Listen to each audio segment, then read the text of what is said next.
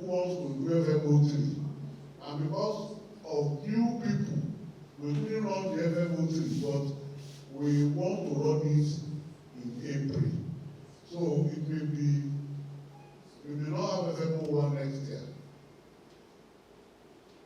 But event will unfold as we go on. So these two courses, FM01 and FM02, cover the curriculum or the scope of facility management. So in FM01, we cover 8 modules. In FM02, we cover almost another 8 modules. And by the end of it, you will have 2 certificates from ADC. But there is a change in our arrangement. Before, we normally pay for that certificate on your behalf. That was when we are buying it at $11. Now they've increased the cost to $30 per certificate. I sent a flyer to you. Yes, sir. Please show it on the screen. A flyer of a sister organization running program on health and safety. All of them are changing styles. Before, they will pay from the fees, but now they are presenting the certification cost separately. Please show the flyer from leaders.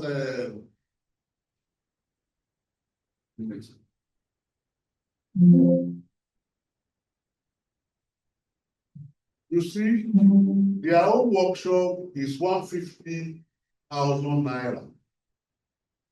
And with that 150,000 naira, you still pay 80 pounds to IOSH of UK for your certificate after the training. Now, okay, you pay, we are supposed to pay 130,000, but we are asking you to pay, we discounted it to 170,000. Now, you want to pay $30 for your certificate. That $30, when we calculated it yesterday, with even 25%, with discount of 5% they gave for, it comes to 2.25 million. And all the money we gathered for this workshop is not even up to that. So what the EXCO have decided is that when you do the test and you pass, you show us the screen, you screenshot your certificate, which was the normal procedure. Then you pay half of the cost, $15. We will pay $15. Then they will send the codes to us, with which we download your certificate.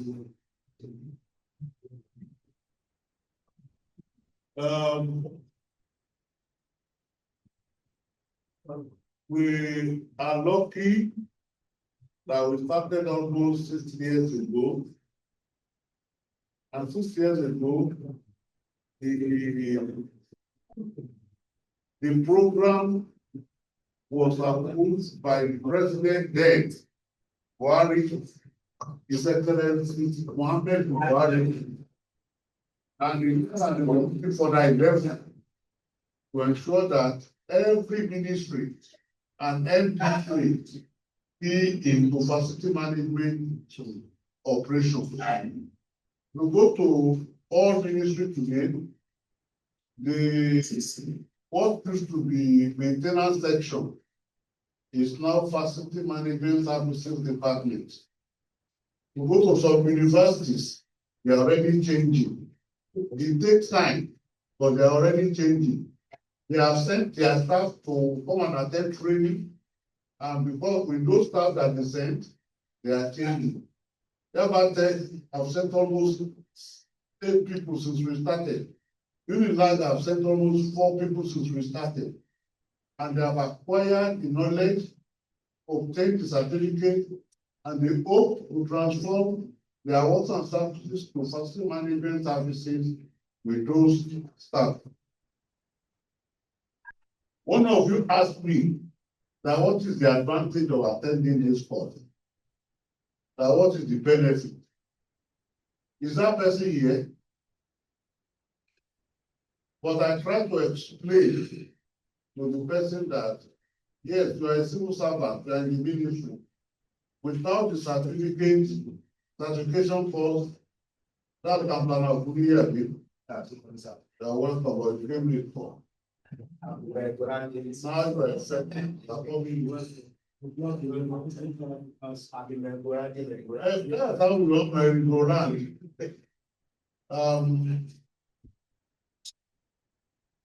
He was there in Ukraine. He attended the first management training, and that he got inducted. He became a fellow of the institution. The mandatory requirement is that you must do the 2 courses before they induct you. He is attending the 2nd course now. Because he signed an undertaking at that time that he will attend the 2nd course, and the chairman will not sit for him to be inducted. The most of you that are here and online only can also be inducted if you register on www.FM02.org.ng and you finish these courses. We have reputable scholars that are teaching you and that are FM recognized internationally. You may try and find out what we are saying. If you are on Meta AI, you see on your phone. Is Meta AI on your phone? Yes. On Facebook. Yes. Type who is Dr. Akishola Olufemi Emmanuel. Meta AI will tell you who Dr. Akishola Olufemi Emmanuel is. If it gets to Dr. Julius O'Farrell, he will tell you who he is. If it is internationally recognized personalities in facility management that are teaching you, and you stand a lot to gain from this lecture. The money you are paying is not up to what we are giving you. But we want you to become quiet and pay attention. It was a deviation from what we used to know when we were in NIOB. At NIOB, you pay to attend workshops, you run around their parlors and team. You don't sit down to learn what you are supposed to learn. In FM01, we teach you computer, but in FM02, we don't teach you computer. You will go on study talk. In FM01, we went on study talk. They went for a building inspection and they wrote a report. On FM02, we will go on study talk. When you are in a boy ATM, we taught you automation and robotic process analysis. We want to take you to a live project where those things are used. If you look at the proceeding of the ATM, we mentioned about 15 sensors and listed them there. Those sensors will be used in a building for automation. Look at this, my iPhone. The advantage is this. When I wanted to charge it yesterday, I put in and plug in. The phone communicated with me that it cannot charge now because they sense presence of water inside, and that due to lightning, they can't charge. I will have to wait until that water is dry. What do you think makes that possible? availability of sensors inside. So in our building today, we built in sensors to guide us and help us. If there's a water leakage, the LED device that will install in the house will project the message that pipe in grade 911 or A9 is faulty, is obviously leaking. Then you go to your drawing, look at that grade A9 and know where that pipe is located. You can send your plumber to that position to effect repair instead of going around the building and wasting your time. But now that the chairman is here, we take the national anthem. After the national anthem, no, we take the prayer. After the prayer, take the national anthem. After the national anthem, the chairman's opening speech. Before we go through the program overview, if you give me the privilege and permission, I will give that opportunity to Tanplana Okuli. Is a fellow of the institution and is participating in this workshop to lead us in open prayer. Wow.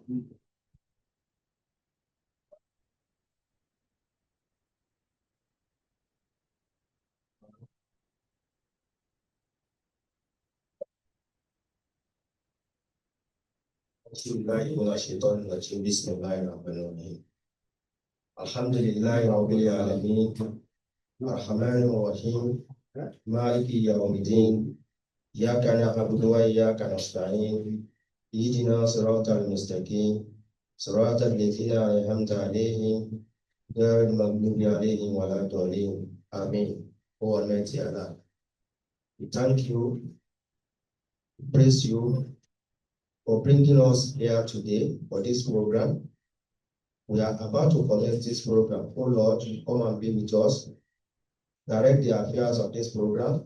So at the end of the day, we will have full cause to glorify your holy name. In Allah's name, I pray. Amen. May God answer our prayer. Now, the national anthem. Shall we write?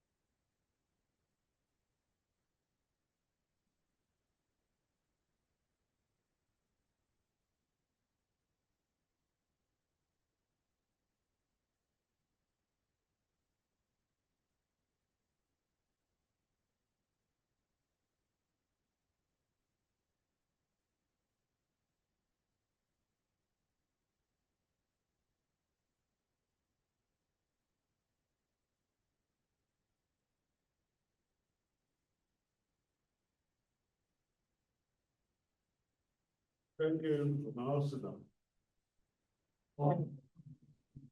Chairman,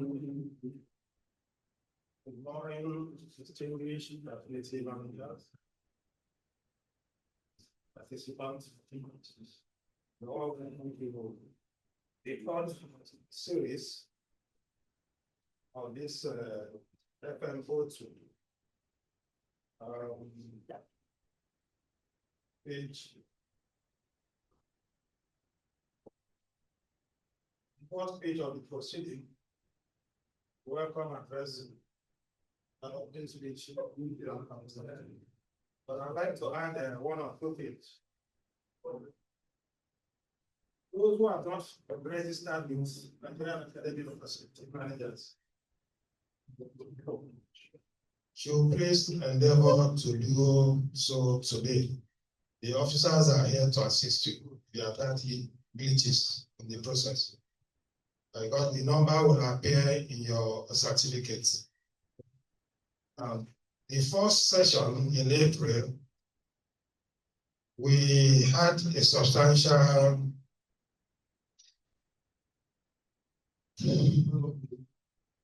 I wouldn't say problems. Allison granted us some leverages. So we paid $11 for each certificate. And we could not use 12 out of it. Now, Allison's certification has been increased to $30. We are not charging extra in this program, but I'd like all members who will collect the vouchers to make sure they use it. We all know what it is, $30 times 1,500. That's about 45,000 naira. In all of what we are paying. 12 of it were not used. More members have called and they are on their way. While waiting for them, we will start the program. They'll catch up. You're all welcome.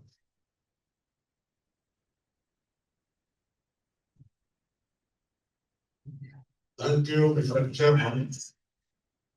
Mr. Apatere Undo. For that wonderful speech. Your food has come, but we will not go and take them. They will bring it to you. They will come to you. Ask for your interest, whether coffee or tea. Then they will give you they will start you your breakfast or your tea. Now, what are we going to go through in this program? And what are we going to take forward? The fourth thing is the review of FM02. In this FM02, we have module 9 to 16. In the module 9, service delivery and performance management. The logic is very simple. When you fix a task to somebody, you want that task to be carried out. But in the process of carrying out that task, you want to control and ensure that the process followed is economical and is prudent. It is not just sending somebody to go and do something for you. That thing you want it to do, is it economical? The process embarked upon, is it economical? Is the process fine-tuned? It is the duty of you who gets the work out to measure the performance of people doing the work. If you employ a mason to come and set block for you, what to ensure that if it is 90 block, you set minimum of 80 to 100 in a day. But it is not just 80 to 100. You want to ensure the quality of the setting process is good. Otherwise, the block work will wobble and it will not be empty. That's why performance management and service delivery is important. If a task counts, how was that task done? For example, now look at our contract. We gave it a job and it's supposed to deliver between 8 to 9. As of 10 o'clock after night, we were talking with him that he should not come late to this venue. I bet he came late. That service delivery is poor. Because 8 to 9 is meant for food service. And now they will be serving you instead of collecting it yourself. The problem like that of overtaking time when you do work out in facility management. If you don't manage the process of doing the work will not be differ the way you work. This year, Unilag did a program. Is it time program that we got to down and down, and we were invited to the place.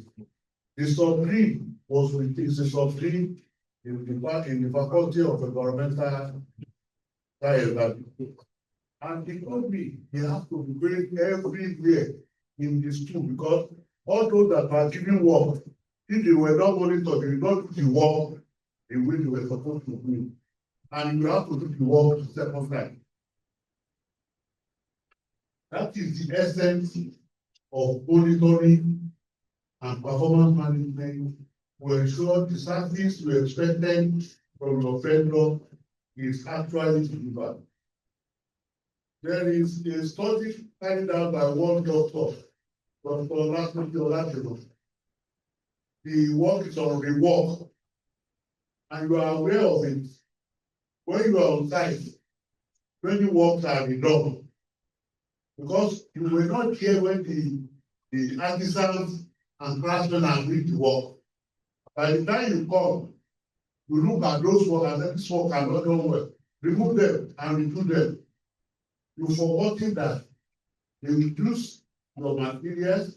Yes, it is good they redo them, but look at the cost to you. They reduce your materials, they will reduce your time. The labor that will do the work, their extra cost. And that is the essence of performance management. There is one important thing in performance management. It is an international convention. They said if you refuse to measure performance, you cannot improve. You cannot improve if you refuse to measure performance. They will take us through that lecture. That is the first lecture. Then the second lecture is facility management in lecture and lecture in measure management. The facilitator is in Abuja. He's been Awisi already online. After the first lecture, he will deliver his lecture. If the first vice president of NAFM, the general head of facility manager, and first vice chairman of Greenfield. He's also the president in waiting in global facility management association organization. So you should see the caliber of the people chief, and we're going to teach you on facility management, initial management. You see, initial management, hotels and guest houses, and somehow it goes along with sport complexes, because in sport complexes you have hostels. They are considered dynamic facilities. And dynamic facilities, you know what we call, why we use that word, dynamic. It's ongoing. You can't just call it after you have done. In our house, we clean once, maybe once a day. In bishop management and offices, cleaning is not 24 hours. You see, in the morning like this, cleaner will come. You want to clean your room. You want to clean your bed. And they ensure that the rooms are maintained 24 hours. I bet you, we had a program in Cherokee Hotel and Tower in Uganda. And somebody was there. He said, I can sleep in this toilet. The question is, can you sleep in your own toilet at home? But why is it possible for someone to categorically say he can sleep in the toilet of leisure outfit. That is leisure management outfit. It's because the facility management services there is top notch. Sometimes you wonder, this place has been cleaned this morning. Some of you who came early will see them when they were mopping this place. They did it yesterday. Nobody was there. They dropped it this morning. When we finish, they will do it again. The level of management services or facility management services in the leisure outfit is higher than the one we have in our respective houses. So the speaker will take you through what are expected in the leisure management of the management facilities. Then performance monitoring and benchmarking is the third module. Performance monitoring and benchmarking. We all do this thing without knowing. If you give your wares to a laundryman and you want to measure the quality of work the laundryman do or did after the service, sometimes we complain, we didn't wash this cloth well, you didn't iron them well, it's not the way the first man did it for me. We often hear some kind of control. What we are doing is that you are benchmarking. You are using what someone else has done, similar to what we are giving to somebody now to measure his attitude and his performance. And that is benchmarking. For example, you have Unilag, you have Yaba College of Tech. They are both tertiary institutions. The service of delivery and measure of facilities in those two universities must be top notch. If one of them has started working before the other one, and they want to set up a facility management outfit in the other one, in the new one, they will say, go and study what they are doing at Unilag. And when you study how they are working there, how many hours do they work, how do they do their cleaning, what are the facilities they are using and the tools and the equipment they are using, we can now set up the one of Yabatech. Then we now use the standard set by Unilag for cleaning, standard set by Unilag for security to set up the one of Yaba College of Tech. Indirectly, what you are doing is benchmarking. If you have been passing through Yaba College of Tech and you have been passing through University of Lagos gates, you will know that Yaba Tech have started a new practice which was tailored after what Unilag has been doing for years. If you drive into the gate of Yaba Tech now, they will write down your number and they will give you a disc. This is a practice of many years in Unilag. They discovered that it allows for security. And now Yaba Tech has imbibed that practice. When I was driving through the place yesterday, I was just wondering. They said I should park. They wrote down my number and they gave me a metal disc, just like Unilag normally do. That is benchmarking. They studied Unilag and they used to benchmark what they do. It applies to various forms of our activities. Before you see, there is a saying that says there is nothing new under the heaven. Everything you want to do today, somebody has done it before. But require humility to learn from what other people have done. And you that standard to set up your own. So they are going to take you through that. Then you have the role of project management.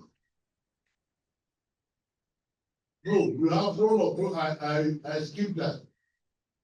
There is a module 11. Role of project management, risk management, and compliance in facility management. It will be handled by a top facility manager in MTA. He is one of the unit heads in MTA. What is the role of project managers in facility management? And I hope you will enjoy it if you pay attention very well. The effect of transport planning and logistic management in effective facility management. You know, that is money. When I was working with Stability Limited, when you order for material from head office, our head office at kilometer 12 is at mile 12, mile 12, yes, and they call it kilometer 12 at the street. All material will come to your site from the head office, and it takes about 2 hours if there are no go-slow for the prop to get to your site. That time I was in Bishop Oluwole. You must factor in those hours in your planning and management. Don't factor in those hours. The materials will come late. It will delay your work and will cost you a lot of money. So today, we are going to have a lecture on logistic planning, on transport, in facility management. It was meant to be handled by a staff planner, Dr. Philip Fagos, but it called me just about 30 minutes ago that he sorry couldn't make it because the rest of their college invited him. He's the chairman of their inaugural lecture planning committee. They have inaugural lecture on Thursday, and he's the chairman planning committee. So they invited him for a meeting when he's supposed to be telling you that what, but we have made alternative arrangement. The MTN man will take that topic. Then, fundamental of security management and facilities. Before we started, you were watching a video on fundamental of security management. It is very important. If you did not understand basic fundamental necessary for security management, you will be having problems every day. Say, for example, you go to Yaba Tech now. Before now, if you enter from gate A, you come out from gate B. But now, they floor permanently gate B. Why do they lock it? The same thing happened in Unilag. They did not lock gate B, but you can't go out from gate B if you have your disk from gate A. So you go out from the gate where you collected your disk. Now Yaba Tech has equally started the same thing, but they learned in a very hard way. How? After exam, the court boy always operates on gate B. They will kill themselves and run away. Nobody can apprehend them. But they came in through gate A. They get out from gate B. Because of that, the management now said gate B should be permanently locked. So if you come in from gate A, you will go back from gate A. This topic is going to be taken by Beda Wisi Odumbaku from Abuja. Then you have sustainable facility management and the vital role FM can play. Sustainability is a modern trend word. It is a practice where we are being trained not to fritter away all our resources. Use whatever we have economically and justify it, so that those who are coming behind us will have the same facility to use. But how does this principle apply to facility management? Dr. Julius Farrell, sitting by my left side, will take you through that. He has worked in reputable facility management outfit, Alphabet, and is a founding member of NAFM and founding member of DBC. He's also a top lecturer at Unilag and is teaching them in facility management. The closing remark will be given after his lecture. But we will also look if we can take some of tomorrow's lecture, if we have enough time. Because those modules are loaded. But they are going to be given in an interactive way so that you can be part of it and you understand it. If you understand what I've been saying this morning, then most of those who will teach you and lecture you are going to adopt the same method to ensure you grab the tenet of facility management. Understand one thing. All what I taught you, or I deliver now, I did not read them, did I? I did not read them to you from the proceeding. I was relating with experience. And that is the way those going to lecture you will do. But you have this proceeding for consultation. You have it for consultation. This proceeding was given to us by Alison of UK. If you have to go and buy this property in outside, you will not pay less than 15,000 to 20,000 because they are in full color. And at the end of the modules, there are questions that will guide you, that you can attempt. So you are welcome to this workshop, both online. We noticed and we cited you with Okoro Joshua from Ebonyi. Are you with us? Please speak. With Okoro Joshua. Well, it's number one on our online participant. With Jokoto Gabriel. Are you there? The reason why I'm calling them out is that we discover in the past that some people will just come online, put their name there, and they will go away. So we want to be sure you are taking part. Ogundipa Oluwafemi, are you there? Beda Ogundipa Oluwafemi, are you there?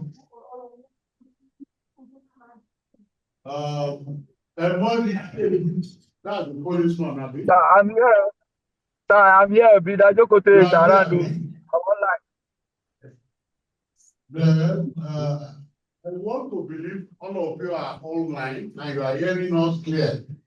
Yes, I am hearing you better. Us, let us Yes, know. sir. We are. Somebody said the audio, Yes, we are hearing you now. It's audible. the audio is not working. It's working. It's working. It's working. It's It's working. We are hearing you, sir. Okay, please. Let us wait for the first topic now is service delivery and performance. Hello. Look at your proceedings. service delivery, and performance. So those of you online, you have the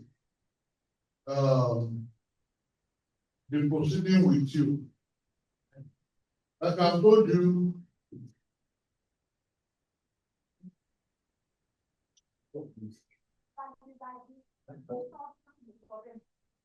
yes, for those of you who require hard copies, you can contact the those of you online. The hard copies is sold. You can contact the secretariat later and pay online. They will send it to you. We have extra debts. Now, for those of you end users of facility, performance is a measure of management. I will set up an outfit and give them responsibility. They are not measure the performance. If you give your wife money to go to market to buy condiment to prepare soup, at the end of the day, when you are eating that soup, you want to comment, this soup is sweet, so this soup is not measure up to the money I put down.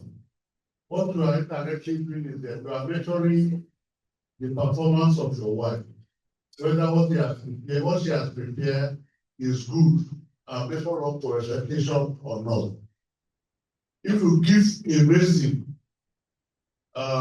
setting block to set block and is setting 6 inches, you expect it to set 120 block, between 100 to 120 blocks. If they are padding, if they are rendering or plastering, want to measure the day plastered up to 3 meters by 3.6 meters in 2 places in a day, or they did not do that. That is, you are measuring the performance of each of them. In corporate organization, the first thing they do when they employ you is they give you the performance measurement unit. What we expect each of the trained men to do in a day. And that is how we measure them. So, in facility, you employ a cleaner to clean your toilet, to clean your rooms, to clean your classroom. You don't measure their performance. In my school, I go around every morning. When I find letters, papers in each of the rooms, I will call the teacher to question. Why you have just started class? Why is it that you have papers left in the classroom? Did the cleaner not do his work? And I hold them responsible for that lapse. So tomorrow, when the cleaner comes, they will know how to hold the cleaner responsible for the work expected of him. And you see below it is page 1 of the proceeding. You see full video are listed here. Those of you having the hard copy of the proceeding, you see the link to the video. You can click on those links or type them on your website. They will take you to the video. You can watch the video on performance management.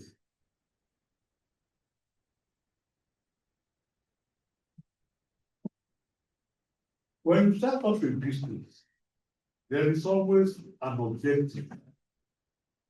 This business is expected to make this amount of money in a month.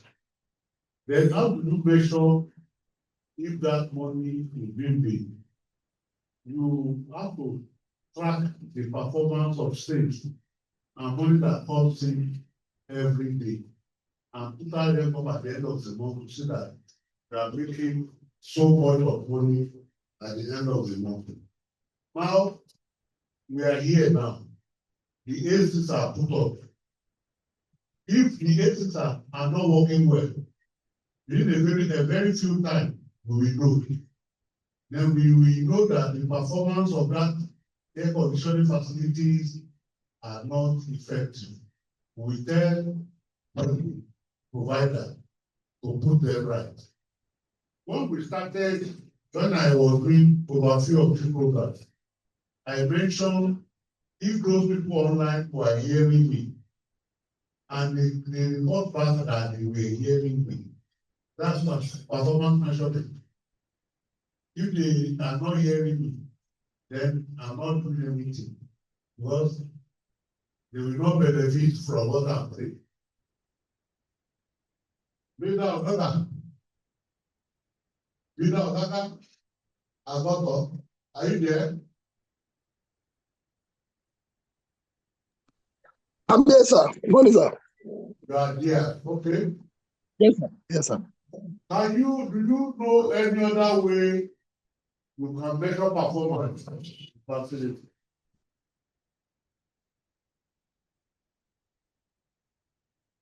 I've mentioned that if you give cleaning work to somebody, you want to be sure that that aspect of cleaning work is effectively carried out. When I was teaching and I was delivering my lecture on overview of FM02, I asked whether you were hearing me, and you reported back you are hearing me. Then you sent a message that you needed the hard copy. We saw your message, and I gave you a reply, a response. What people can do to get the hard copy of the proceeding, apart from the soft copy we gave to you. That is performance measurement. In the previous one we did, before we came up with a new model, it is always difficult for people online to hear us, but it's no more difficult from the last lecture. They are now hearing us clearly, and they can take part. So, Bila, doctor, are you there? I'm here, sir. I'm here, sir. Okay, there are several areas of facility management. One of it is plumbing work. How can you measure performance management in the plumbing service work? I don't want you to think you ask a plumber to do some work for you on your side. Plumbing services is a facility.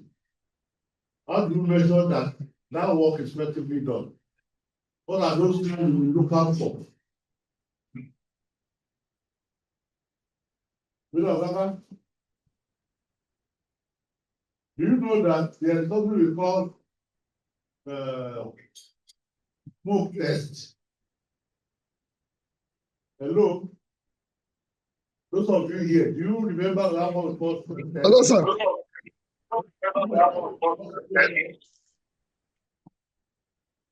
That after laying your pipe, before you cover it up, you pass smoke through the pipe and you inspect throughout. That is monitoring where the smoke is coming out from the joint. If the smoke is not coming out, you will know that the pipe is well fixed. There is something we equally call water test. You can pass water through the service pipe and see that the water is not leaking before they cover it up and plaster the wall.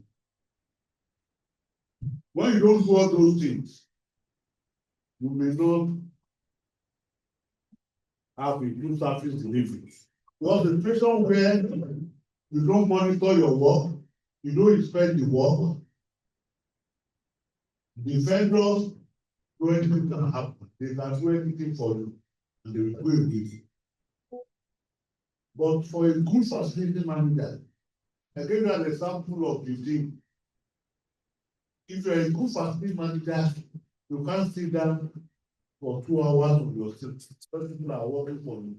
You will always be up and down, see what they are doing. And those things done very well.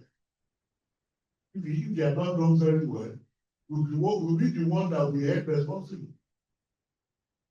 Let me give you an example. When I was at Family Solution, we ordered for materials from head office, 3 tons of white reinforcement, 50 bags of cement, and so on and so forth. They will deliver to site. If you allow your supervisor or foreman to go and take delivery, they do what we call tap work. What they do is that they enter into arrangement with the deliver, the truck driver. Instead of 50 bags of cement, they deliver 30. Take 20 bags, go and send the money of 10 bags to you. Who is short? Who is losing? The facility like that. Because in your record at the end of it, you have taken 50. But the man who have taken delivery are collected 30 or you. They are told 20 and they are charging 20 money between themselves. The same thing with reinforcement. If you ask them for 133 pieces of white tape, they come with 80 pieces. 80 pieces, the balance, they sell and share the money. If you are not physically there to count, you won't have accurate quantity to collect. So it is very important that you're told to see what you are doing. I was involved in the company's work sometimes ago. They were doing training for their staff. And one of our reports says that when they install their appliances, sanitary appliances, it doesn't last 6 months before they become effective. They are religious organizations. I ask them the question, why is it that you people buy fake products? A good facility manager must have eye for quality product. Quality product. In the market today, there are fake products and there are quality products. The fake products are cheaper. The quality appear costly, but for the long run, they are the cheapest. So you must train yourself to identify quality material and that they are used in your product. It will give you peace of mind. I went for inspection on an 8-story building in the Admiralty Moedeki, and I went with my caliper. I measured their reinforcement. They are going to lay floor, and the reinforcement they are using at foundation is deficient. They are 12 mm and their 16 mm is 40 mm. It's meant to be 12 meter, is 11.5 meter. And I didn't test the stress. I now requested for the stress. The test they did at the laboratory. The report they did looked good. If that's actually the God from the lab, I want to start work on. But there are 3 dimensions: the yield stress, the dimension, the diameter, and the length. And they shall take us on those 3 dimensions. So if we take note, we will be using in the 3-4. So when you are delivering a service, one of the things you must have in mind is that your customer requirements are met. You know, when you send an order out, you have requisition, you have standard. Like you were taught when you were reading the that you want to order for sand, give a sample to the supplier. When he brought his material back, use the sample to grade it and the one with you to grade what he has supplied. If it is the same thing, you accept. If it is not the same thing, you reject. And today, we cannot underplay the power of information technology. Those online, they are enjoying what we are enjoying, apart from the suit, what they are not eating. But the lecture you are receiving, they are receiving from their various locations. When I call with Okoro Joshua, I said it's in Ebonyi State. It's hearing us. Emodi James, either Abuja, Asaba. He is hearing us. Damina Asaba. You are in Asaba. Thank you. Damina Asaba. Yeah. Thank you. They are located in different positions and they are hearing us. The same thing you are enjoying. They didn't leave the comfort of their house or their offices to hear us, but they are hearing the same thing you are hearing, courtesy of information technology. When you give work to people, give them checklist for work. When you do this work, how do you know you are brought it work? Check this, check that, check this. If you didn't get those things, know that you have not done the work well. I once worked with a financial accounting firm. At the end of the day, we reconciliate our account books. If in that account books, if you are missing 5 naira, you cannot take 5 naira from your pocket to add it up. You must look for where that 5 naira went and how did it get missing. If you get the 1 AM, nobody goes home until you reconcile. There is a checklist that you have to follow. The same way when you have service delivery, you ensure that there is a checklist for the person delivering, so that you will see that he deliver accurately and competently. And for you who is receiving, you go through the same checklist and ensure that the material supplied or the service delivered is accurate and of quality. How much you spend and how much you get back, amount expended on the service and the service quantum given to you. When you tally them together, are they same? Are they the same? You must look at this. There's always a feedback. You must allow for feedback in what you are doing. When I started lecture in the morning, I said, somebody asked me a question that what is the benefit of facility management? I did not answer that question. I was going, one of you called me because I did not answer that question. I said, yes, I do. It is a feedback. You must allow for feedback. If you are working with some people, let them give you back what you are doing. How do they start it? Before you finish this modules, all this facility management course, you will see the benefit. You will see the benefit. From the one with people talk, you'll be learning some things that ordinarily some of the impact you have learned, you don't plan them that way. So you see the benefit. Now, how do you measure performance? You can use financial performance. And how much you invested, how much you are getting. Eventually, you can use total service quality. I ask you to lay 100 blocks. What you have seen, see quality. You can use supplier performance.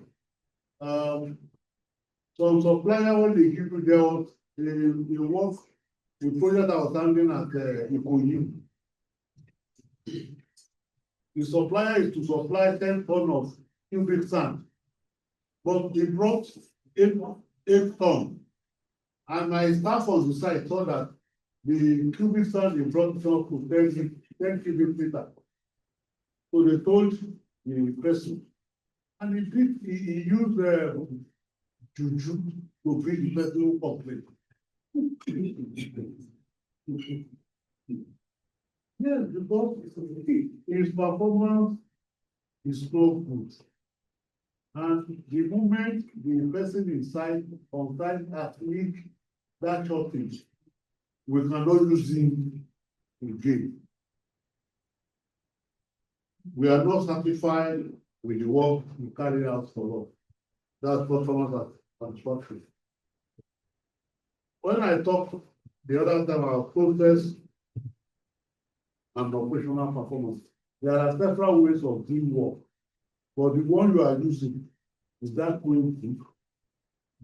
Let me tell you, this food you are being packed now. One way of being service is to line up to get the food from the table of the caterer. But another way is for you to be served on your table. You determine which one is more better and effective. We use this system because we started late, and we cannot say go to the table and pay for your tea and pay for your food again. When you have employees, staff, are they happy with the work they are doing, with the way they are paid? In my school, nursery and primary school and secondary school, I don't normally visit them, but since December last year, I've been taking active part in what they are doing. The staff cannot complain, but they are grumbling. You see that they are not getting their money. They get paid, but the payment does not come in time. And the money is in the school. When I got there, I started effecting payment on the 22nd instead of on the 5th of the following month that the proprietors were willing to talk. And the staff are now happy. They are even commending that since I came, they get their money in time and regularly.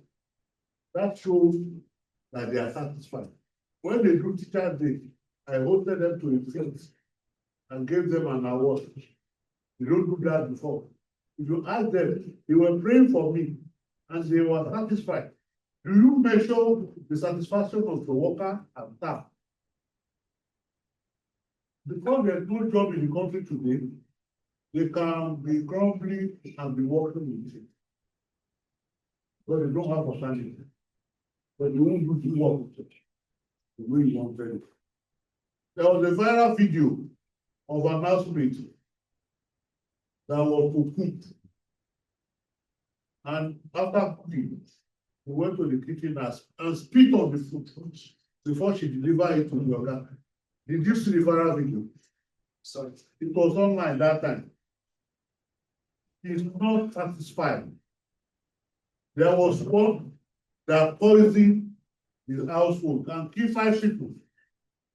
And when she was interviewed, she said when she prepared the food, they would not give her out of the food she prepared. The revenue of the food is what they do, and she's the one preparing the food. He's not happy with the way she's being treated. So, employee satisfaction is very important. It's part of performance management.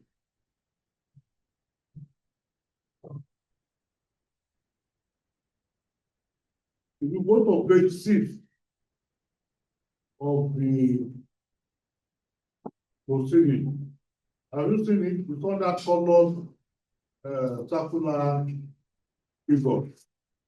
Planning, monitoring, rating, and review is a process. When you want to work, you plan. You plan. That is in performance management. When you plan, you monitor what you are planning, whether it is working or what the objectives are.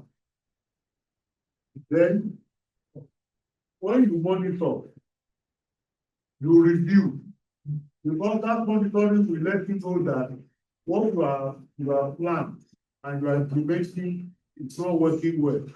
So what can you do to adjust it? That is review. You review it. Then when you have reviewed it, you now rate the process of thing that work. If the process good, then not good.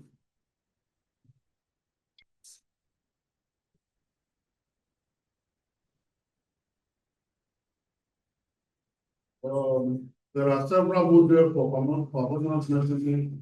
They are on page 9.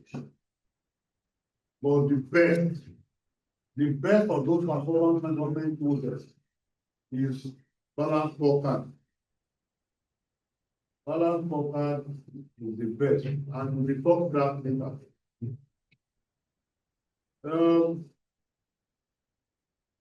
We have what we call facility performance evaluation. In facility performance evaluation, we will establish clear performance objectives.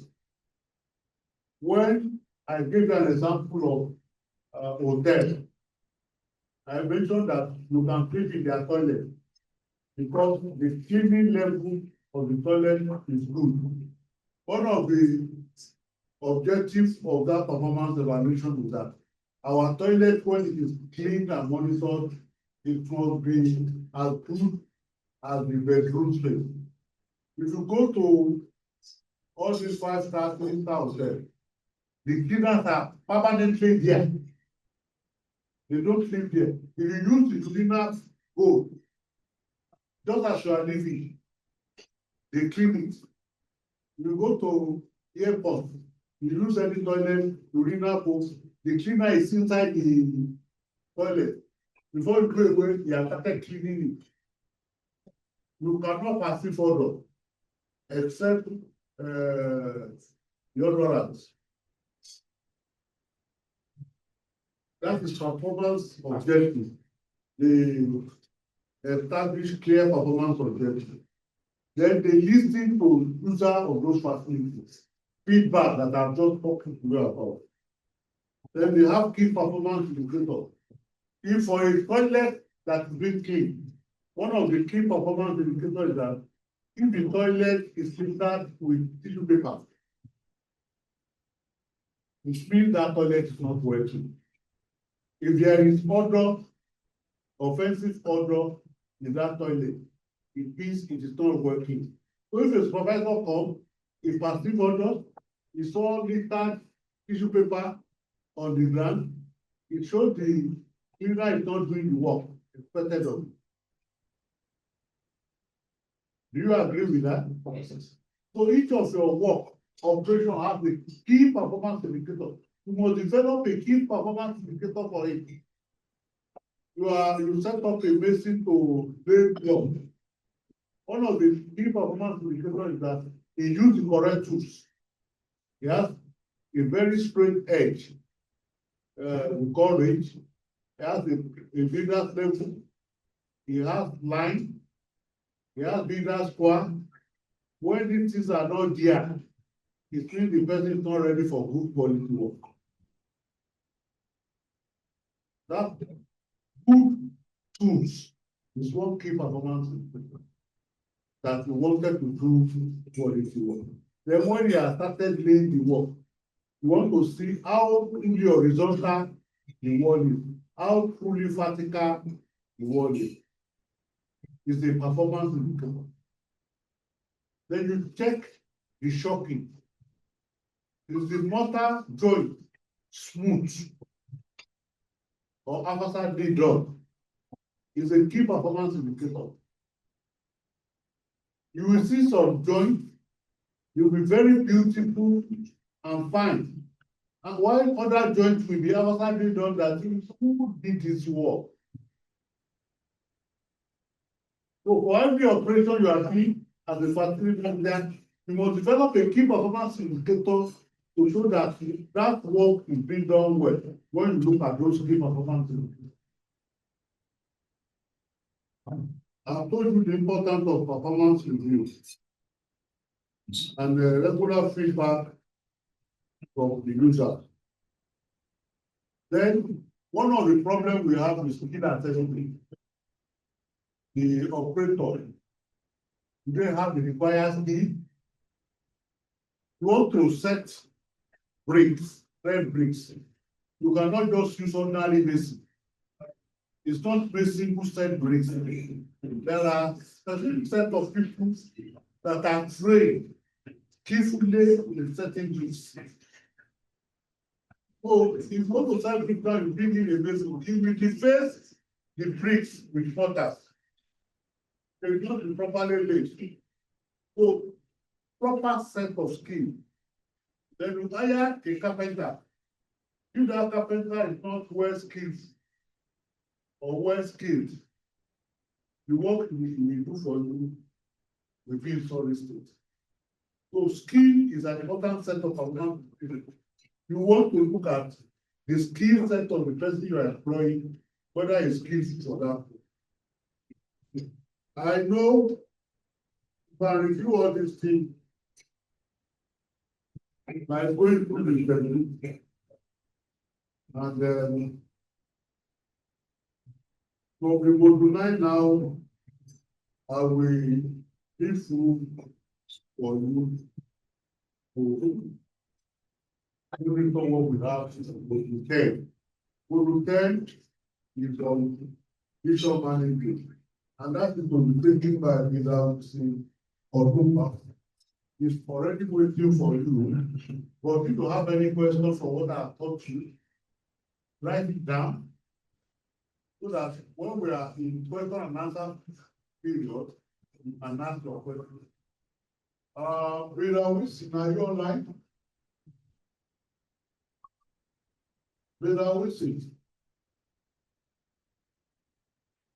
Yes, Chairman Emeritus, good morning, and good morning to everybody out there.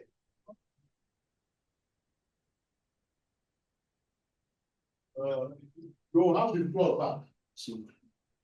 Okay, thank you so much.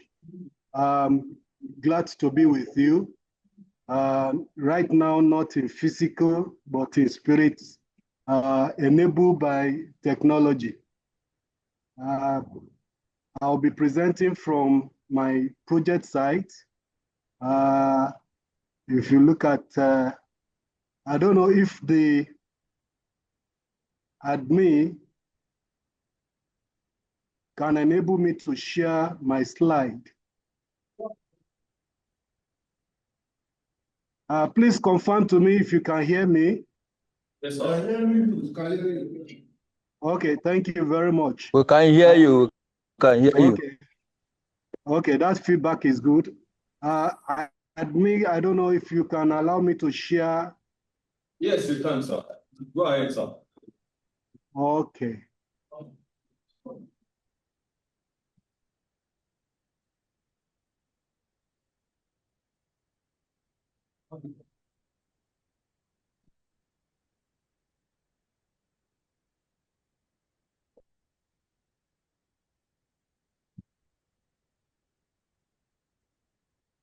What's going on here?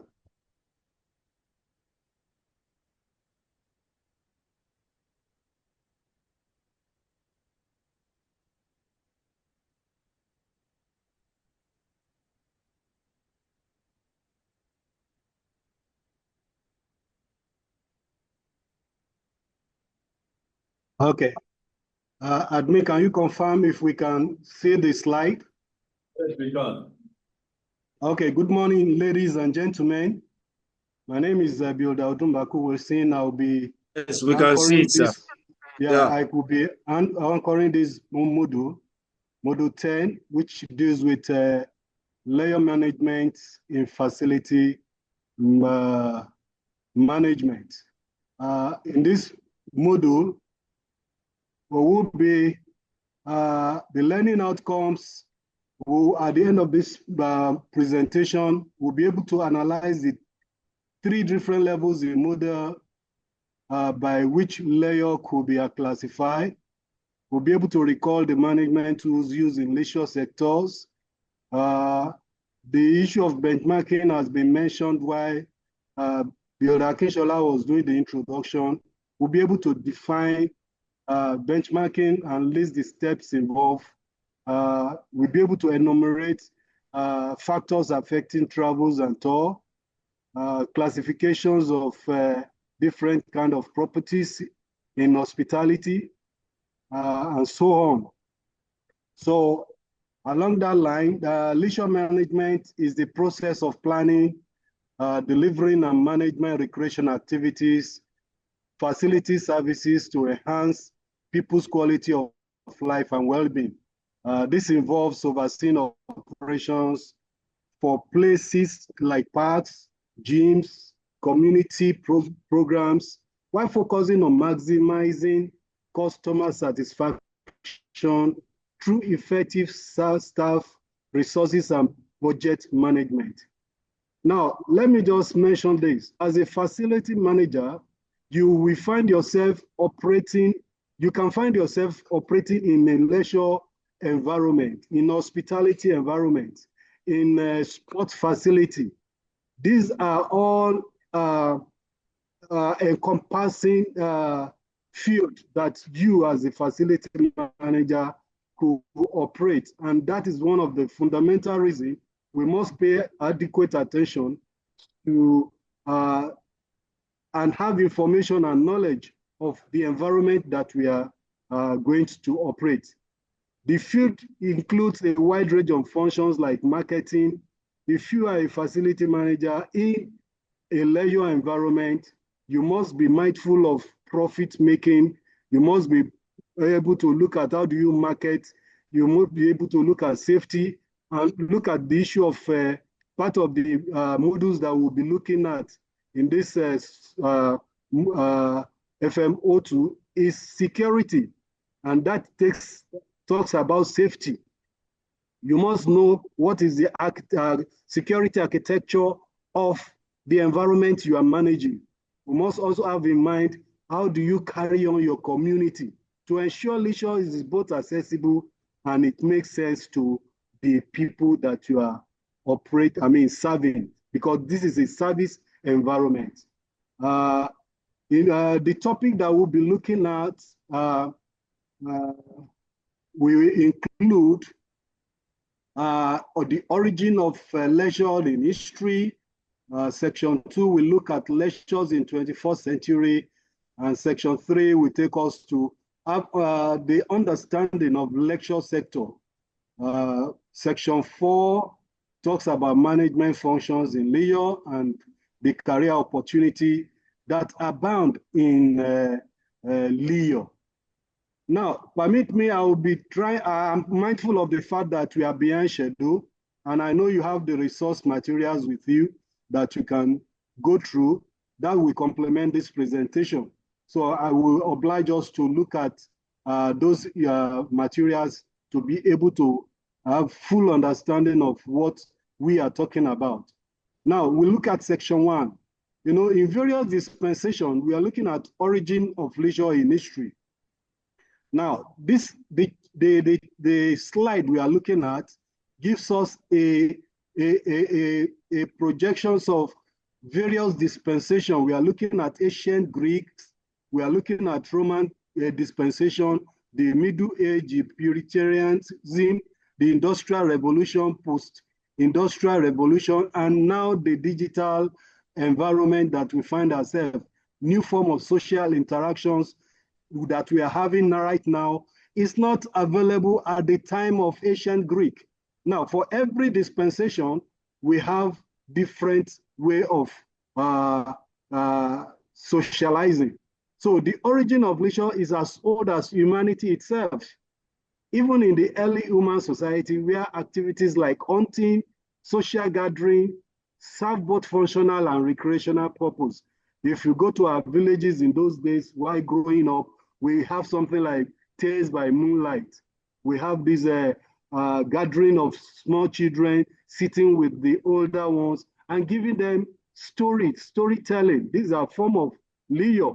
So it is as old as human existence. So the foundation of leisure, cultural include play, recreation, sport, festival, and I believe all of us comes from one village or the other. We have various kind of festival that we do. It forms a kind of leisure. People who are so addicted to this kind of festival, You see them traveling, putting a calendar, marking their calendar purposely to be able to attend this festival. We have health and fitness, we have travels, and then we have tours. The ancient Greek philosopher Aristotle proposed a model which leisure could be classified. His proposition is about, is divided into three. He talked about entertainment, recreation, and reflection. And these are the areas where he tried to classify leisure. But in this century, this 21st century, a person, cultural, global, and international perspective has affected the concept of leisure. Global condition today is a great effect on each community than in the past. You know, it is often said that this is a global, the world is a small global village. You can connect anywhere you go.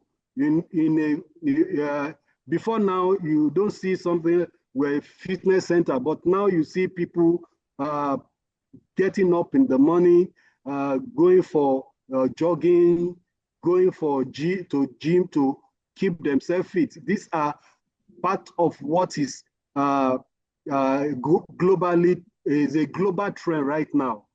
So more people are able to partake in recreation activities and travels as a result of industrial revolutions. You know, technology has brought us a lot of ingenuities and innovation that has ushered in a new eras of how we undergo our layers, what we do in our layer, and how we bring about our wellness as human beings. So the use of new names, definition, and technology reflect the expansion of facilities. Like, for example, now we talk about gym. I mean, if you go to a fitness center, you go to you see a lot of different machines with different purpose for different purposes. You know, you see people, instructors guiding on the use of those things. It opens up even employment opportunities for those who are interested in expanding and engaging in that kind of facility. And then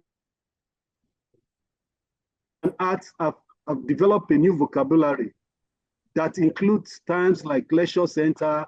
You talk about leisure pools, you talk about leisure ice, health and fitness club, GP referral, multi-screen cinema. You see people go once it's Friday, they say, thank God it's Friday. So many people look forward to Friday because it's their clubbing day. It's a form of recreation. That is their own way of kind of creating leisure for themselves.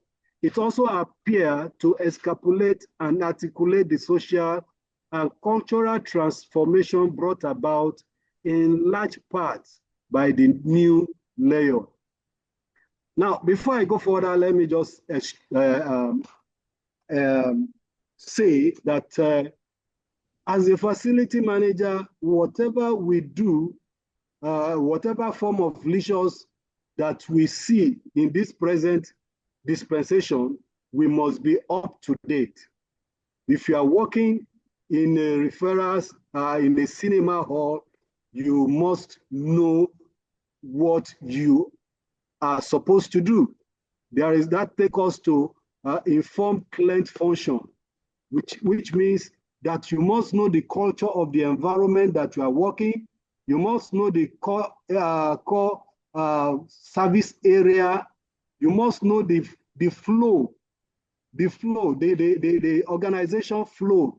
The organogram of the organization must be part of what you need to understand.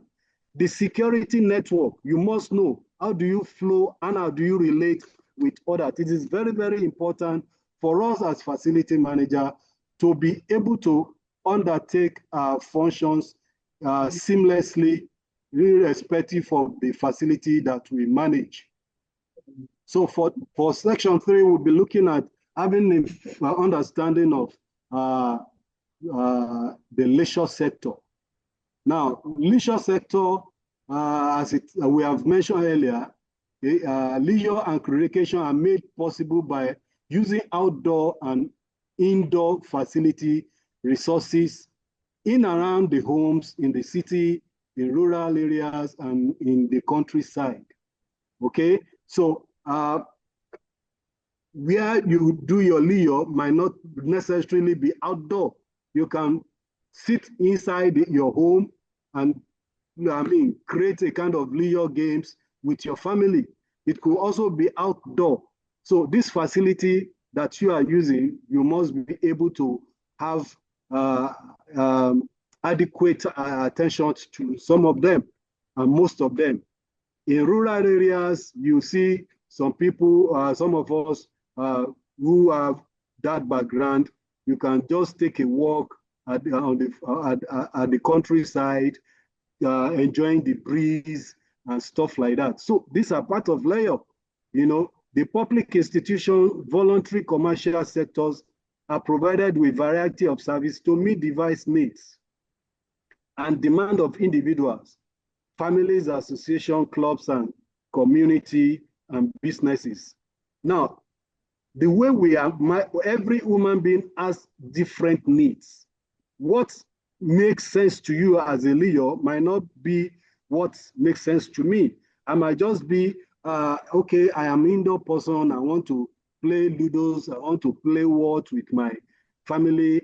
Some people might say, okay, we want to go dancing, we want to go.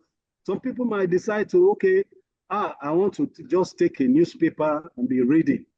So leisure means different things to different people.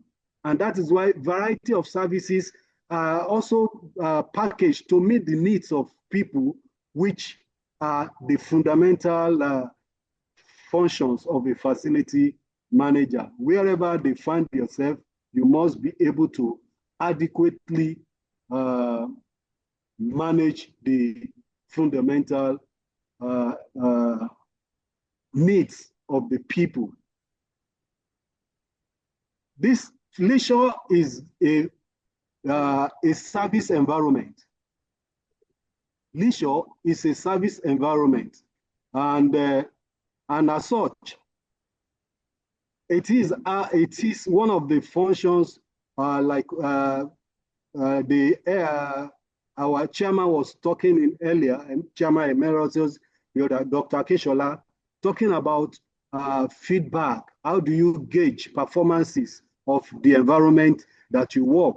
I mean, the feedback that you get will ensure that either you are doing the right thing or you are performing below standard. So it is important that we keep an eye on whatever the service we are delivering. So we're looking at tourism right now. We'll be looking at tourism, heritage, and leisure. There is connections between them. Tourism is an act and process of spending time away from home in pursuit of recreation, relaxation, and pleasure, while making use of commercial provision of services. Like I said, this is a service environment. So modern tourism is an increasing intensive, commercially organized, business-oriented set of activity, whose root can be found in the industrial and post-industrial West. The aristocrats of this world, that is what they do. And we begin to look at what type of tourism do we have. Some people we have holiday tourism, business tourism, eco-tourism, cultural tourism, spiritual tourism, sport tourism, educational tourism, event tourism, space tourism. I believe we can identify with some of these things. When it is Christmas now, some of us will pack our bags. We are going to the village. We are going on holiday. This is a form of tourism. Okay, You have a business trip you want to make, you move from your location to another place. That's the business tourism. Ecotourism, there are some heritage sites that you want to visit, because of the eco-friendliness of the environment. People who love nature, these are they deliberately undertake this kind of tourism to fulfill themselves, and they get more relaxed. They derive pleasure in such doing, like we said, cultural tourism, spiritual tourism. Either you want to go to do some spiritual obligation, it's part of it. Sport tourism, 2026, we'll be talking about World Cup.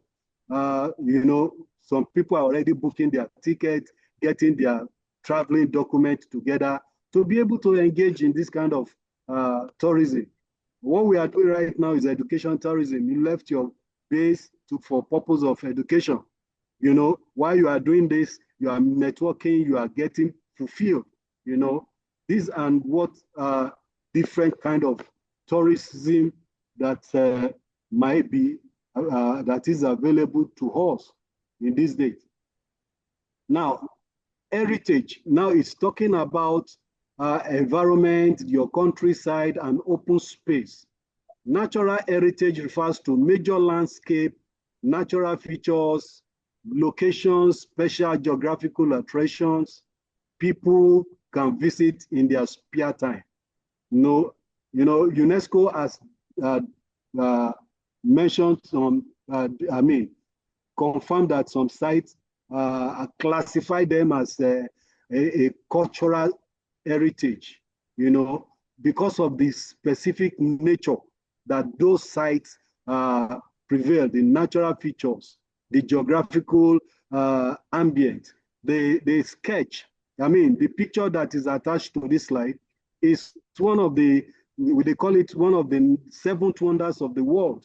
This is a naturally crafted environment in Grand Crayon.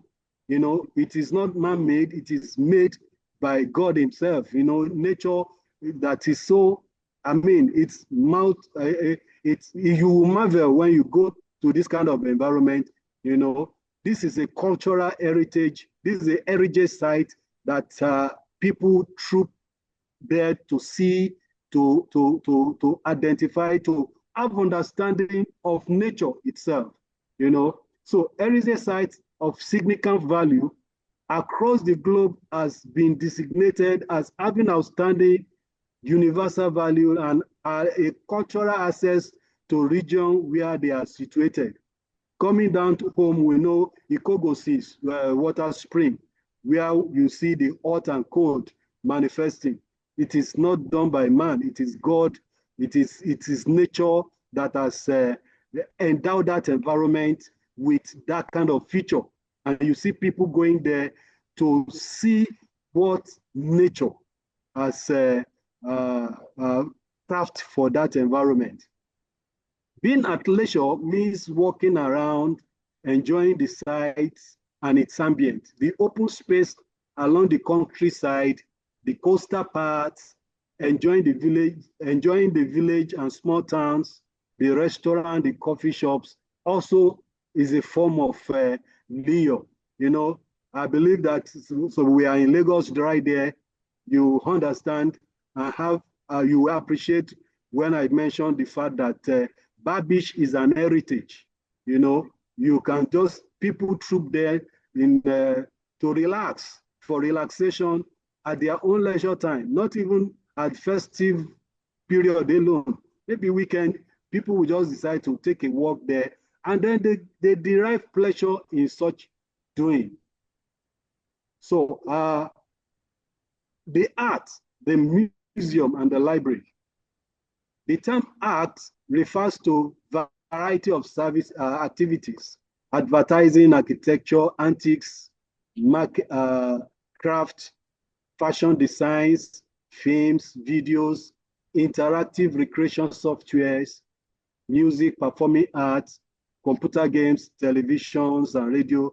all fall within this classification. So when we talk about art, we are not talking about drawings alone. Even the theater, it's a form of art. So historical criteria, churches, castles, homes, which were designed and built over 400 years period by gifted artists, architects, and landscape gardeners, painters, sculptors, are today tourist attraction. These are what people troops in to see and to feel, to be able to appreciate what has been done in the past by our forebears. And these are facilities. You will begin to look at a building, an heritage, a facility that was built 400 years ago, and it's still standing perfectly, fulfilling the functional requirements for its existence. It that tells you that someone is in charge. Who keeps this building together, and why are they not deteriorating? And why are they still fit for purpose, even 400 years after they have been built? So we should be able to begin to look at and reason along this path, that where we are today, what is happening to our own facilities? Why is our facility crumbling? And that is one of the fundamental reasons why they ask you, what is the function of the facility manager? You keep them intact for generation unborn. Sustainability is a key function of a facility manager. We must key into it and be part of the development of our own generation. Similarly, we talk about museum.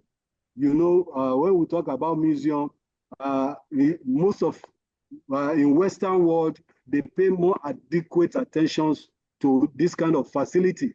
This serves as a focal point for neighborhood, very expensive to maintain, but often depends on donors to remain functional. You know, United Kingdom is home to some of these finest museums. Of course, you will find artifacts of African origin in some of them. And that's a different discussion for another day. Some of these artifacts that were taken during raids of African nations were taken and kept in this kind of environment. With the introduction of free access to museums and galleries, numbers of visitors are growing into this facility to see what they, if you look at if you walk into a museum now, you see work of that was done in 16th, 17th century, you know, and you begin to look at, they are not advantage of, they don't have the kind of technology that we have today, but then they are able to see, they are able to craft this kind of a thing. Look at Benin bronze artifacts. Some of these artifacts that were just being returned to African nations today. So this is of significant importance that we should note. But eventually you find yourself working in a museum, the knowledge of a facility manager should come to play.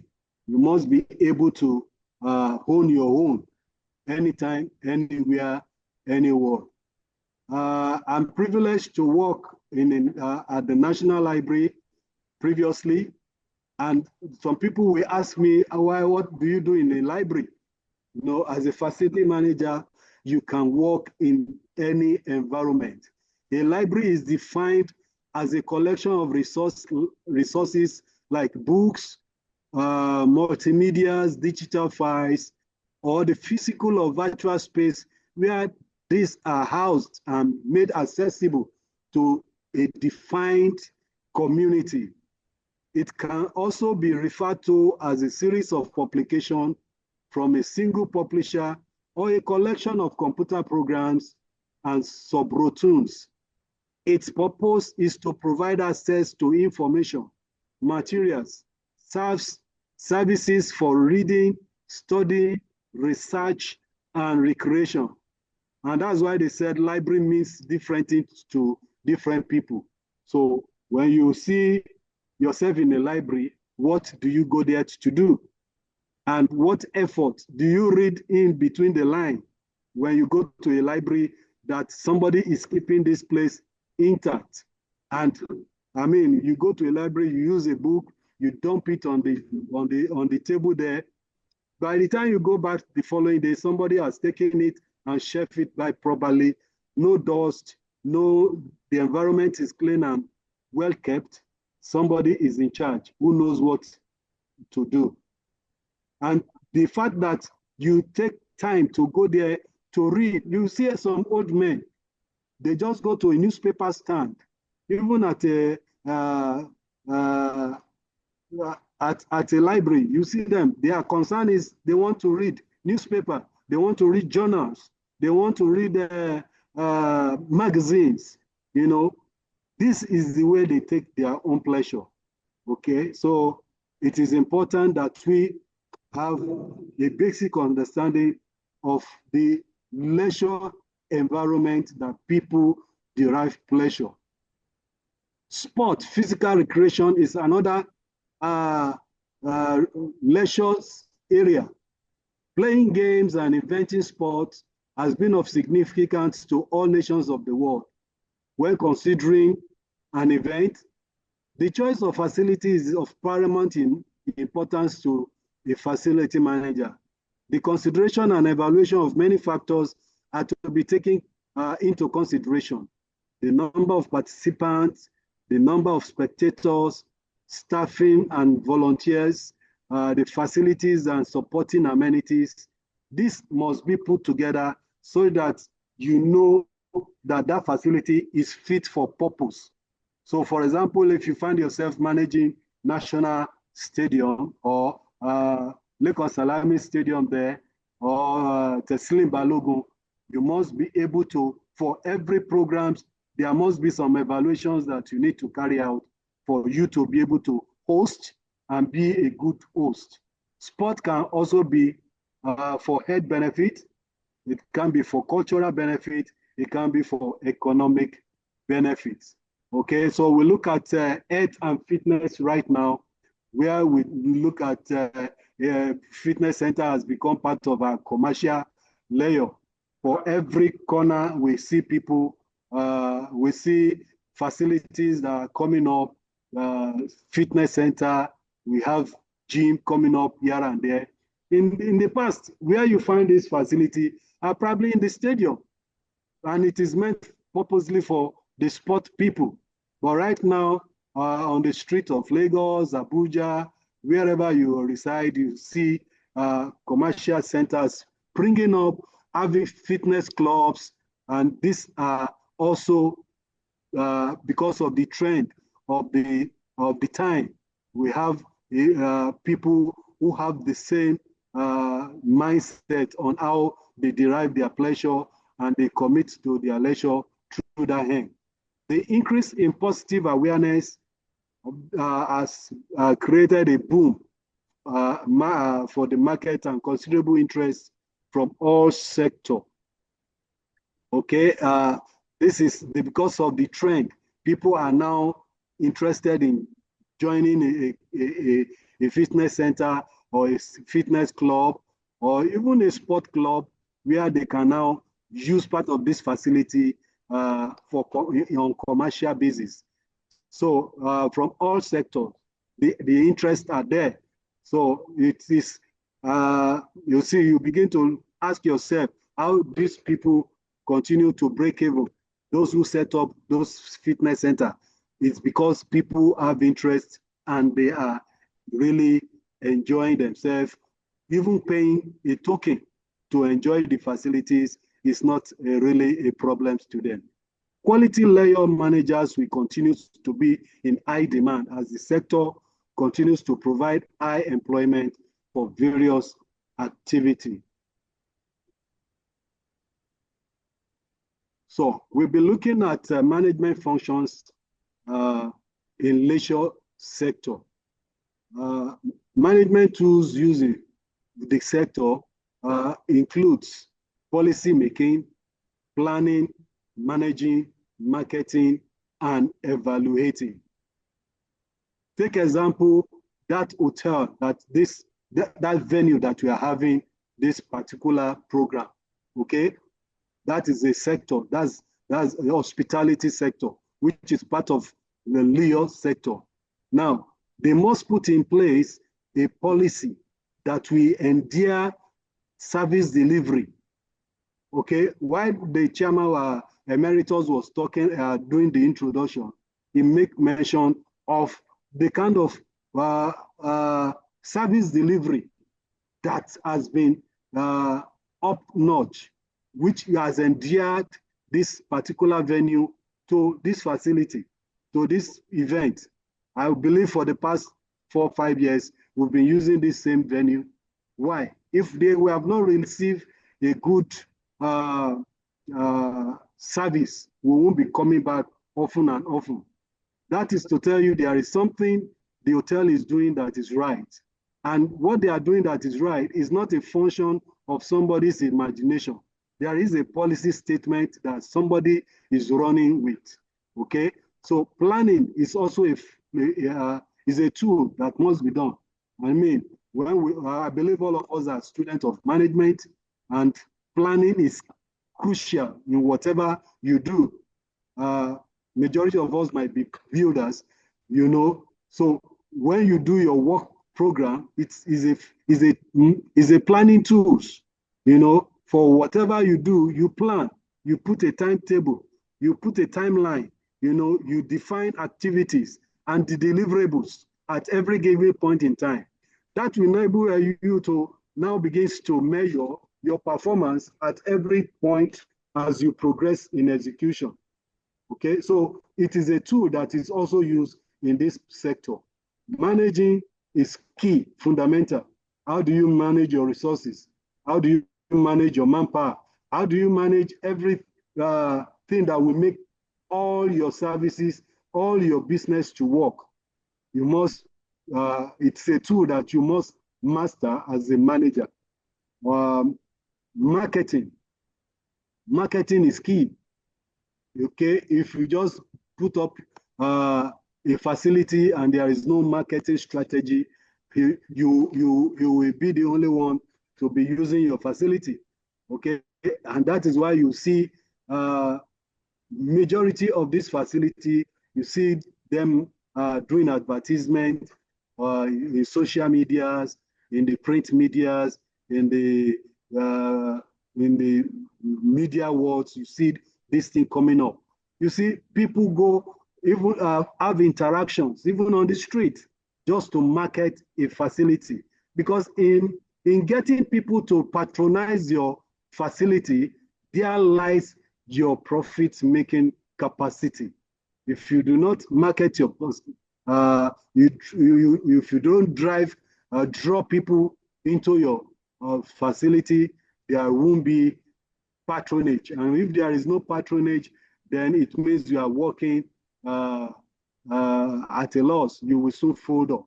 Evaluation, whatever you do, you must have, you must evaluate yourself. You must evaluate yourself. You must do benchmarking. What are we doing? Are we behind? Are we behind the trend? What is trending right now? What do we do to ensure that we meet up our standard? What next? How do we upgrade our facility? You know, these are part of the tools that management use in the leisure sector, because without them, they will not be able to do service delivery as it is desired. And in this sector, there are so many opportunities. There are so many opportunities that lies in this in this sector. Okay, if you are number one, I put facility management at the top. There is no way you will not need somebody doing facility management function. Whether they call themselves facility managers or not, that function will be carried out. Otherwise, that facility will not be up to date. You know, we have hotel management, we have sport and training. These are in sports facility sector. You have people who can train. If you are in a kind of you are operating in a gym, kind of, you must be able to have instructors. That those instructors also you are providing employment opportunity. And once you start working on that, you start growing, and there is no way you will not be able to make ends meet. When we talk about tourism, we have people specialize in tour guides. They are tour operators. You know, that is a form of business. That's what they do. You know, we have event managers for every event, whether local, whether national or international. We have people who manages this event for as a career. You know, hospitality management. We have people who are in hospitality. You know, big hotels. We have managers. We have caterers. We have people who are in front desk. The front desk officers, the attendants, the cleaners, the waiters. It's about. But by and large, as a facility manager, if you find yourself in any of these facility, you must be able to own your own, know what is functionally required of you, get yourself acquainted with that facility, what is the central core objective of that facility, then you will be able to deliver your services in a more functional and more acceptable manner. Thank you for listening. I wish you further deliberations in this meeting.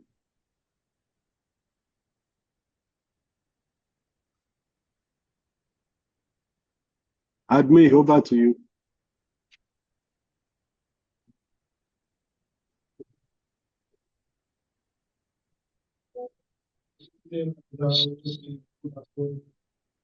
Thank you very much for the interest on leisure. I believe in Nigeria here we have many leisure sports. As we used to have a spring pan along Badagry towards the border where you have ASCOM.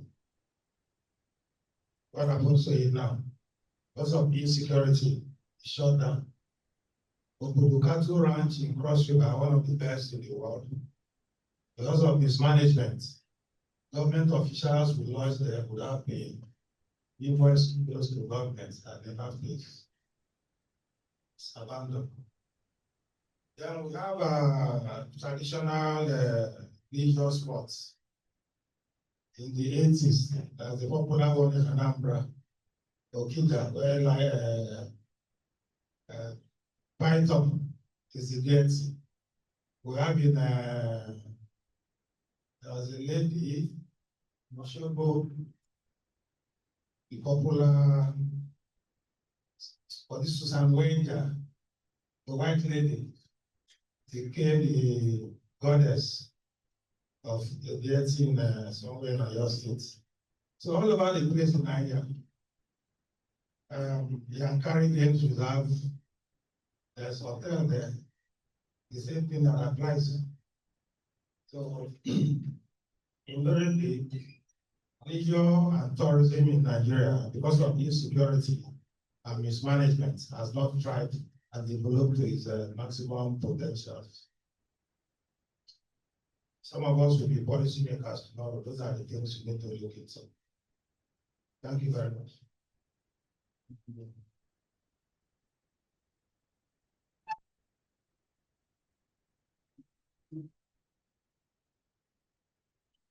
And the next module will be by Dr. Arabi.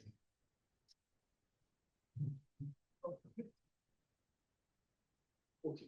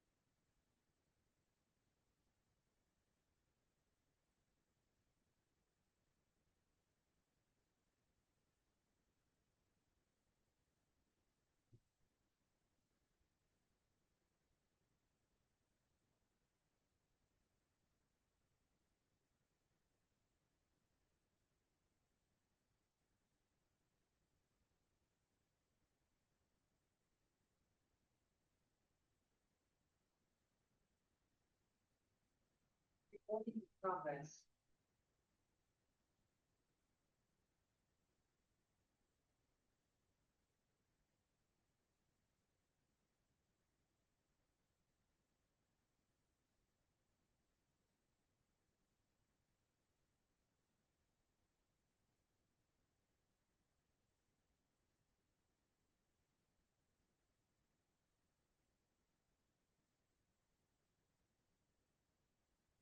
Thank you very much, everybody. The first section that, because I want to be able to move around. So the first section that we'll be discussing is performance monitoring and benchmarking. The previous speakers have actually prepared the ground with respect to the need for performance. As a matter of fact, for me, I think what differentiates FM from every other field is the issue of performance. Because in facilities management, performance is very, very key. And the reason why performance is key is that FM comes at a premium. Facility management services are paid for. And those that are making the payment are also very, very conscious of the fact that they are paying for something, right? Unlike the typical operations that some of us are used to. In operations, oftentimes what is being done is seen as favor instead of service. So I want to look at performance monitoring and benchmarking for us as facility managers. So this particular conversation, because it's going to be interactive, though I will try to make it as short as possible because you have a long day ahead of us. We'll be discussing the concept of performance benchmarking, methods of benchmarking, facility services, quality benchmarking. Then we'll be looking at the tool.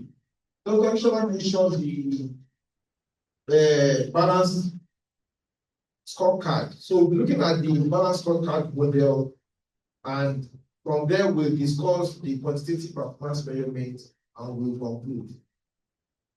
Now, what's performance benchmarking? I'm sure we'll all heard about performance report. One probably will be, and we have also heard about benchmarking, most likely. But what is new is to combine the two. with respect to performance and benchmarking, something was said earlier that whatever cannot be measured can never be improved. It's a very, very fundamental concept. If you can't measure it, you can't improve it, because it will remain what? Abstract. Whatever you cannot measure, for example, if you cannot actually grade someone, that particular person cannot strive at improvement. So performance monitoring and benchmarking in facility management is a systematic tracking of performance data and comparing such data to the data of maybe similar facility management organization, or oftentimes we call it best in class. There is this term that we use in FM.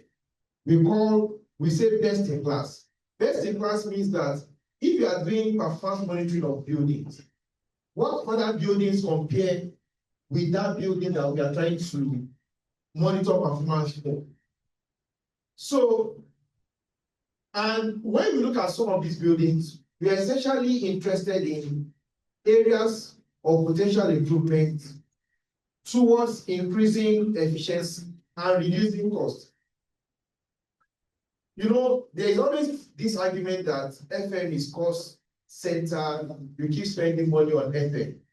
But we keep advocating the fact that FM is instead strategic, because when you get your FM processes right, it will impact on your bottom line. Sorry, let me put this on silence. So that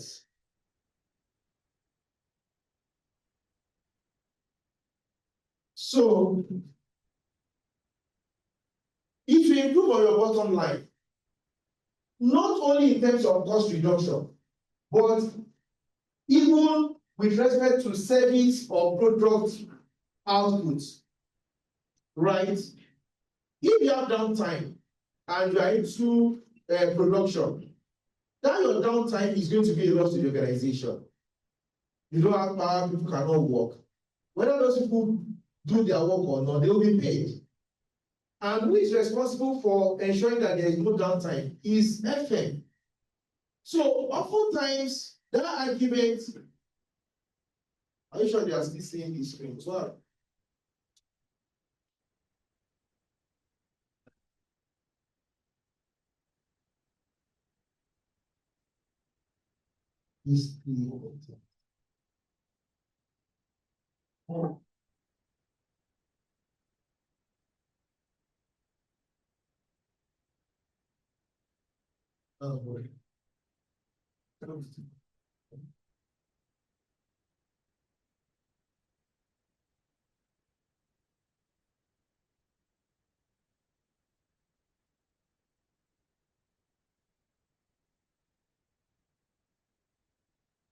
Sorry for that disruption. I hope there is not, because that call is a call from one of the organizations I consult for. I hope you know how to find it.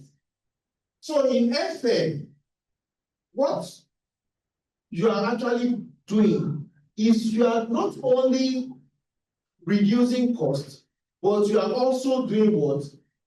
Ensuring that production is optimal, which obviously impact on the bottom line of the organization with respect to improve production, enhance productivity, and the likes.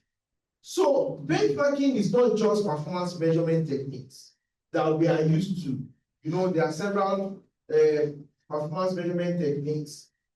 Some of them are listed in the manual, activity-based costing. You know, sometimes people say, how much? In fact, most times when I hear the question, like we were discussing at the last Association of Facility Management Professionals conference, that clients are usually interested in just how much as to what? Because that cost is relative to something. It's not independent, right? If you are buying, for example, look at this water now. You know, it's possible for you to have water that is filled from the tap, that is not properly processed. and probably it's sold for 100 naira, as against maybe 300 naira or 400 naira. This is even as they had the processed one. There are different products that goes for different price, right? You want to buy maybe Nestle water, for example, you know you are going to pay more. So that is the same thing with the kind of service that we render as facility managers. It's not just about a one-way approach or technique, but a comprehensive and total service. So in facility management, we see benchmarking as a process of comparing a product, service, process, or any activity or object with other samples of similar nature or peer group, as we call it, because we want to identify the best buy, best practice, and target that our own organization or oneself to emulate those that are already best in class. So one key thing that's very, very important is the peer group. You know, there's also this saying that you don't compare orange with apple and vice versa. You need to be sure. You know, Dr. Shola was saying something that you cannot compare, for example, University of Lagos with maybe LASUT. You know, the need varies. And even within the business space, you may probably not be able to compare shared facility with maybe GMG facilities, for example, because their need varies. And therefore, it's very, very important for us to benchmark against those that we feel belongs to the same peer group. Even if you are benchmarking our organization, we need to identify those that fall within that same category. He was trying to cite the example of cleaning, for example. It's not only in hospitals that they clean so frequently, right? I remember before I joined the academia, we worked on Shell projects. You know, I was involved on the Shell IFM. And one of the KPI for Shell is that at every point in time, each of their art surfaces must be able to pass the white glove test. There's something they call the white glove test. And that's when you know that cleaning is not just ordinary cleaning. What does the white glove test mean? It means that whenever the contact holder moves around, he puts on a white glove and it touches anywhere, that glove must still remain white, but not be brown. Otherwise, your contract is probably under threat or renewal. Do you understand? That is a very, very thorough order. So it's not just enough to stream. So the kind of orientation that you are going to be giving to your cleaners, you know, then the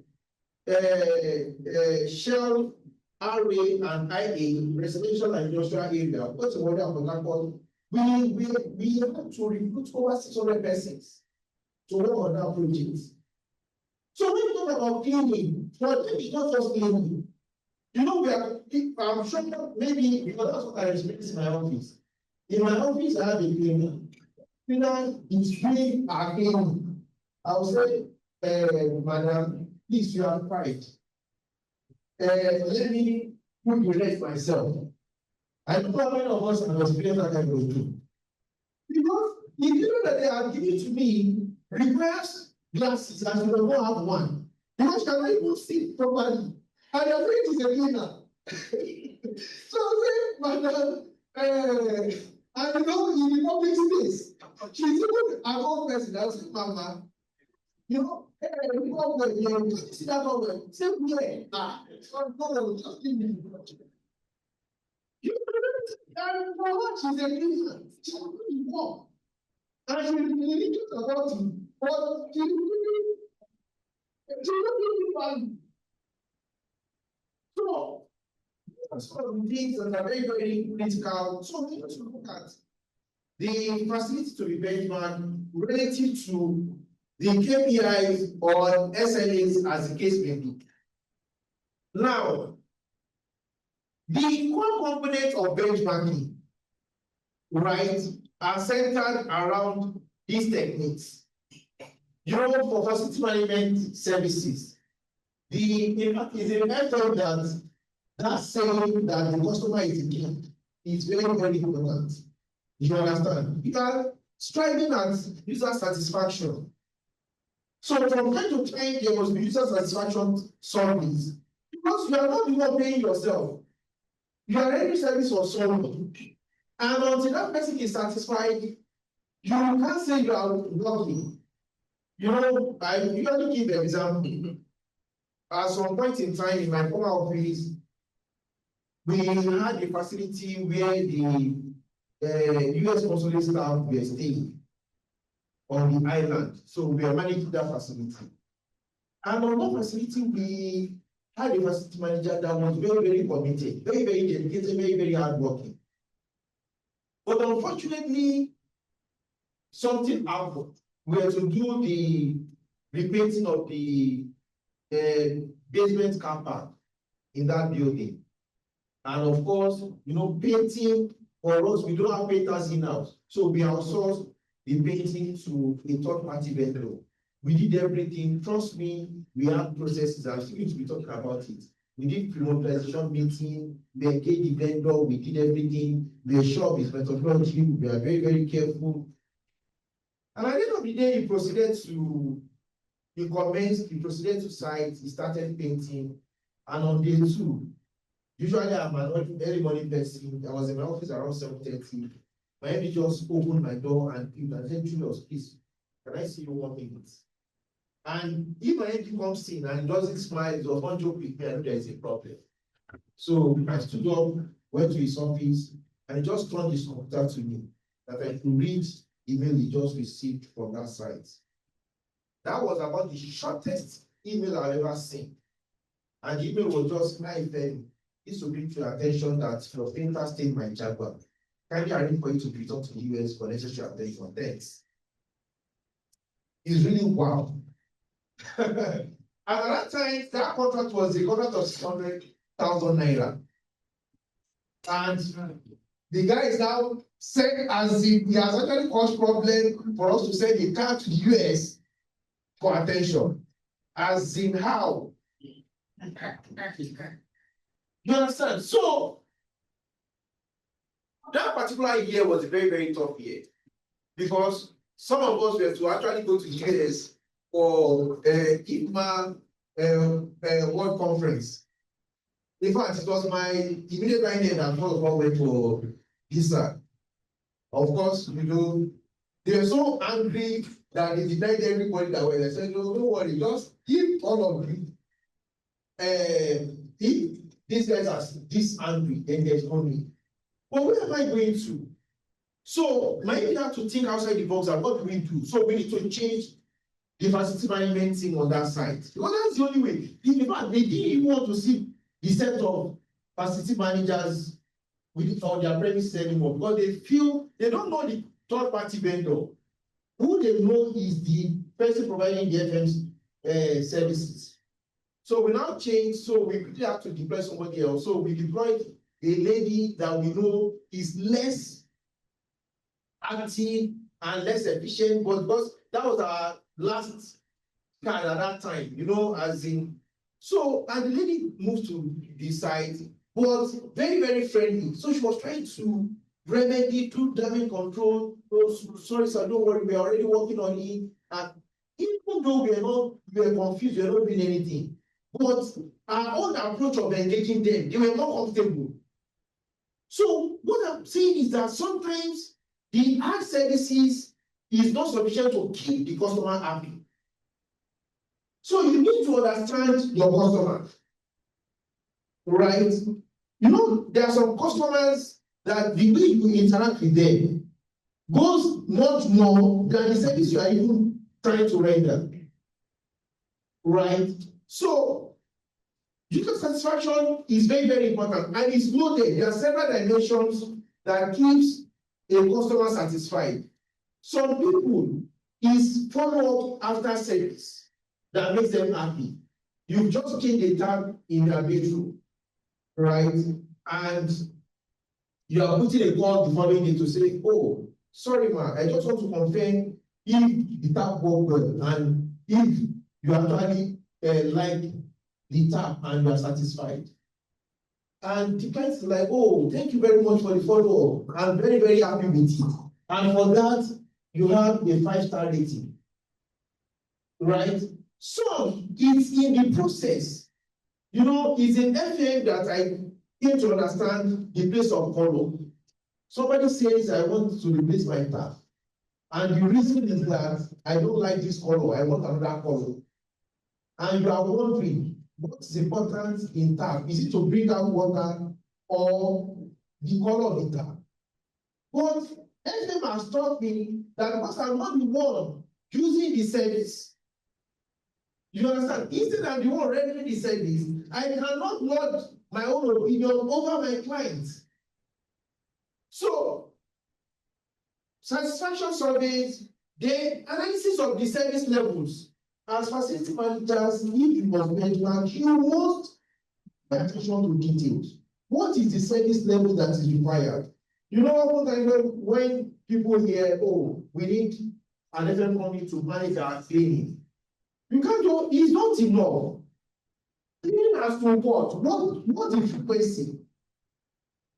Right? But you know, sometimes I see some cleaners and I will just shake my head. You understand? Because as far as they are concerned, their understanding of cleaning is just to sweep. In fact, maybe the standard that they deploy in their various homes. So they don't see the customer as somebody that is very, very difficult to please. Meanwhile, they are the ones that does not understand service delivery. And that's why you have service level agreements and key performance indicators. So service levels have to be established. If I'm cleaning for you, how many days, how many times a day? Right? I remember that it used to be a very, very tough one in my daughter's school for a very long time, because my wife was always going to complain that she's not satisfied the level of cleanliness of the toilet. And she was sounding as if it was an excessive demand. No, we have cleaners. The cleaners are in now, but it's not enough. You understand that the cleaners are in house, it's not enough. How frequently do they visit those toilets to go and do cleaning? So it's not enough to just clean the toilet in the morning and feel that, oh, until after break, maybe by 12, before you go back again. So then we have our, what is the result going to be, right? Both in terms of expectation and in terms of reality. This particular code that is coming in now, they have a problem with their the water storage. It's a fiberglass tank of about 80,000 liters. And unfortunately, the fiberglass tank has failed. So we've been having back and forth conversation on it. I told them, I said, see, the best thing for you at this time is we are going to decommission this fiberglass tank and replace them with plastic tanks, right? The rubber tank, the conventional one. But this time around, it should not be a cluster. So when we are having that conversation, the person, the boss was doing back and forth with me. So at some point, he now sent me one picture and I said, is it like this one? So I said, if you are comfortable with this, we can go with this. So I'm telling my team now that this brand, the brand does not change. You understand? They have sent me a picture. Even though they are similar in characteristics, it has to be this picture that you have sent to me. They said, doctor, it doesn't matter. I said, it does not. Are you the one that is going to be telling me it does not matter? But they don't understand the place of that issue of service. That the man, somebody says, please can you get me big Bible? Big Bible is different from eleganza. For customers, I'm telling you, when you pick another Bible, of course it will be right. It's the same blue Bible. But the man can still be back to you to say, remember what I requested for was big, not eleganza. So these are very, very critical issues. And that's why we need to now discuss what measure, what model works.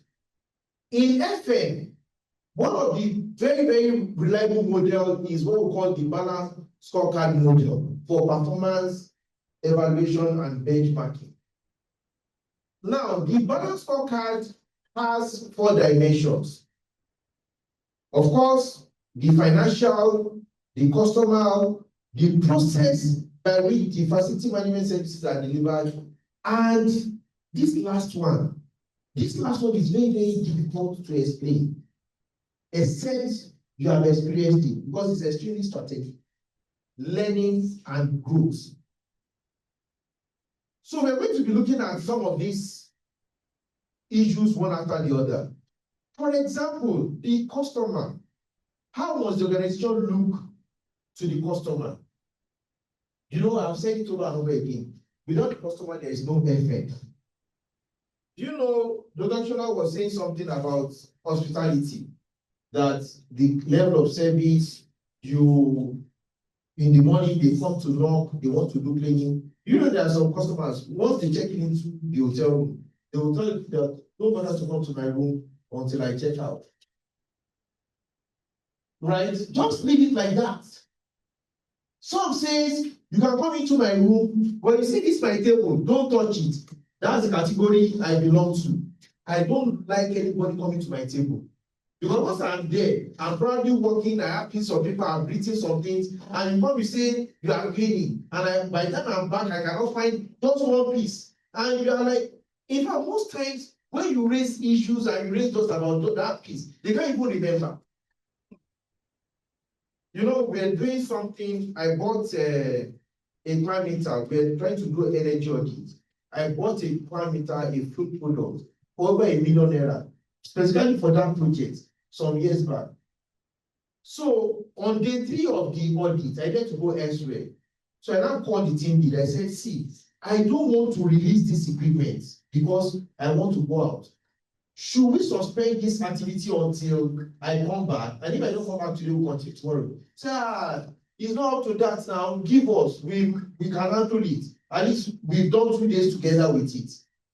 Not because you don't understand the process of issues, but I'm not sure of your level of care, because the money came from my own boss. So I can feel it, and it's still new.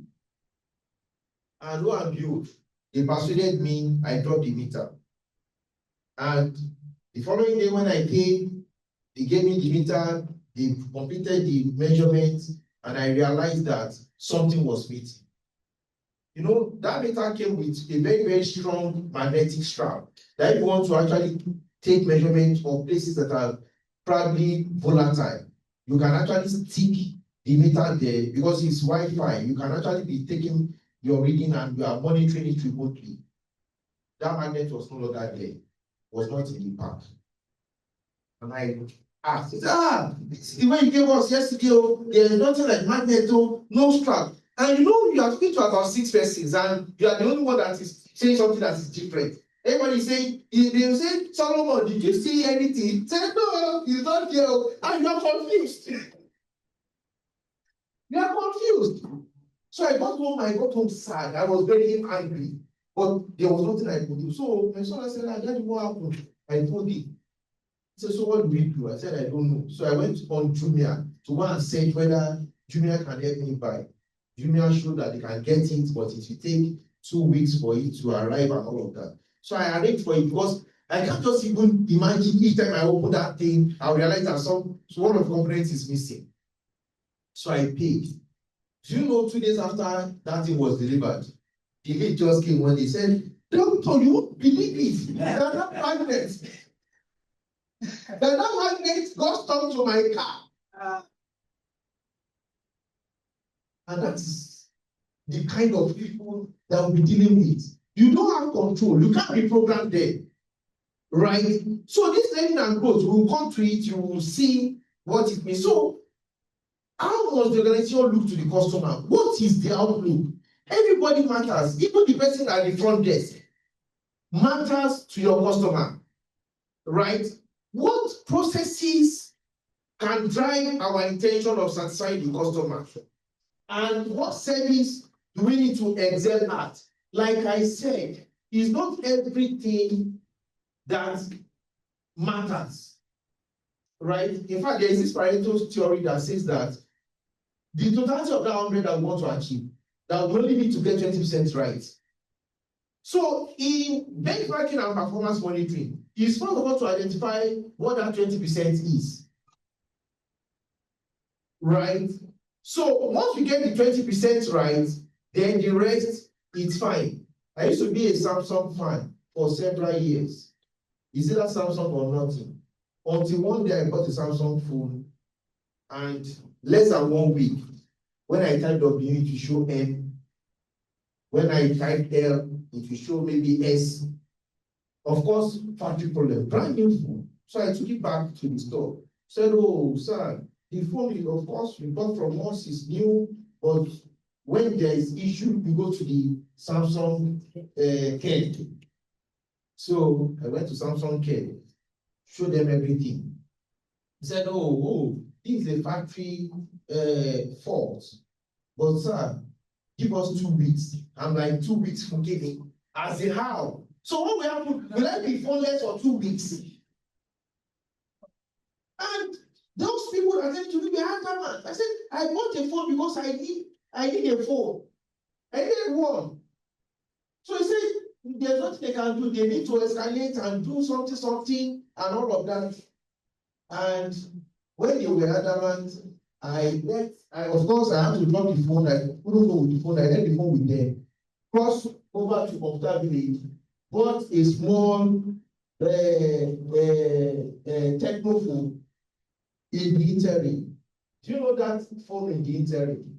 That was what I used for almost 1 year. Because they called me after, they eventually changed the phone, but they changed it and I sold it. Because I realized that I no longer need it. And that was how they lost me as a customer. Because the next time I was going to change to another phone, I said, no, I will not go back to them. So, and that's how some big corporations get to run into trouble. Just one customer, and before you know it, they become 2. Before you know it, they become 3. And the top management, they are not even aware of what's happening. You just realize that patronage has stopped. Right? So there must be internal processes on how things are being done. Then, financial, what are the perspectives of the stakeholders or clients on our operations? You know, in FM, you cannot say, let them say, or it doesn't matter. You cannot assess yourself. It's people that will assess you. If you have a board, what's your board saying? Right? If you have investors, what are they saying? Then the learning and growth.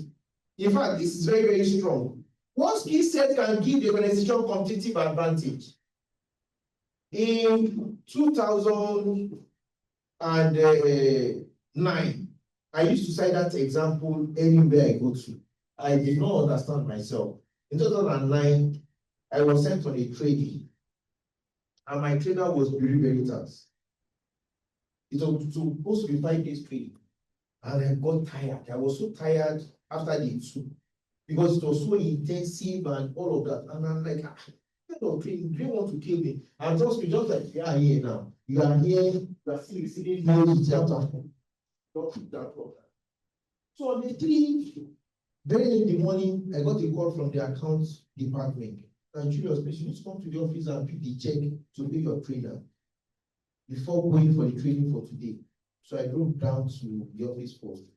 And when I saw the check, I saw 1.5 million naira for 5 days, 2009. That day I sat in front. You know, I came late. I've been sitting at the back. You know, that day, I just went to look for the space, vacant space. Because in my mind, I'm like, after this training, they ask what I've learned. And I'm staggering. You understand? But little did I know that my organization had something in mind. You understand? To a very large extent, that was the transformation experience for me as facility manager. Right? So it's very, very important. We are going to see that our organizations still do that even up to today. So the balance scorecard model, you can see the components. you know, the financial, the customer, the internal process, and the learning growth. It depends. Different things work for different organizations, but you should be able to establish your own evaluation parameters across these 4 major blocks, right? Relative to the vision and strategy of the organization. So your financials, what is your target? Are you aiming at cost savings by what percentage? Operational cost savings, right?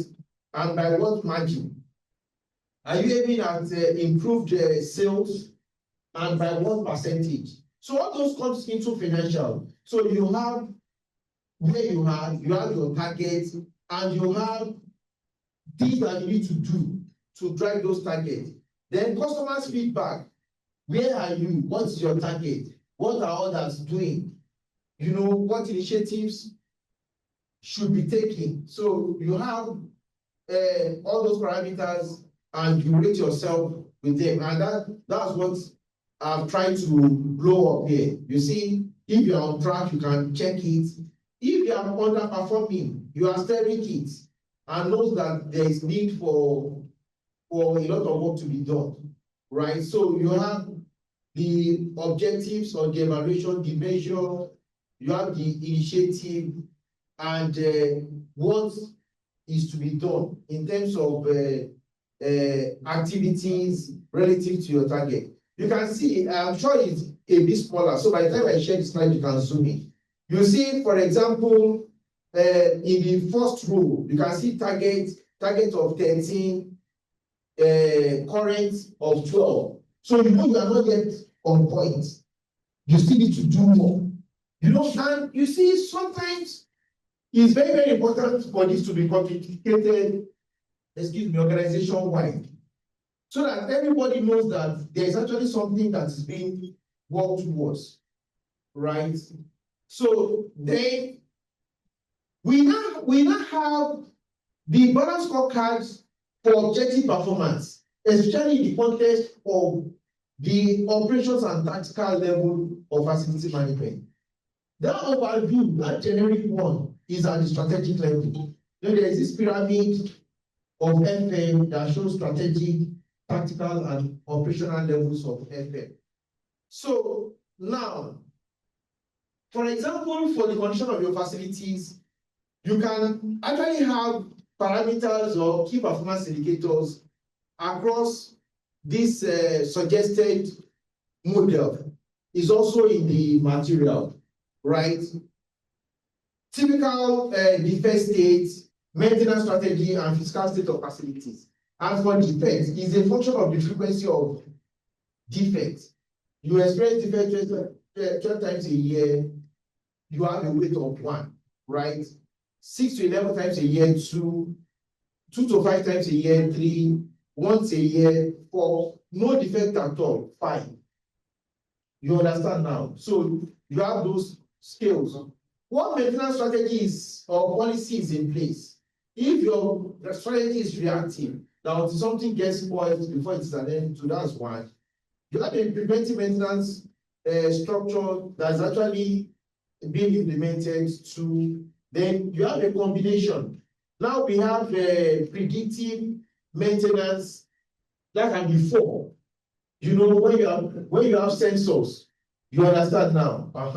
So maybe if you have condition-based, that can be, you can prioritize your rating, you know, aiming at the best all the time. Then the condition of your facilities, 100% is very good or excellent. It's 80, like I used to tell people, when we are rating facilities, the pass mark is not 40% like we have for exam, right? You heard what Dr. Kula said, that even for Alison, for you to be able to pass, the pass mark is not 40%. Do you understand it now? So now, the same thing with buildings. For you to have a pass mark, it's not 40%, right? You are aiming at what? 80% or higher. Because lower values can actually be disastrous. You can see as 20, the building is unsafe, it's dangerous. Not even 0, not even 10. right? So then we have other parameters too for financials. You can see with respect to financial growth, productivity, and management of working capital, right? So sometimes some of these things is as we grow professionally that you understand it. If a facility manager gets a service difficult maybe 100 million for a facility, and the facility manager, the product facility manager that is in charge of operations is people to time for the job. Do you know what comes to his mind? Oh, we have 100 million. But to management, probably we are having 40 million. Because the overhead of the organization is part of it. Your supporting staff that is providing support services are part of it. But the man like the operation level don't understand that. And that's why sometimes you see training, retraining, and communication of strategic vision is just important, very, very important. Otherwise, you will have people working at variance to the organization focus. You have customer perspective. What's your response time to complaints? Right? Within 1 day, that's 5. Between 2 to 3 days, 4. And there are even critical services that have their own different SLAs. For example, a lift trap. A lift trap cannot wait. It's an emergency. Right? A generator or power failure in some facilities is an emergency. Water outage can be an emergency. Do you understand now? So these are issues that we need to establish when we want to do performance monitoring. You must have quantitative measures against which performance and people's activities and operations are actually benchmarked. The benchmarking. If those things are not established, nobody is going to we never sit up by default as humans.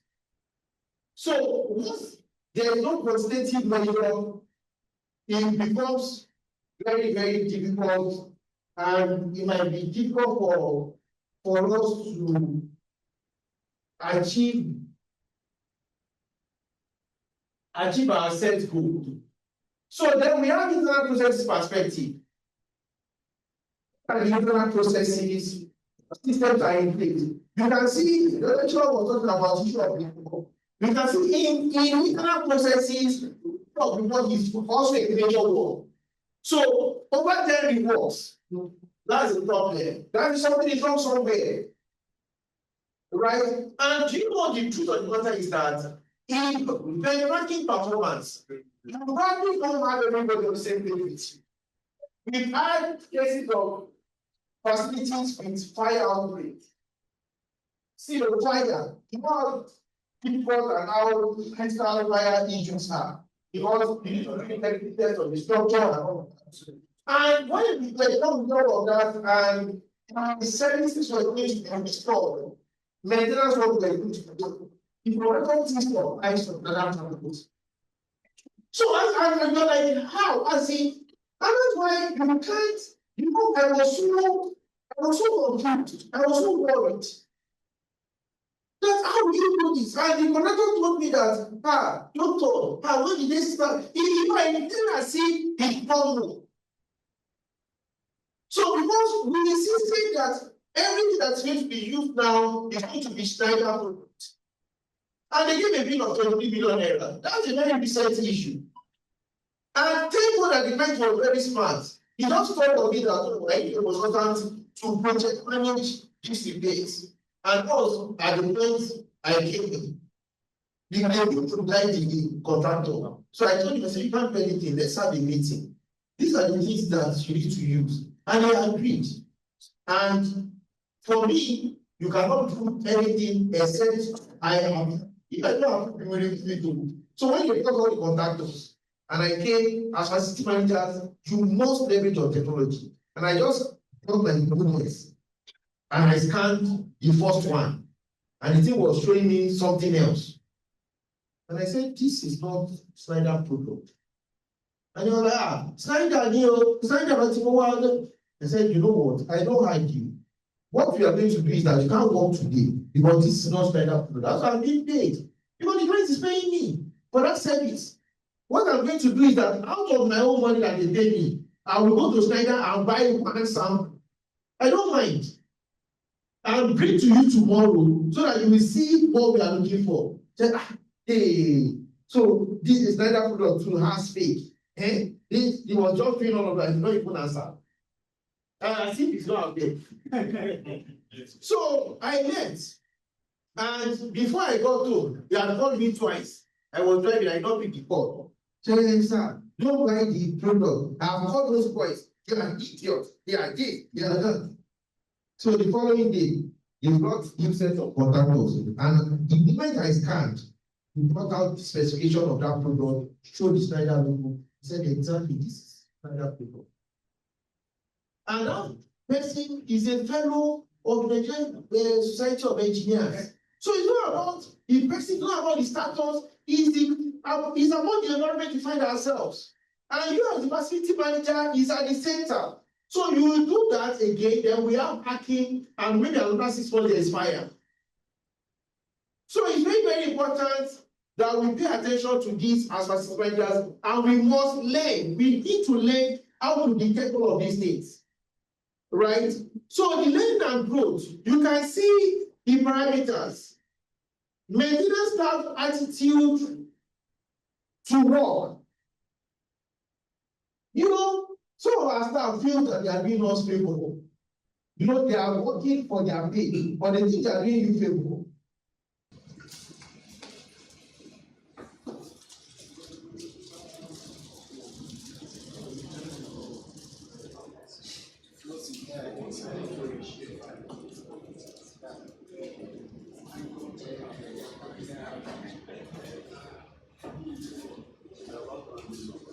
Yes.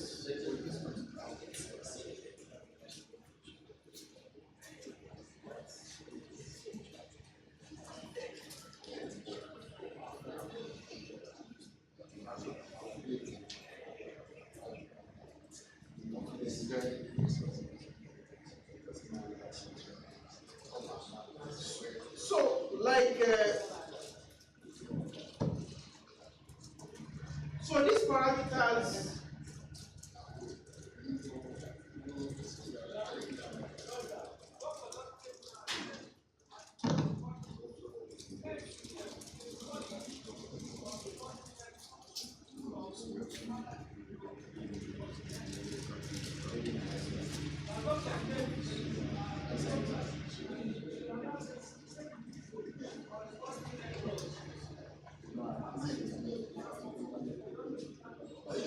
The system is all right because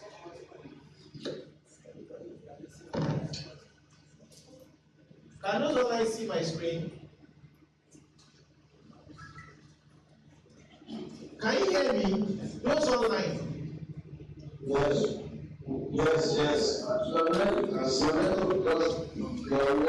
Yes, there was power outage. Yes. Hello. Yes. Yeah. What is you, sir? Okay. So trying to go back to where we were. Okay, so we can continue from where we stopped. So I think we discussed the customer's perspective.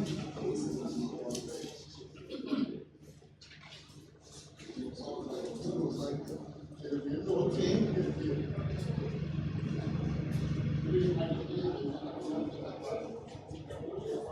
So we are on the learning and growth perspective. So this is a very, very fundamental aspect.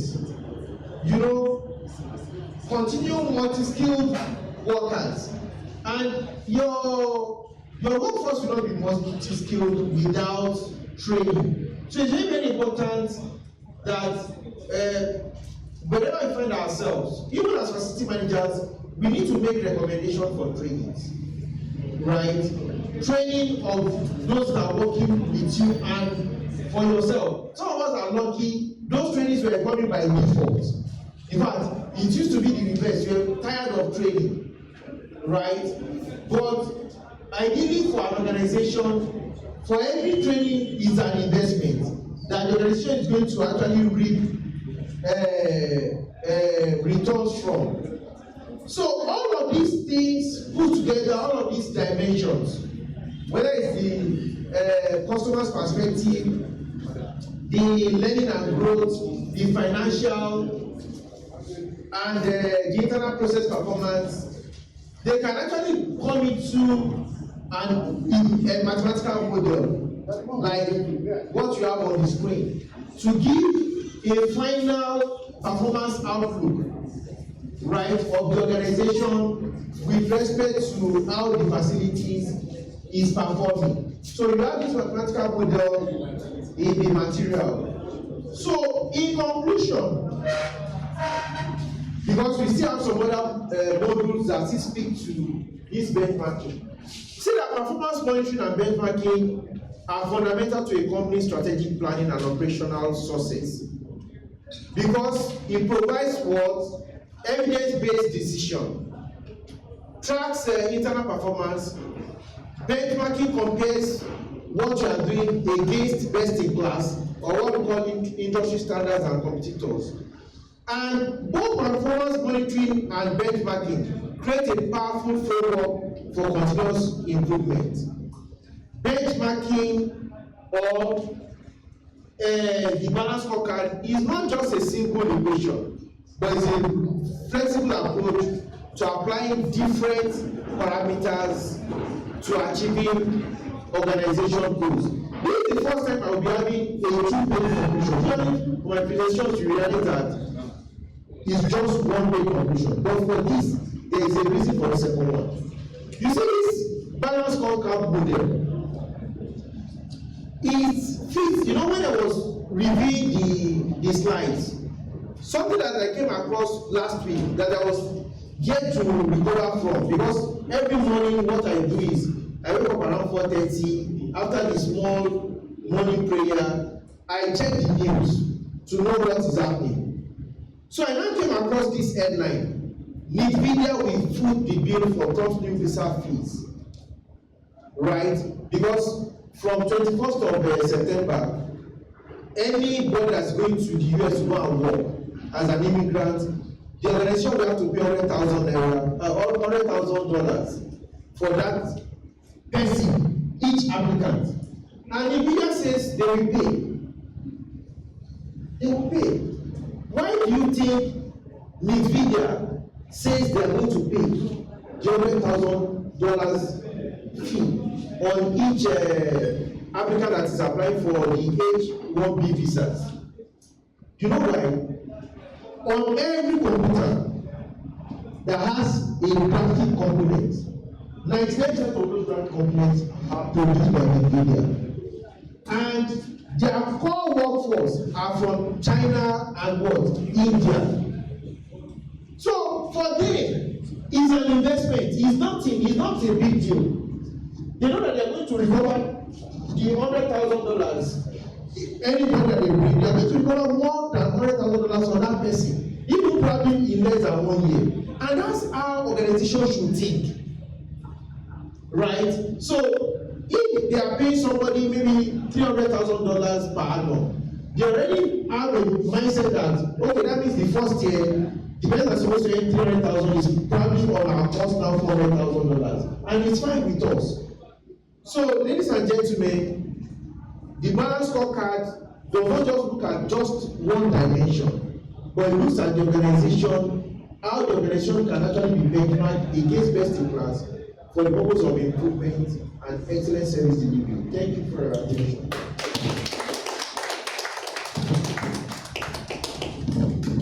Thank you very much, Dr. One aspect of this lecture was the quantitative performance measurement in performance management. It is a finding that was concluded on.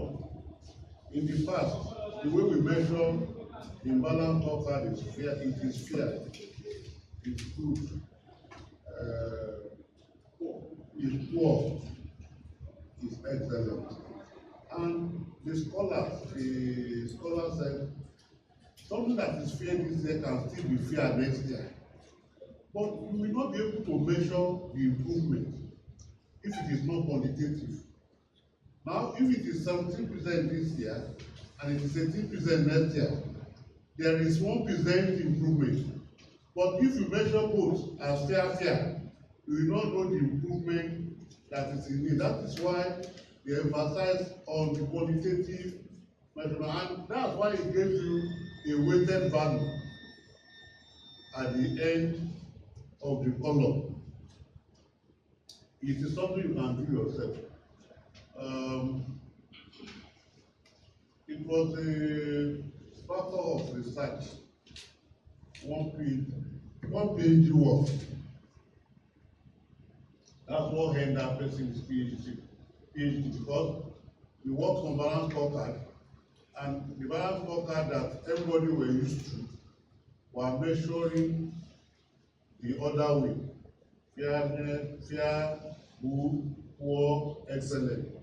And he now say his own study shows that something that was fair last year, fair year before, and fair this year. How fair is fair? That people have improved. If you use figure, then you will know whether there was an improvement last year, from last year one to this year one to next year. So the same way in your organization. You say, well, how is your performance now? We are here. You did better. How better is better. And that is the area we want you to concentrate on. A facility manager, even if the improvement is 0.5%, you want to measure it. And he has done very well in presenting that aspect and everybody. So thank you very much. Now we've had almost 3 or 4 lectures. We will watch videos now. Have you prepared them? How many? 2. While they are watching, you could get the third one ready. The first one is the service performance manager. Yes, sir. The second one is security management. Or what is the second one? Service delivery. Service delivery should be the first one. Okay. Facility management, future materials. Translate them, they won't take your time. It will relax your nerves, follow what you will talk in the class, check them from the video and relate them. Where? Because the next one will come after. Process used to ensure the organization connects its mission with the work of its employees. The activities of performance management include performance appraisal, managers provide feedback to employees, improvement activities to boost performance, and it also includes interventions that provide employees with tools and resources they need to perform. You are not projecting.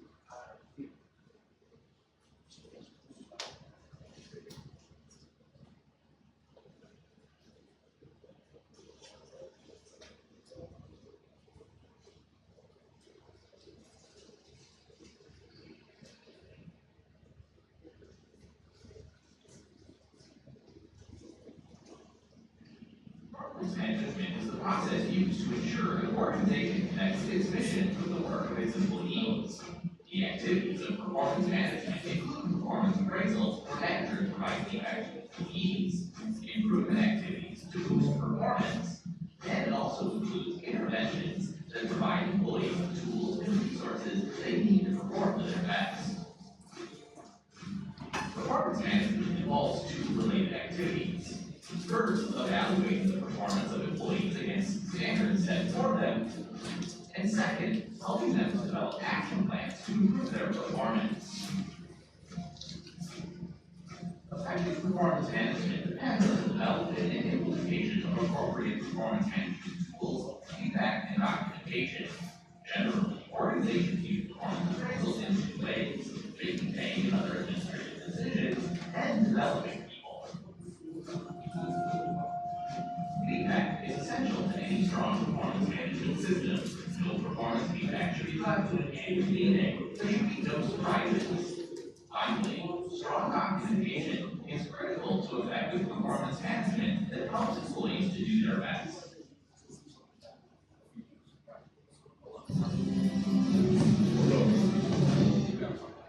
The performance management video just watched is simply emphasizing on the tools for performance management. They mentioned, you will see some of the graphics show that it has to be measured completely, first, second, and things like that. Then you see the arrow showing up that the measurement should indicate there is a growth. Then, importance of how you know that your measurement is okay from the feedback from those users. You know, those of you who did ethics management, even building, we have what we call user response in some of the survey we are doing. You send survey back when the maintenance, after your work, you give the user questionnaire in form to fill. Are they satisfied with what you have done? If they are not satisfied, what is left to be done? So that is user response. Feedback is very important. If you just do some work and there is no feedback, you will not know whether you meet the satisfaction of your client or not. So that is simply what the video shows. So the next one.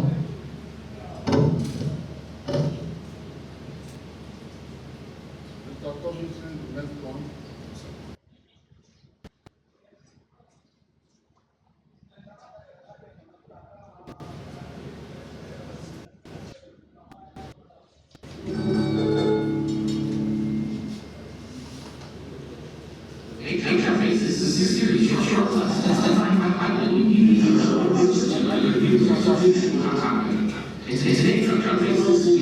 Performance management. This ensure feedback and a critical role of documentation.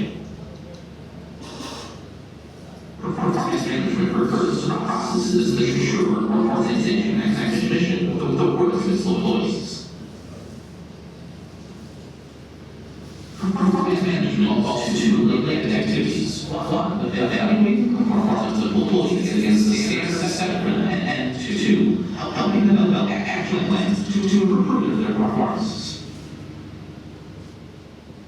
Outcomes of effective performance management include clarifying job responsibilities and expectations, enhancing individual and group productivity, developing employee capabilities through effective feedback approaching, driving behavior to align with organization values, goals, and strategy, providing a basis for making resource decisions, and finally, improving engagement between employees and managers.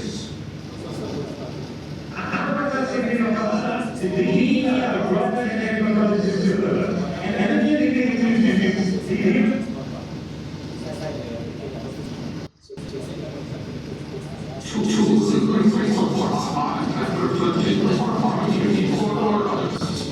Your performance tool must be relevant to organization by single forms and process documents tailored to an organization's mission, vision, and values. Without performance evaluation forms, do your homework. Find evaluation forms with similar organizations or organizations that share the philosophy of performance management. Review these characteristics and can help you develop great forms that are tailored to your organization. Competency-based performance appraisals make a clear connection between employee behaviors, their knowledge, skills, and abilities, and definition, vision, and values of your organization.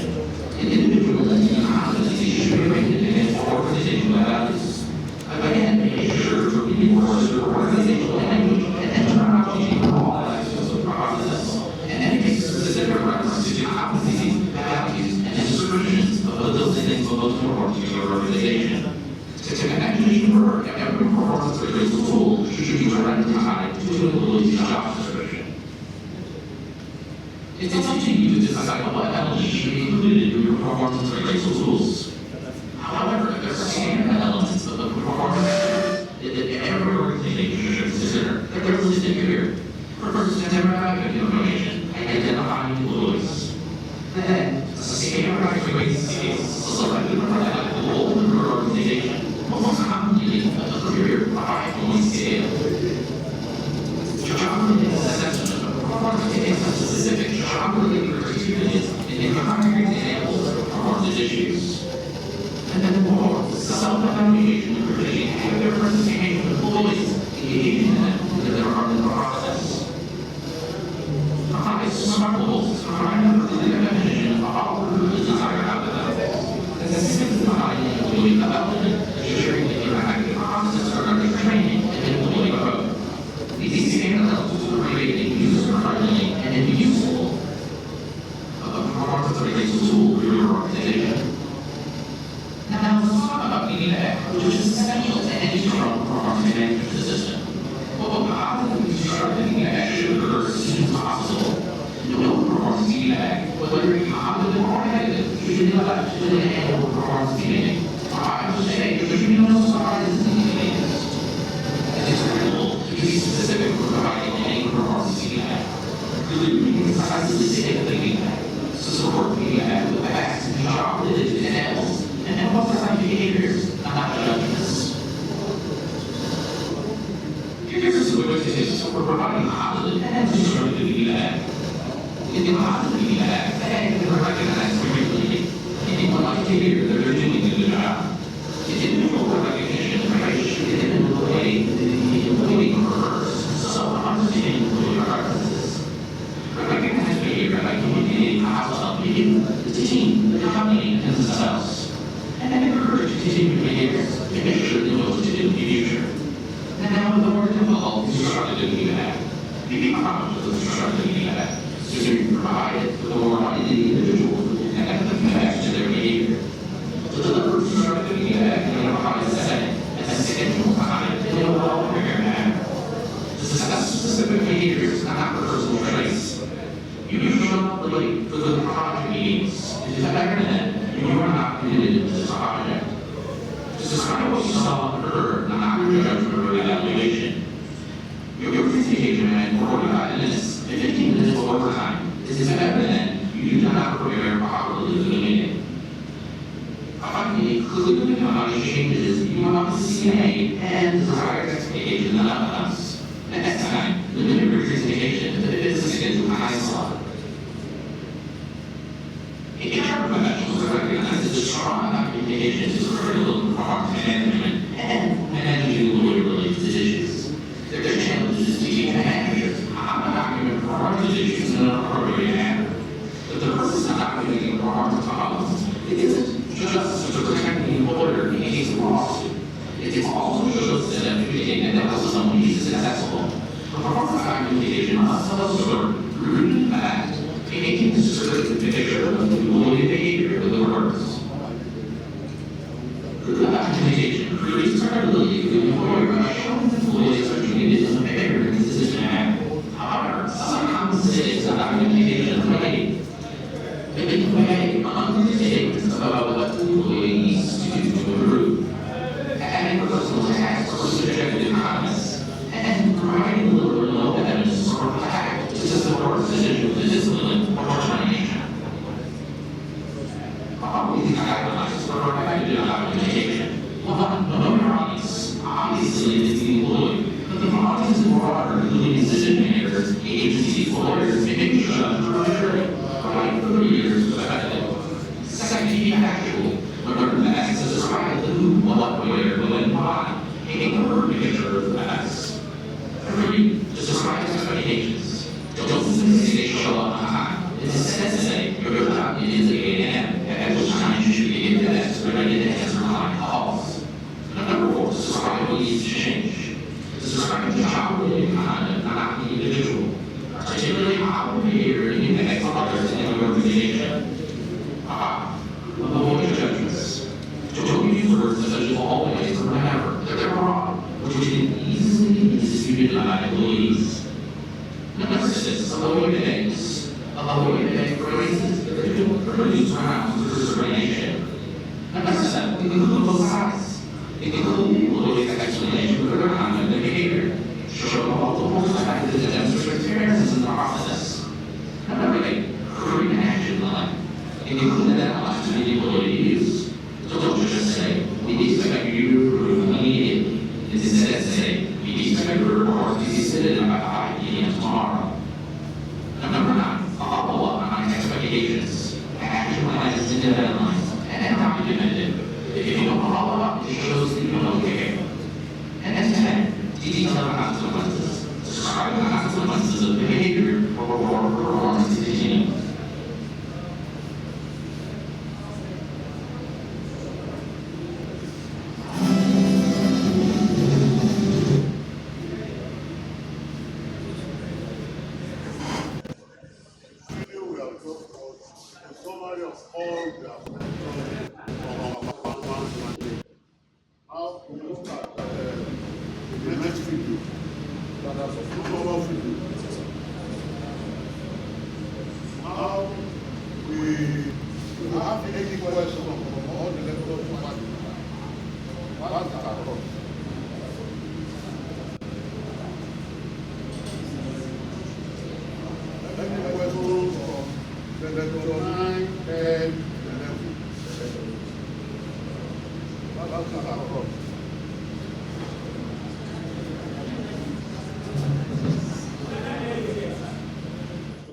Very well.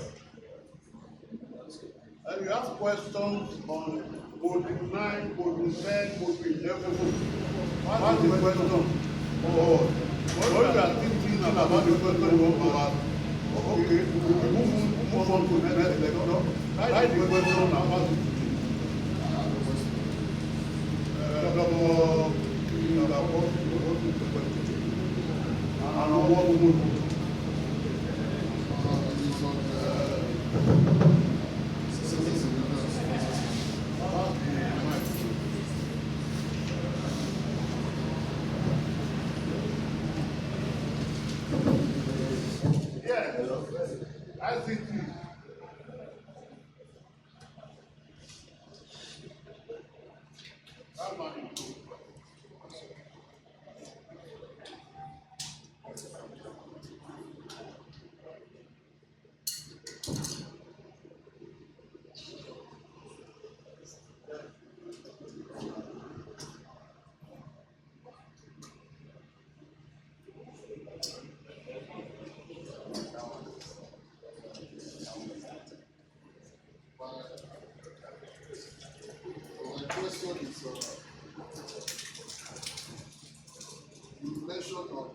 I think I'm not hearing you. You mentioned checklist. The Checklist. let me use that. You mentioned checklist. Which is a part of performance indicators. Give you to assess the performance of a worker. So I don't know if you have the checklist. Can make it available for us.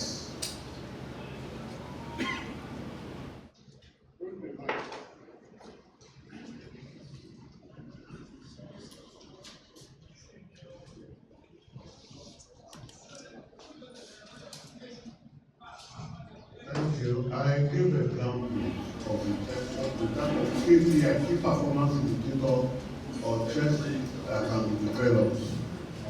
I said, if you are using a toilet, you give a janitor some work to do. Then you will indicate that if I come and I find liters of toilet food in the toilet, it means you not know your work well. That is a checklist. Then another one is if there is perceived offensive odor. You come in, you see, you perceive an offensive odor in the place. What I feel with this morning, this place is smelling. That is another key performance indicator. That the person is not doing the work he expected to do. Then you go to the toilet, WC, you find that the coloration is yellow. It's not blue. You know that the person is not doing the work is expected to do. But if that checklist or KPI was being told to him that when I'm coming, these are the things I will check to know whether you are working well or you are not working well. That is the way I will assess you. He said, you know, at the end of the year, for those of you who are public servants, there is performance evaluation form that they give you to fill, subject to promotion. There, they check your promptness. That's why you sign when you resume work in the morning. They look at that, your promptness at work, punctuality. They look at teamwork. How do you work with other people? These are key performance indicators. They are checklists for the management to know whether this person we employ is working well or not. So you should be able, for any work you give out, that you should be able to develop a checklist or KPI for it. I gave an example of block setting. If you give a bricklayer block setting, you want to check if the block wall is truly horizontal, if it is truly vertical. You will tell him that when I come home, I will check horizontality of this wall. If it's not horizontal, truly horizontal, you will remove them. I will check verticality of the wall. If it's not truly vertical, you will remove them. They are key performance indicators. I also mentioned that using the right tools for the workers to start work in the morning. Everybody should put his tools in his front, which will be assessed. If the right tools are not there, you know the outcome of the work will not be satisfactory. So it depends on your experience and knowledge to develop this checklist and KPI for each of the operations that you are going to give out. You see, we are all facility managers here, but our area of facility management will be different from one another.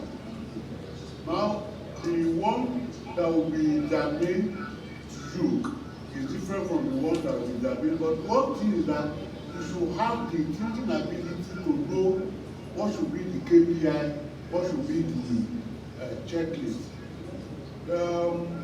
The institution may later before the next workshop develop KPI and checklist for various operations that can be given to you free of charge, but not now. Thank you. We are expecting the MTN man. You have a question? Yes, come and take it. Olabile can be Ogona. Ogona, what is the question?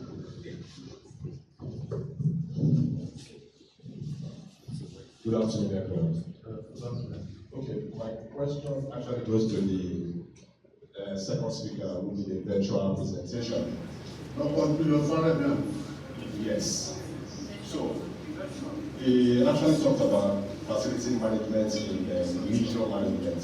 Leisure management, that's yes, sir. From Abuja, yes? Yes, and my concern is this. Though he mentioned that most of our facilities, like the cattle ranch, the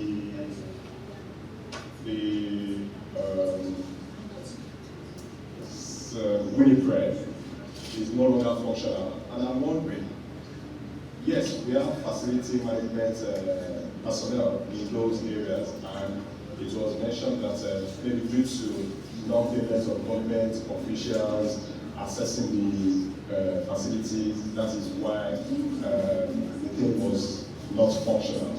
And I'm asking myself, what can the facility management person now do to mitigate against this in the nearest future? Because it seems to me that the FM person in charge didn't really do much, or there was no process that was put in place to ensure that these facilities shouldn't wander. Thank you. One of the problems that is causing that is that there is no process in place. So when I was talking in the morning, I said process is part of the things required for facility management. And when Dr. Julius Faradi was equally talking of internal process, how do we do the work?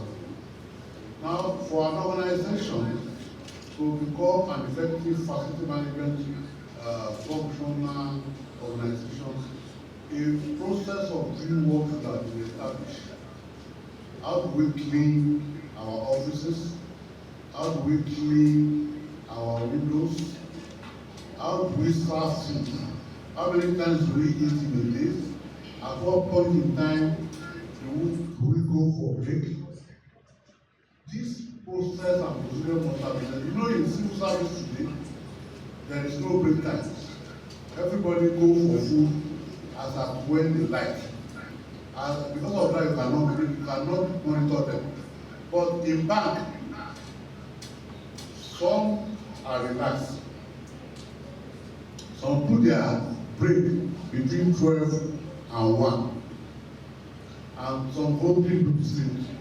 So if a staff is not on his duty post by 12 to 1, you are likely to think is on break, which is allowed. Even in those organizations, 2-3 staff cannot go on the same break for the same unit at the same time. It's a standard rule, because the work must not stop. So if there is a process, even the person who initiated is no longer there, whoever is taking over, we follow the same process. Then the organization you are referring to, that we said they are not functional. You see, in Nigeria today we have problems. The problem is between facility management and maintenance. Those who are in maintenance before, in the past, do not want to give to facility management. We are finding it difficult to even sell the idea of facility management to people today. If not, His Excellency, no matter how bad Buhari is, he passed that executive for that level of facility management, and he introduced the maintenance policy before he left office and he died. Now, the government has made it mandatory that all ministries, all entities must carry out the maintenance of their public facility through facility management. And for the management, when I was chairman of this institution, Ministry of War called me that how can we train their staff for being into this facility management? Because the approach in the ministry that it is free for all now. If you are a QS, you can be a facility manager. If you are a leader, you can be a facility manager. If you are an architect, you can be a facility manager. They are not three. They are not on the top. They are not there. Now they realize that they need to retrain them to have the knowledge of facility management. And we spoke on what we can do. So some of you now will have your first degree on undergraduate courses in BD, architecture, planning, estate management. All we were teaching you today are not part of what we are talking to. And because we want to be a facility manager. And I don't think that I'm a leader, I'm a facility. No. Because I'm a leader, made me a leader technology. But when I now went and trained myself as a facility manager, then I became a facility manager. One of the problems we are facing in our internally is that builders are opposed to us. That we are bringing access, bringing in Alabama, bringing in QS to come and become facility manager, which belongs to the leader. But let me tell you, world over, facility manager are either engineer, architect, Alabama, QS, your work is just matter, your training matter. And good news that the next 2 years, all universities in Nigeria will be running facility management courses under bill. In 2 years time, we are working on it. Your first 3 years with general course. The last 2 years with specialization. I want to be business technology, specialized on business technology. I want to be facility manager, specialized on facility management. I want to be a structural man, facility specialized on structural man. But what all of you do, they are all to do the same thing. We were working on it. We've been on it for the last 6 months. And we were working on it. And I know it's going to be successful. We have finished our courses.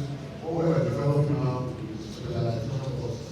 This thing is not easy, but this is people like it requires a lot of effort, a lot of funding, a lot of activities to get some of this thing done. I don't know what they call me, and then I will be before. He gave me a name. What do I do? That I want them to go do this. That meeting is bigger than me. I cannot break it. But I'm not sure that I'm not yet. I'm thinking of what to do. So, I look at the history of building and civil engineering. In 1970, building and civil were not together. And in 1972, we divided them. Civil went away, building went away. And civil has broken into many specializations. Mechanical, mechatronics, electrical, and so on and so forth. Building remain one system. And it's not everything on those who are being doing it. And we cannot be specialized is not those things. We alone is in another separate, we alone facility management separate, we alone business software separate, we alone business politics of the separate, and things like that. Let me break it up. And it is ongoing. By the grace of God, by the next 2 years, everything should be okay. And to be to advantage of some of you and those who are coming after you. Thank you. Let's look at project management in particular. If you have any question, wait again. Okay, there are some questions here.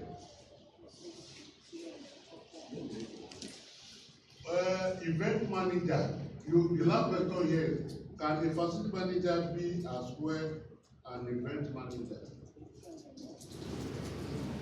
Event management is somehow related to facility management. You know, facility management, you plan, you organize, you coordinate, and you control. And that's also a specialty of the event management. Even though the event management not so technical, but it is more technical these days than before. So if you do your work as a facility manager, you will not hire an event manager. You do it for yourself. You have an event to organize. When I have an event to organize, I have everything myself. Like when I have my inaugural lecture, the assistant arrangement, the student arrangement, the student arrangement, everything I did it, I planned it, and I expected it myself. The responsibility is so. But it is not yet integrated with facility management. How does the facility manager secure or source for job? Facility manager can work If the client that go for it is everywhere. The management that the client for all around I mentioned it. Let me do last seminar. We need to do a visit that I call the last problem. And we need to facilitate that over the energy utilization in our church. What they are paying is too much. And I recommend somebody come and do the job. If it is over, there is a problem. And if it is the best person who can help them out.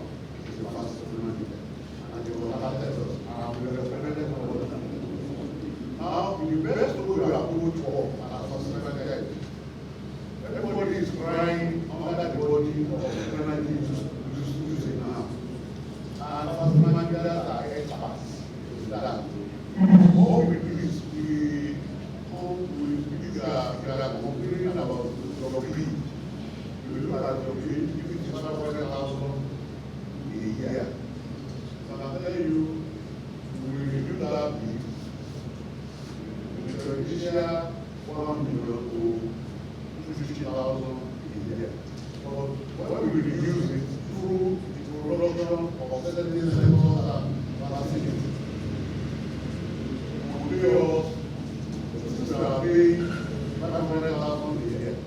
We pay us 125,000 a year. We will save 125,000. It's attractive to the client. If you are paying 500,000 a year for the family, and you come and you reduce it to 150,000, then I'm saving 250,000. But who is immediately to make it cheap? You get 125 out of the 250 things. You do not lose anything. That is your gain. You will not make it for us. Most of the university hall, the event hall, are giving some facility managers. Most of church programs and halls are giving some facility managers because they know how to run it well and effective well. We remain allowed to advertise. No, you see, we are professionals. Professionals are not allowed to advertise. But when you have one-on-one, if you know your boss, you know how to say yourself. Like I told you, when when we call you go that's why it's us. But we have worked like some of you are here now. If you find yourself in the building of a meeting of God or any organization and they are complaining about the lead and direct them what to do. Even if it is your workplace that are directed about what to do. When people start to understand, you know, in the past, people don't even follow the use of leaders. They don't know the word of leaders. But let me give you an example. I was just sitting and in my house when I did the chairman of the planning committee of the PDA house, and they tell my consultants for beginning something. Before people I just said my house, and I gave them some of the things they do have. All the software is there with the building for them. I asked why these things are like graphically and gave them a printer and they paid 500,000. People know your words. It is not just by the word of mouth. It's all to answer. It is all to answer. And I don't even know how I don't know because God gives it that I'm alive. So when you know something, let people know what to do. Not by printing or advertising, but I can tell you what I know and what I can do. And if we have an opportunity of working together, We know what I can do, what I do, and what I can do.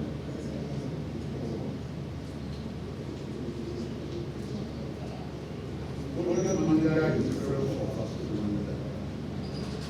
We integrate people, technology, and space for the benefit of it. Project managers, they control. We know that our duty, we do the next step, but they have a role to play in facility management. So, whether that's another person, whether that's let the rest complete, the rest will be delivered. FMB is all to certificate. Right.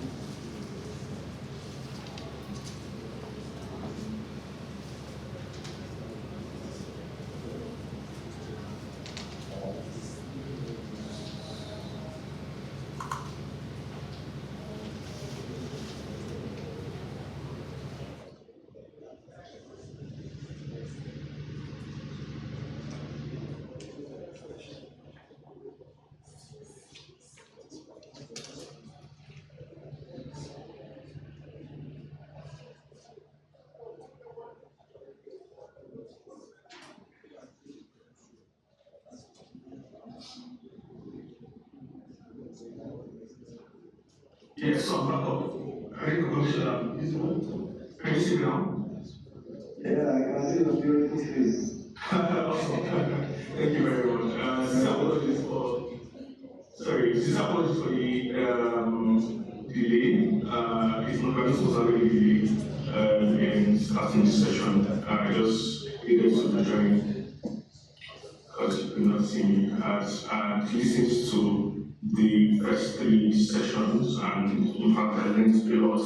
I'm sure that participants on this call have learned a lot also. Thank you, Dr. Akishola, for this opportunity, and thank you to everyone who has taken a module or two. We appreciate this opportunity to upskill and learn in facility management. So, a bit of an introduction while I share my screen. Okay.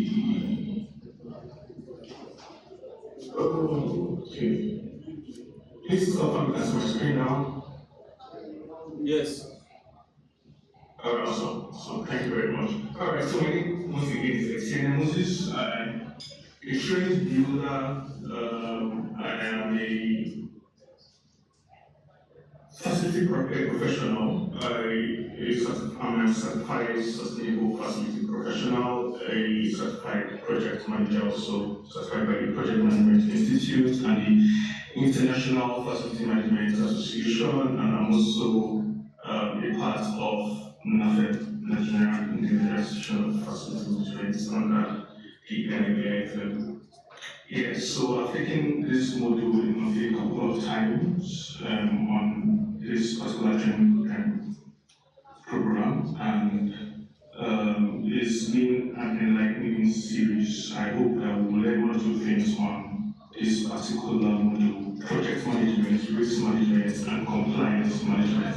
In terms of the background, I received my facility management training at the Public Facilities and Management Services Limited, where I led facilities teams across both the corporate and residential real estate portfolios. I was on the Lafarge hosting project, I was on the Ecobank project, and I was also on the Victoria Heights residential apartment project, a 42 units residential project. So I progressed to join FM02, where I led the facilities team in the local state. I was responsible for managing all the assets in the local state at some point, and the part of Lagos portfolio were around about 100 per year, little over 100 branches. Currently, I'm in telecoms at MTN Nigeria, doing something related to contracts. I manage contracts, facilities contracts included. Basically manage all the contracts on which the network runs in MTN Nigeria. Working with this small field. So project management. Someone asked a question earlier, asking what's the difference between project management and facility management, and if a facility manager is a project manager. Well, a facility manager is not a project manager. They have quite different roles, but a facility manager manages projects. So we're going to see some examples of the projects a facility manager manages. And project management, risk management, and compliance is a critical skill the facility manager needs to succeed on his role. So we look at the importance, we look at project management, we look at risk management, compliance management, and also look at the two case studies. So navigating complexity in today's facility management landscape, from operational maintenance to strategic asset management. So, by virtue of you being on this training course, you are not just a facility officer, you are a facility, or you are still training to be a facility manager. There's a difference. I don't expect anyone on this call to be primarily focused on fixing light bulbs or fixing an AC or one with AC or fixing a wind generator, but being a strategic asset to the organization you manage.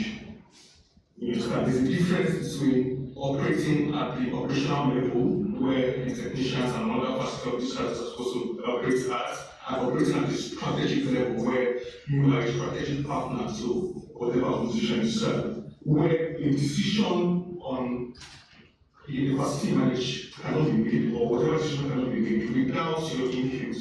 Want to move you from operational to strategic level, and you need 3 key things to be able to succeed at that: project management, risk management, and compliance. You need to be compliant with relevant regulations impacting whatever you need to do in your facilities. You need to be able to identify and manage risks, and you need to be able to manage whatever projects you are going to manage. These are 3 pillars I'm going to be touching on in the course of this session. So my goal is very simple: to help us understand how we can integrate these 3 pillars for optimal facility performance. I'm going to show you how these 3 things can determine if you're going to be a successful facility manager or if you are going to just be that person who is an employee and who is also seen as a cost center. You know, in different, I've worked on both sides of the divide. I've worked as a facility service provider and a facility service owner. You understand? As a facility service provider, my main aim was to drive profits. I want to make the best of whatever I'm doing in terms of profits, revenue for the company I was working for as a family. Then I moved over to the other side of the divide as a client, as a facility owner, managing other facility management companies. My goal also shifted to being a cost saver for the company I served. Right? I want to save costs to make sure that my facility service provider is executing works with cost savings at the back of their minds at the lowest possible cost, plus high quality, and also driving value for the company I worked for. I was able to achieve this because I had the relevant skills in project management. I could identify risks, and I was able to manage compliance. We'll see all of this as we go on. So why are we looking at these three pillars? First of all, risk assessment informs project choice to ensure compliance. Yeah. So project choices in this case will be your methodology and execute your works to ensure compliance. Your ability to assess your risks in practicing whatever projects you're going to be executing is going to determine the choices you make in regards to methodologies in order to ensure compliance. Secondly, proactive planning. Project management is about planning, end to end. You plan before you start whatever work you're doing, you plan it, and at the end of the work, you take your lesson learned, which is learned from the very start of the project. Proactive planning is integrating risks and compliance into scope of work. The project management methodology to monitor and uphold compliance. These are three reasons why we're looking at these three pillars. So what are the importance of projects, risks, and compliance management? First of all, I identified project success to prevent time and cost overruns, deliver business values, cost control and resource allocation, minimizing operational disruption, health and safety.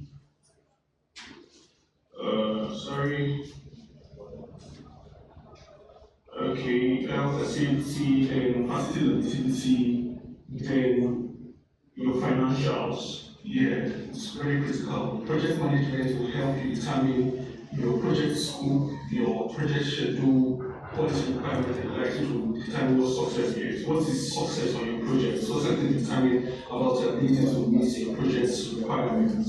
So this is critical in the importance of studying project and risk management is that because not being able to meet compliance, to be compliant, not being compliant with regulation is going to determine if your project is going to be successful or not. I remember executing a branch renovation for First Bank then. I was working as facility manager then, so going through the relevant vendor selection process, then it got to the stage of work execution, and we had a problem with renovation permits. Apparently, the vendor had started executing work without getting the relevant renovation permit. We thought that it's just internal works that we're doing. We were just doing internal works. He thought he could use the cover of darkness, to boycott getting the relevant permit, but that didn't order well for the particular project. That project delayed because somehow they found out that we could not complete our work on time and we didn't cost budgeted. But we found a way around it, but that was the major reason I particularly did not account for, because at some point you want to trust your vendors, you need to execute their work as required, but you understand the kind of country we have. Not everybody is honest enough in all instances to execute work. So it's one of the risks you are going to have to identify, the risk that the people you work for in some instances would want to boycott the due process, and one of the things for them is this cost. So pillar number one, facility manager leads facility related projects. What is a project? A project is a temporary endeavor with definite timelines to create a unique product, service, or process.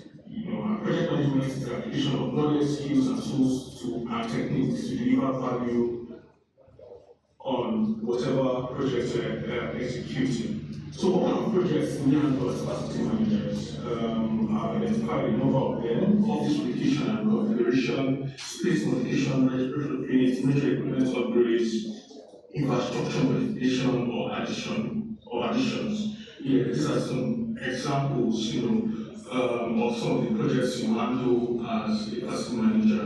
Yeah, so beyond the everyday operational activities you're managing by walking around, Dr. Additional mentioned something about the facility manager. He mentioned that the facility manager is supposed to be on his seat for too long. He's supposed to manage the facility by walking around. That's what we call it, managing and walking around. But that in itself is not a project. It's something you do operationally.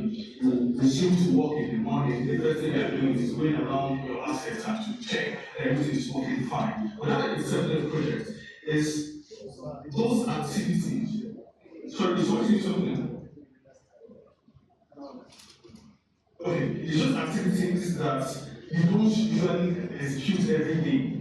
They are temporary. For example, you need to replace your office.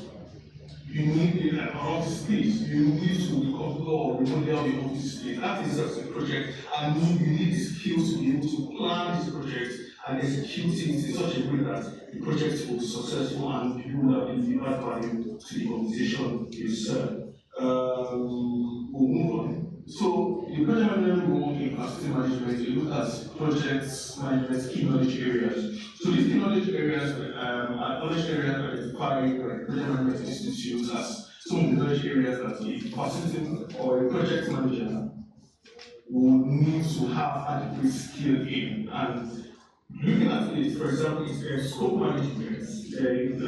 Most of us here, I think you have you as a goal. You understand what scope is, what you want to do, the total extent of what you want to do. This is a critical knowledge area for project management. You have schedule management, the ability to manage the schedule, define the timeline and for your projects and manage your project so that you have time runs. Cost management, quality resource, communication management, risk management, procurement, and stakeholder management. These key knowledge areas.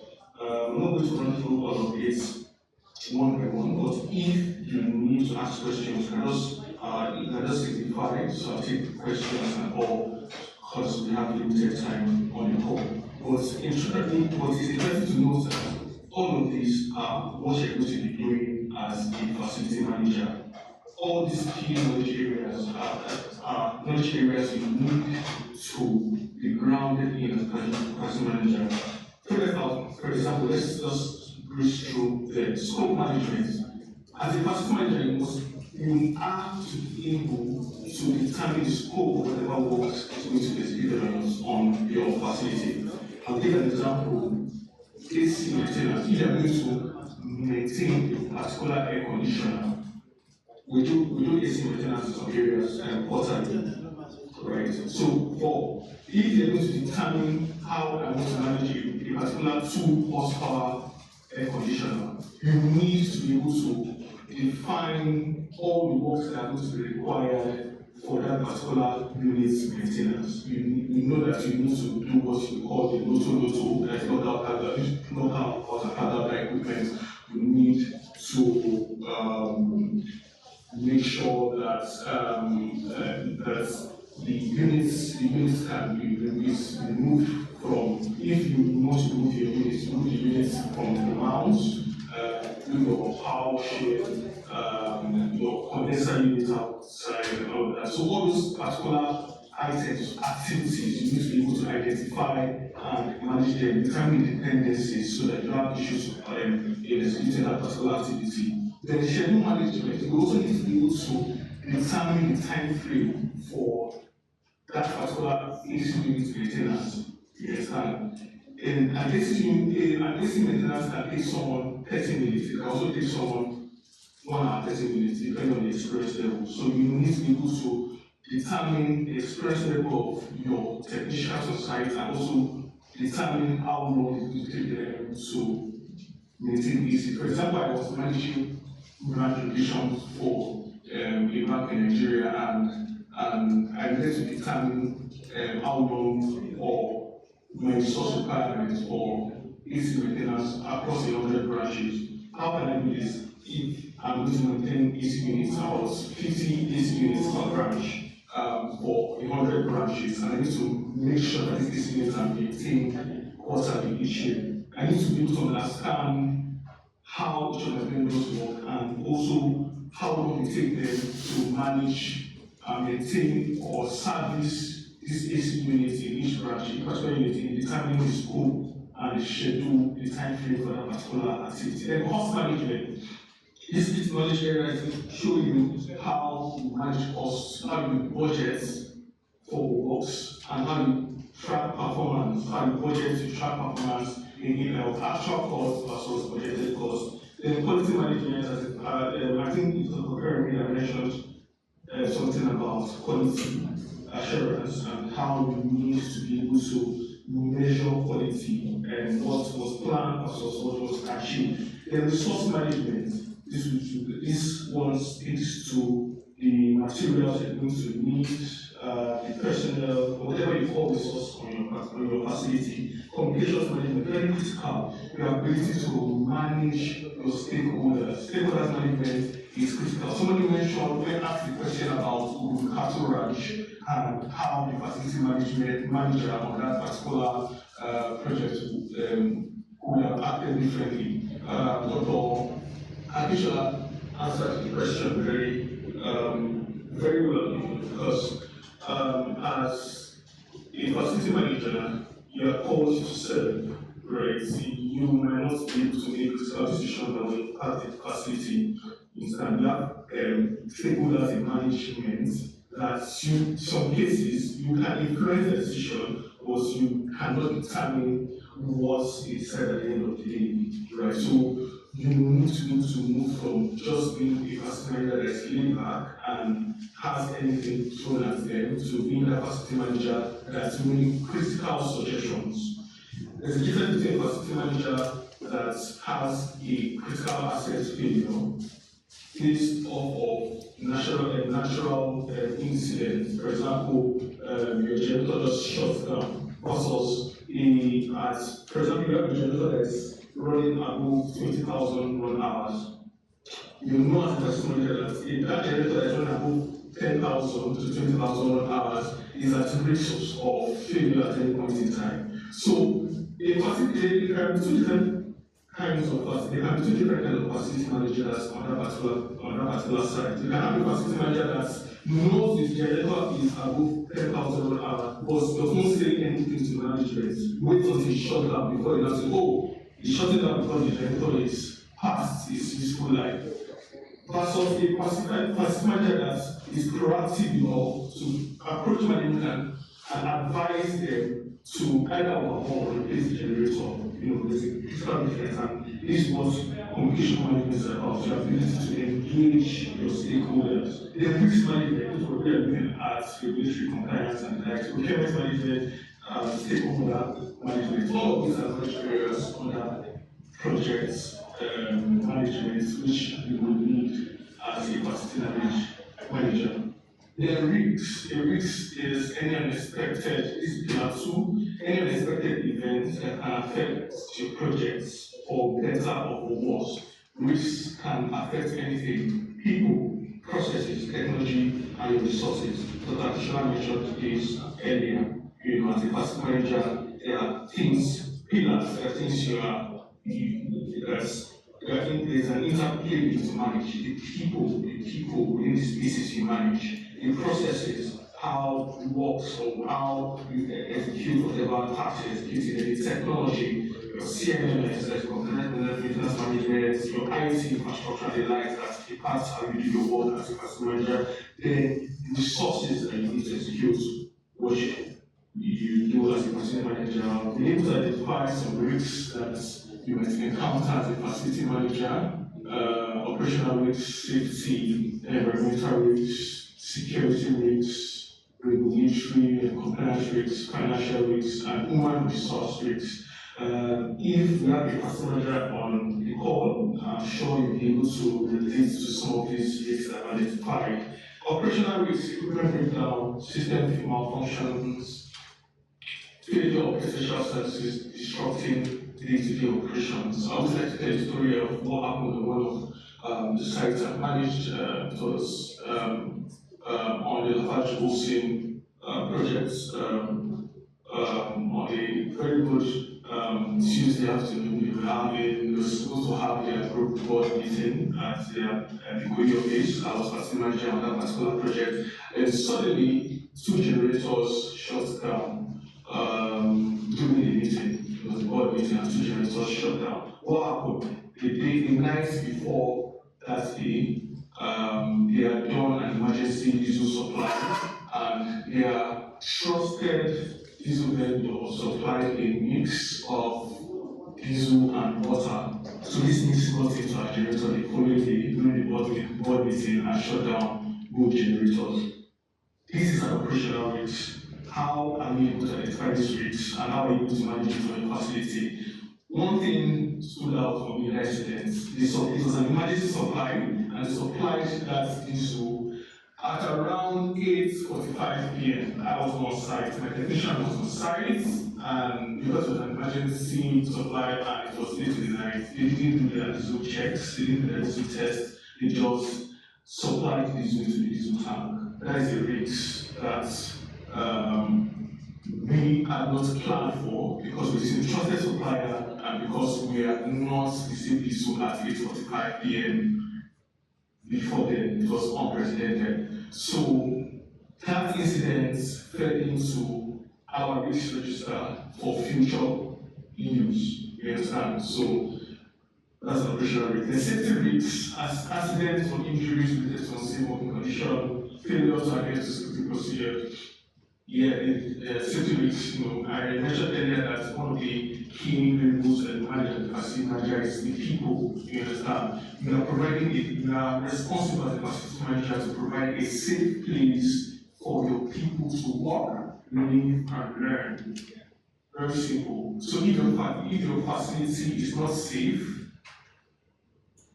it's because you've not been able to identify the safety risks within the facility. Then environmental risks, hazardous waste management, pollution, energy inefficiency, natural disasters, security risks, has to do with access, control, and the likes, the regulatory compliance risks. It's risk of non-compliance with laws, regulations, standards. Has anyone recall had an issue with the government regards to their facilities? I don't know if I can share one or two experiences at this point. Do you have anyone recall on site that has faced issues with the government with regards to non-compliance? Do you have any hands or anyone that wants to make a comment at this point on this regulatory risk issue? Okay, I have any hands, so I'm going to share one. So sometime in 2021, in the state, very crucial with government, while I was in the bank as a facility manager, with regards to waste disposal, the government came to us with a demand notice demanding about 850,000 naira per branch then, and we had around about 17 branches within that, within a part of Ogun State. And so I was responsible for managing that particular demand notice with the Ogun State government. It had to do with our waste disposal. They got to know somehow that in some branches we were burning some of our wastes, our paper wastes, so it established the demand notice. This was a risk that, this is a risk that, identified and we are compliant with some of these regulations in all of our regulations. But it just happened that because some branches wanted to save costs, they decided to cut corners on appropriate disposal of waste. You know, some of it manage that cost without cost implications. So it's one of the things you need to watch out for. You need to identify all the regulations you need to be compliant with. You can do this by engaging industry experts. You know, I know we have key resource persons in the institute. There are training with that can help you with this. If you need help, you can reach out to anyone of them to help you identify. Then also, you need to also be proactive with engaging some of these what regulatory bodies. For example, the Lagos State Waste Management Authority, the Lagos State Environmental Management Authority, something like that. You can, and the fire service also, you can be proactive enough to engage there because, for example, the fire service does a yearly assessment of your facilities. I don't know if anybody has experienced that.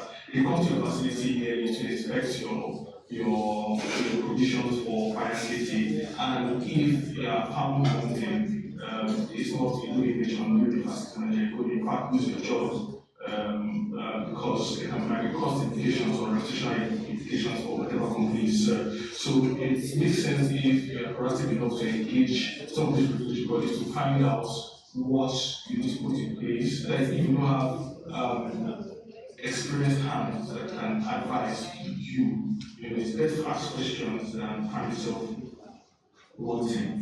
Financial rates, unexpected expenses, financial penalties due to compliance issues. Talked about that.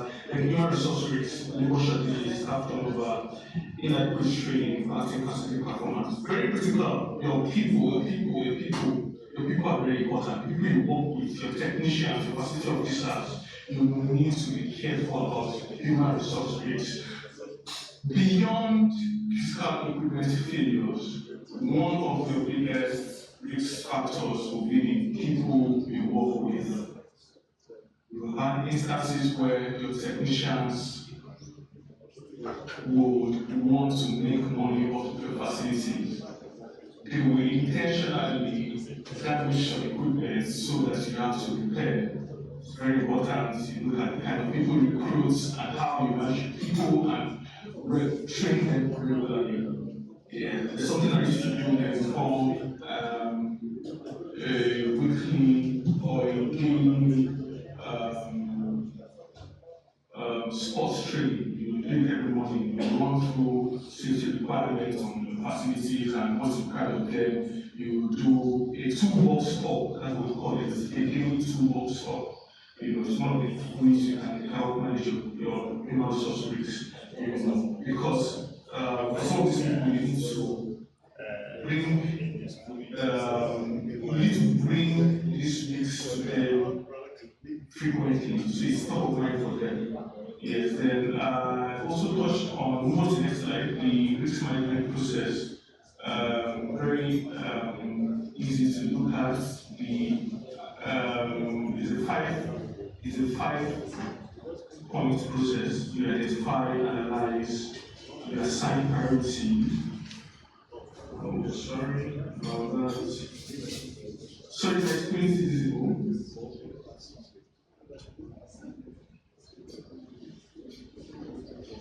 So I think the screen is visible.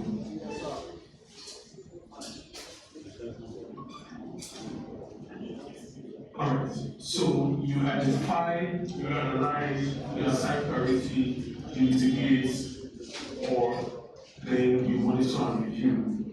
First stage of this process to identify, you need to be able to identify your risks on site, which is in fact the most important of this 5-point process.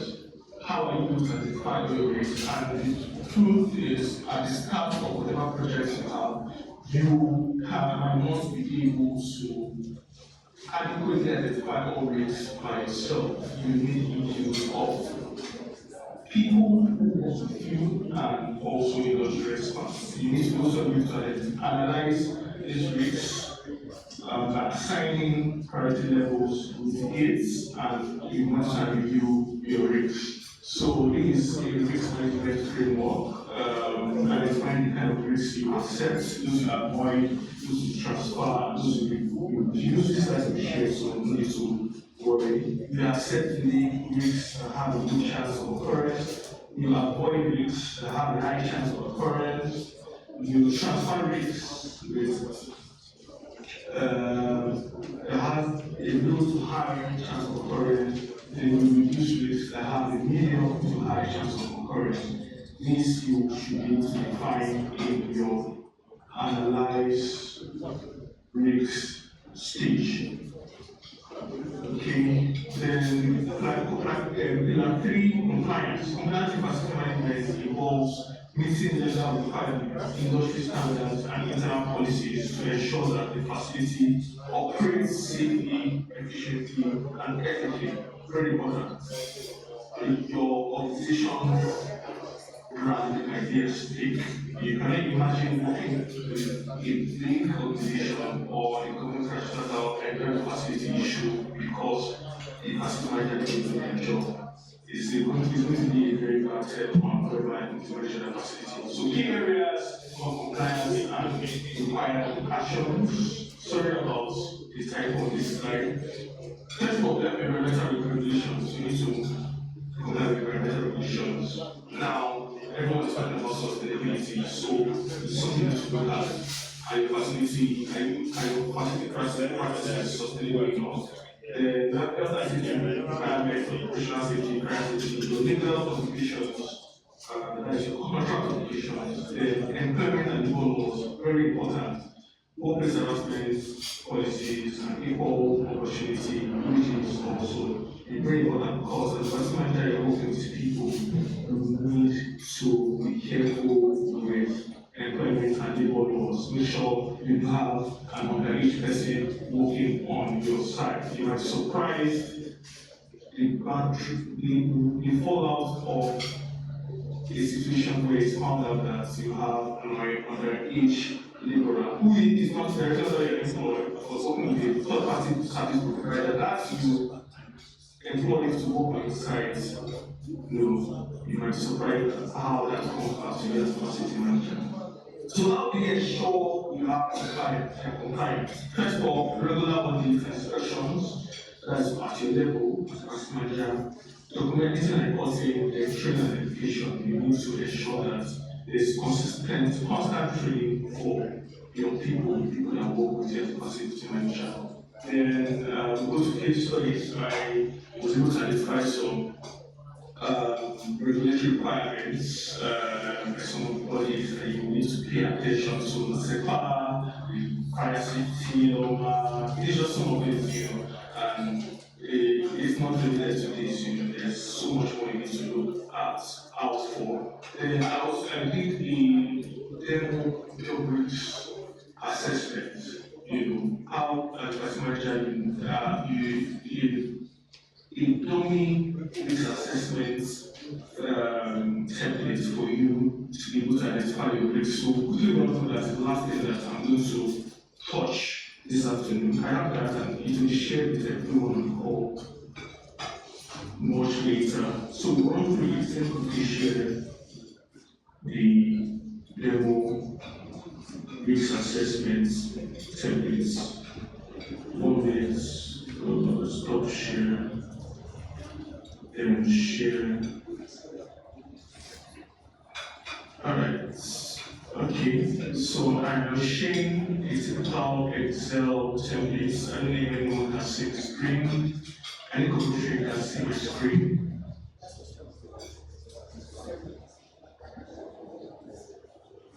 Yeah, sorry, is my screen visible? Alright, awesome. So you can see the 4 sheets on my screen. It's a risk assessment form. I will share this with the organizers so everyone on the call can have it. So it's a typical risk assessment. If I see my name, you can see my name on it. This is critical documentation you need to have on your site as a facility manager that will speak to whatever auditor that you are actually a facility manager that knows what they are doing. They are able to identify whatever risks that can impact whatever you are doing on your site. So this is typical job risk assessment for an air conditioning unit servicing. It looks very small. It looks inconsequential. Service an AC unit. Why don't you do a job risk assessment for servicing an air conditioner unit? It looks inconsequential, but it is very, very important. In fact, there are environments that you cannot change a light bulb without filling out a job risk assessment. I work in such an environment, and I can tell you for free, if you want to be a globally recognized, when I say globally recognized, a compliant and a facility manager that follows global best practices. You need to know and implement some of these things on your facility. When I was working with Lafarge, I managed a corporate head office as a facility manager. I couldn't change the light bulb without filling out the job risk assessment form. So whatever you're doing with this will help you identify your risks. You see, I have probability of occurrence, severity, and mitigation actions. So remember when I mentioned something about scope management, I've been able to identify the entire scope of work required for my air conditioning unit servicing. First of all, dismantling the unit. Second, servicing and steam wash. Then post-works. Right. Then hazards, we'll take the first one, dismantling the unit. Hazards identified are exposed wiring, structure edges, fall from heights. Fall from heights, we recognize that height in facility environment is whatever is above 1.5 meters. Let's put that at the back of your mind. If there is anything works, whatever works is above 1.5 meters, you need to classify that as a work as height. Then hazard effects, electric shocks, cuts, and falls, be able to identify the probability of occurrence, the initial risk, the probability and severity. There's a severity matrix to decide which will help you assign the severity and probability matrix. Then you can see it's color-coded, initial risk, potential, probability of occurrence, and the severity. Giving us 48, which is quite high. Then risk control measures, use of PPE, ensure proper load, then use proper in-ladder. Yes, the use of PPE, of course, whenever you need to execute, you need to use your PPE, then use your personal protective equipment. Then also, for whatever works is executed as a facility manager, that's with anything electrical, make sure that you facility best practice requires that you do a which means a lockout, tagout. What that means is you go to your distribution board, then lock out a particular electrical equipment that you want to work on. If it's an AC unit, you need to identify the AC unit on your distribution board, then lock it out. What that means is you turn it off, then lock it. What that means is anyone that comes to that unit and switches it on at the wall socket, the AC unit does not come on. How this protects the person is, for example, you have someone working at the external unit. Of course, I can walk into an office and say, oh, this office is hot.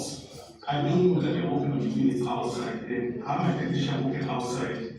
So I come to the if I've not worked outside, somebody can walk into that AC unit and turn it on, which will cause a disaster for whoever is working on the unit outside. So it's important that you make sure that you lock out and cut out the electrical equipment that you are servicing and working on. The use of e-ladder, work at height.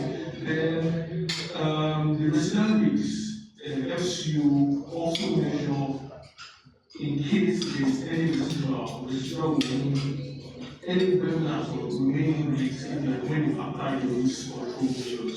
You can see that from a risk weight of 48, I'm able to reduce this to 4 by taking some of these actions. The action required or additional risks are what we're going to do to eliminate the risks, ensure proper expression of checks, which is the responsibility of the facility manager, and ensure the personnel are train through your toolbox store. Who is responsible, the facility manager, when immediately before the work starts off? So you do this for all of the scope of your works. Identify the task you're doing, measure the initial rates, identify risk control measures, then measure the residual rates, then also identify what you need to do to get that to the residual rates. That way, you have been able to identify all the risks and also measure and manage them. And make sure there's proper sign off by yourself as a facility manager and whoever is executing the job, technician on site. This will feed into your documentation as a facility manager. Make sure you record and save these risk assessments on your activities. It will come as a critical record that can save you as a facility manager. So I think that is all. Now I'll allow questions. I know there are great areas that we want answers to or we want to take questions. Okay. I don't see hand up for those joining us online. I don't know if there are questions on site. Thank you very much, everyone. All right, questions, please.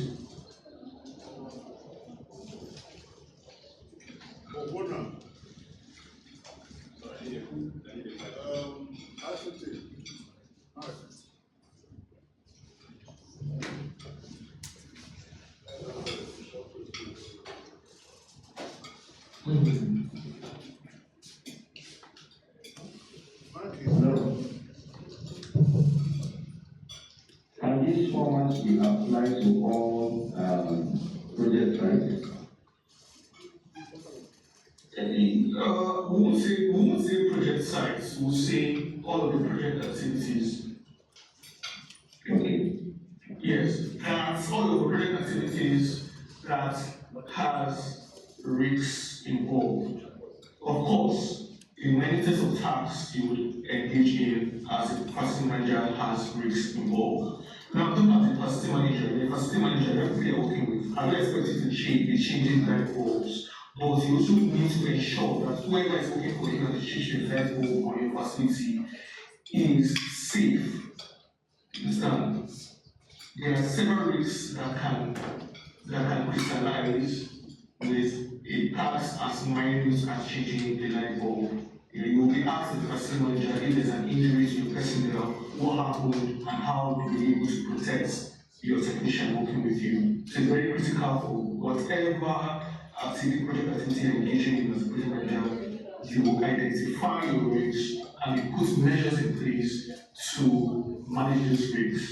You understand? Your technicians on site will always want to cause corners.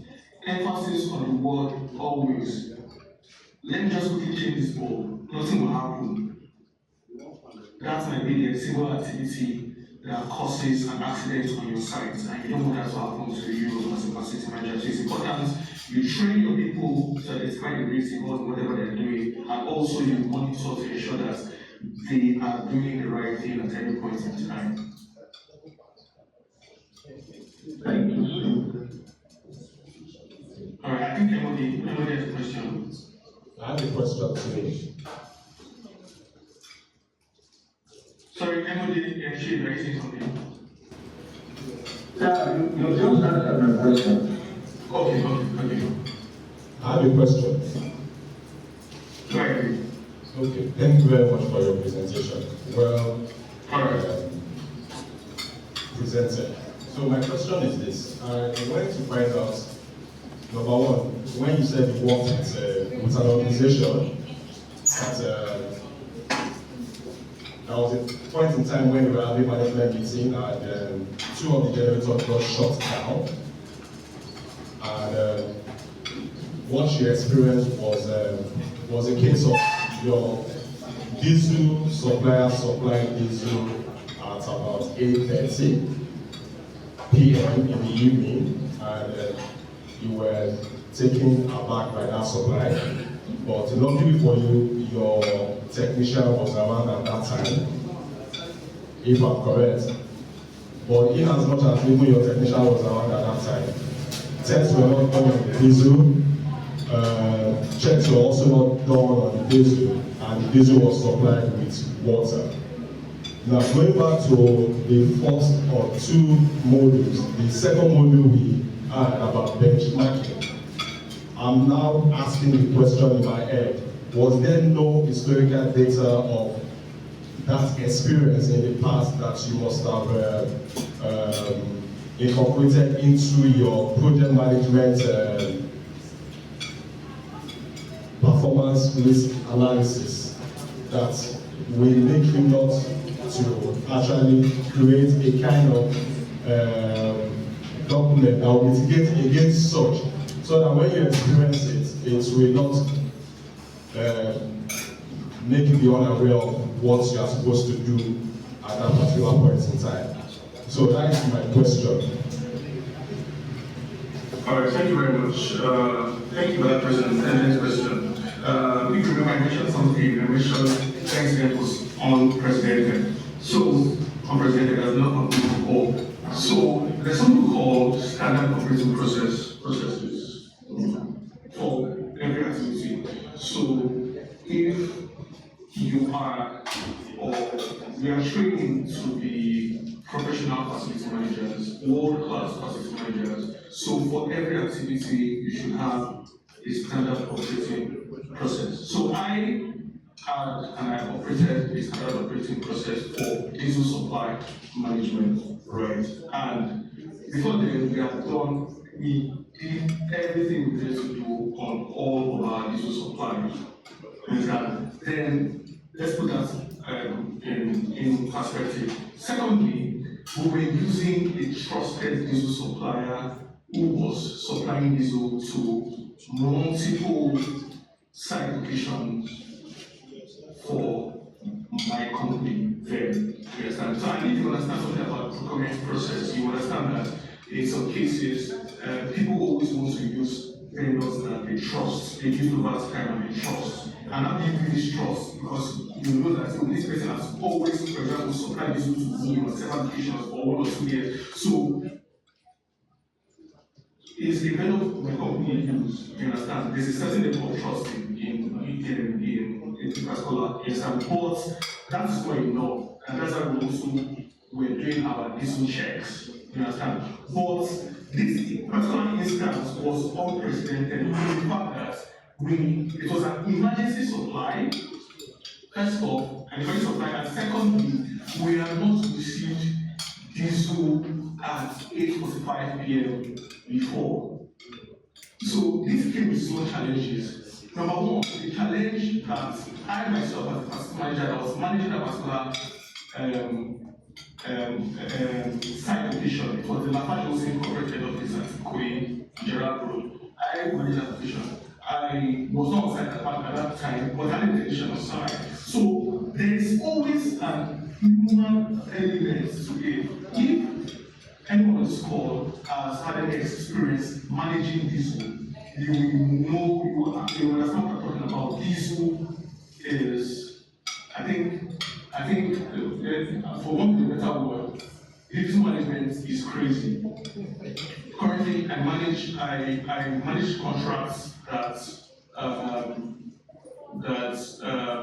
which the MTN network runs, and one of those contracts is managing telco providers that help us manage our passive equipment. Passive equipment will include your diesel generators, that is all the power equipment, and physical security and the likes. You understand? And one of our biggest challenges in telecommunication in Nigeria today is diesel supply. If any site in Nigeria is going to go down today, it's because diesel could not get to site. And the human element, so it's so bad that you have these truck drivers leave wherever they are living, diesel depot with diesel but they stop on the road, discharge some of this diesel into jerry cans and the likes. They do whatever business they need to do, then refill some of their tanks with water. There are so many practices that have to do with diesel. If we want to discuss diesel, we will sit down and talk about diesel for a whole day. Facility managers also steal diesel on site. There is money in diesel. Technicians steal diesel on site. I've had to fire 2 or 3 technicians because of my career as facility manager due to diesel thefts. So is an issue that the best standard operating processes cannot manage diesel supply. Understand? I don't know. So it was a unprecedented incident, but it also fell into my resident register in that particular scenario. I was able to escalate the situation. Our manager situation was very simple. That vendor was terminated as a service provider. They paid damages for that particular supply. I think on their end they said that it was their guys that pumped water in the diesel tank and supply, blah blah blah blah blah blah. And my technician I also discovered over time that my technician had been working with the diesel supplier. So what they do is when I'm not around in that specific situation, they under-report the current level of diesel, then over-report the quantity supplied in that particular scenario. So it exposed a lot of issues and risks that I could not identify at that particular point in time. And understand, there's also a lesson register. As a facility manager, you will come across experiences that you cannot explain. And it's one of the biggest things you need to look at diesel management on the site. There's money in diesel, I believe you, there is money in diesel, and people must make money off of you and off a facility. So I don't think I'm going to answer the question, but there's always learning from experience. There's a lesson register. If you have a bad experience as a facility manager, ensure that you learn from the experience, record the experience, and make sure that that does not happen again. On that particular certification, we never supplied it to past 5 p.m. And on every single diesel supply, I, as Moses, was applicable to receive the diesel. It's in some cases it's a negative job. You have to climb to check yourself, but when money is involved and you have Nigerians involved, we're ready to get your hands dirty.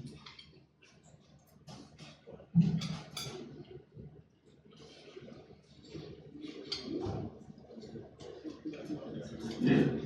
I might be able to answer your question. I don't know if I'm able to answer your question. I can see it's easy. I can see it's easy. I don't know. Let's have a microphone.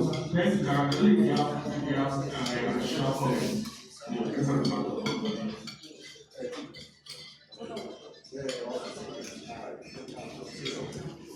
And I think we can say comments is the person sitting beside you. Have you had funny experiences with diesel? You can share. I think you did technical. You responded. Sorry. You responded. Can you hear me? Speak up, sir. Okay, go ahead. You responded to him technically. But I'm just going to use this opportunity to go around generally from the first speaker down to there's something that I want to pick that should cut across all the FMs. Because it's our job, or what we'll be doing is manpower driven. We can do so much by running the process behind doing the back end support. But the forward support is usually those guys that we are discussing. Those guys, yes. Those guys, For instance, your technician, your diesel drivers and all that, which you don't have absolute control over. You can run all the processes. You can run all the processes. They can still turn your process back. Which is why you are doing the risk analysis and all of that to mitigate as much as possible. But there is something that I want to say to all of us, that while we assign those blames to them, being the end product, being the one that actually do this, mischievous acts, if we start taking responsibility as well as their employer, as people who engage them, I think on the line that, with under those checklists, everything we're talking about, if there's somewhere that we put across there that, our engagement, how do we take responsibility for what goes wrong on the long run? It will help us quickly to realign and, reaffirm ourselves to avoid such problem. I said earlier that you responded technically because I was hoping to hear you say the team took responsibility for what didn't go right, what went wrong. But on the other hand, it seemed the other guys were the ones that were responsible for everything that happened, even though they were. But we can all agree that there are still lapses from the people that engaged there. So generally, I think if we take responsibility ourselves, it allows us to quickly reappraise ourselves, and to be able to avoid such circumstances going forward. That's what I want to say. Yeah, very apt. And the truth is, at the end of the day, when you're standing before management, it's nonsensical for a facility manager to say it's my technician that did this or that. As a facility manager, you are totally responsible. I was answerable for all of the issues on that particular day. So that's why when I speak of my experience in facility management, I always say blood and sweat. I cannot blame the technician that's earning 100,000, 150,000, who I as a facility manager can hire and fire. Well, I absolve myself from whatever misendeavor. I am responsible. You are a facility manager, you're responsible. Whatever pain on your side, it is your pain, not your people's pain. And it speaks to leadership. One of the things that every facility manager will learn. You are a leader inside. You are leading a team, and you also are responsible for the actions or inactions of your team. That's why training is important. You are responsible for training your people, your technicians on site. A toolbox talk is important. Daily toolbox talk, in safety requirements, you speak to them on what's required of them daily. Just to reinforce in their mind what's expected of them is very important. So you cannot blame the technicians. Thank you very much for that. All right. Let's get an answer for requests for comments or questions. So I'll hand over back.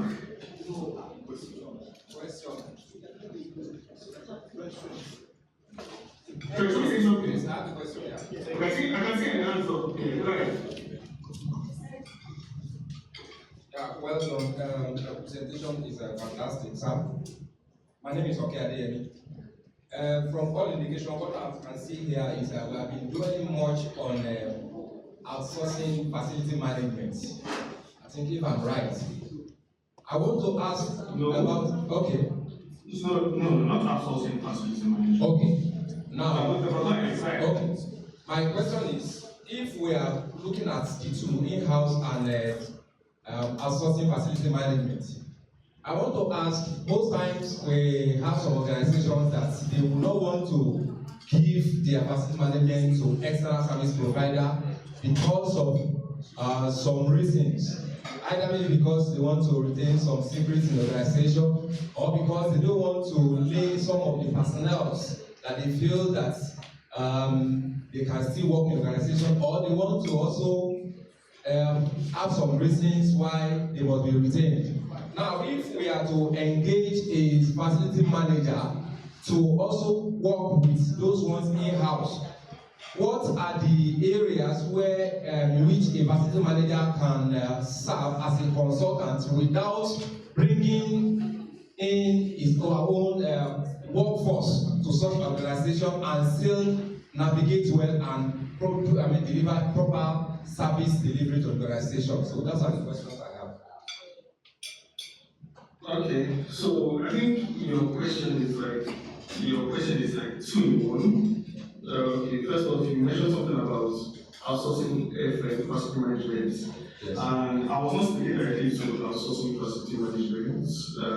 I was speaking to you and I as facility managers, right? So I mentioned something. When speaking of my spirit, I mentioned something about working on both sides of the divide as a facility service provider, that is with the facility management company, from offering facility management services to companies, to other users, then as a facility service owner that is representing the client, and managing his facility service provider. So it depends on where you find yourself, right? Then coming to your question particularly, how can this, as an in-house facility manager, how can you serve as a consultant? If I get you right. Yes. Right? As an in-house facility manager, you are expected to serve as a consultant facility manager. So that's what I mean. What I'm saying is, okay, an organization is having a facility management department.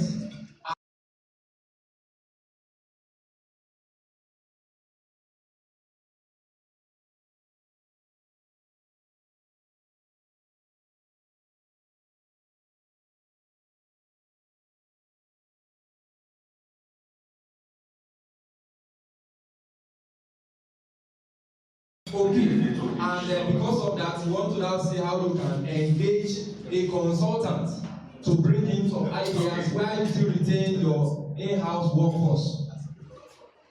Okay. Yes. Very, very simple. Your question is very simple. Okay, your company are working with that facility department. You want to retain your in-house workforce, yes, but you also want to get a facility consultant. Yes. I get you right? Yes. Yeah, so it's very simple.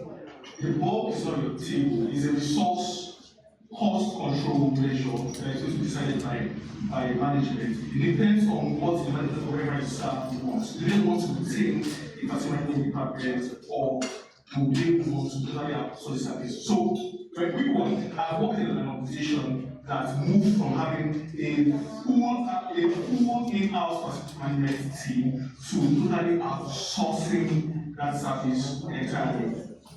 So one of the most critical consideration is cost consideration. So one consideration is, do they want to retain the cost of keeping these people in-house as staff members versus outsourcing that service? Because it's a higher cost if you're going to keep your in-house facility, they're going to pay for HMO, they're going to pay for insurance and the like. So government wants to cut down on this cost, that's why they outsource.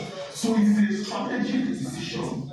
It's a strategic decision, you understand, not an operational decision. So if the management decides that they want to cut down on human resource costs, thereby outsourcing facility management, it is a decision to make. So what happens in these instances, for example, to call an experience now, is so the organization I was working with decided they wanted to cut down on facility management, on human resource costs, so they don't need all the technicians. So they decided to outsource facility management. But they cannot totally outsource the service. They need someone that will represent your position. That is where you as a manager come in. You are the one that will represent the interests of the organization you serve in managing the facility. So you will be directly responsible for managing the facility management consultants and their people working on your facility. So that's why I said that, for example, at First Bank Nigeria, I was the facility manager. I was managing about 100 branches for the 100 branches for the bank. I was not directly managing those facilities. I was working with facility management companies, the ones that provide janitorial services, they provide with technicians. All I need to do is decide, work with the branches themselves to decide what needs to be done. You understand? then assign the vendor to do what I need them to do for me, then I do quality assurance. You understand? So I'm the subject I'm the subject matter expert in this instance. You understand? I know the cost requirements, I know the scope, I know everything required to make sure that facility is running efficiently. So what I need to do is make sure that the consultant is not cheating on organization. You understand? I also make sure that they are doing what's required of them part time. Quality assurance, quality management, and like. Yeah. So that's what it comes down to. So you let go of your in-house technicians, but you retain your facility manager. You understand? Thank you, sir.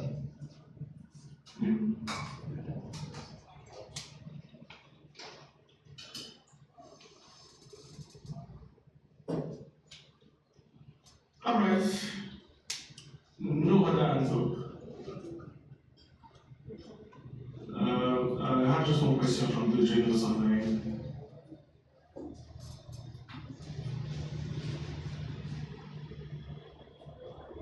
Okay. I don't know if the program coordinator is on. I think we'll have further questions. So permit me to step down.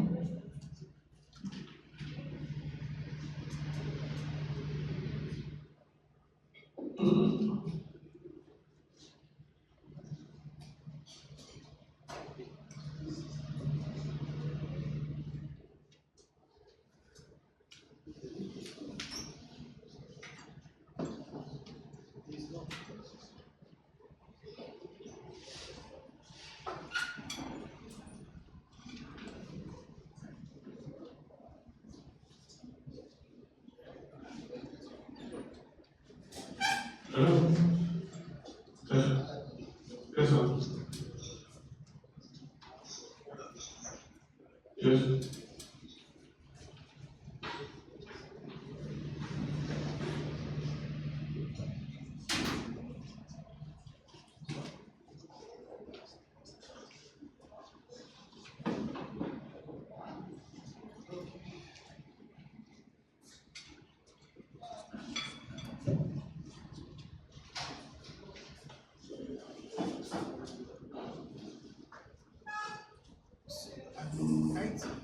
Make me post.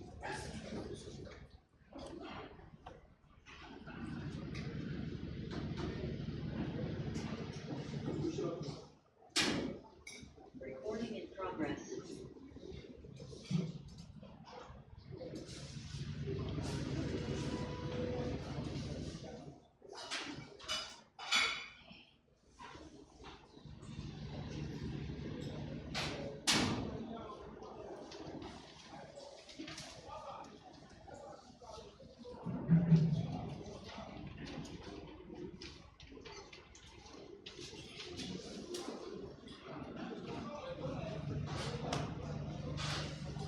Good afternoon, ladies and gentlemen. We want to take another module titled Sustainable Facilities Management, the vital role facility managers can play. I'm sure we are all conversant with the fact that for FM, the focus now more than ever is about sustainability. Because when you look at the several dimensions of all that we have been discussing, you see that sustainability sits at the center. And for those of us that are practicing in Lagos, for example, you realize that there is actually a very, very serious landscape shift in FM with respect to regulatory compliance. I think one of the things that you probably will have to struggle with is to ensure that your facilities comply with regulations, right? And those regulations are actually meant to drive sustainability. So we'll be looking at the concept of sustainability in this module the justification for sustainability in facilities management, then we'll be looking at strategies for implementing sustainable facilities management. Then we'll also discuss the merits of sustainable facility management and we'll conclude. Now, sustainability is actually a household phenomenon or concept, especially at this time.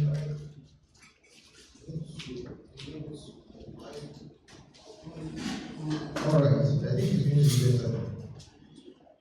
So, especially with respect to what we do as facility managers,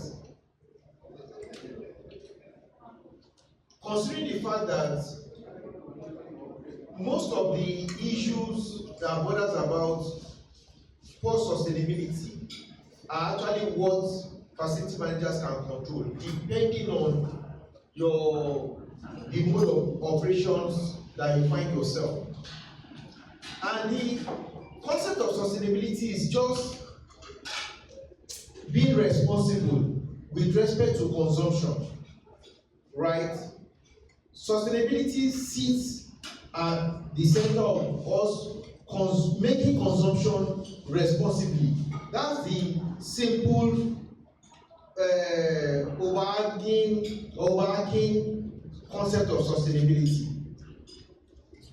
So, sustainable facilities management aims to ensure workplaces have a minimal, neutral, or even positive impact on the environment. About 3 weeks ago, we had a think tank session at one of the very, very big hotels in Ikeja. And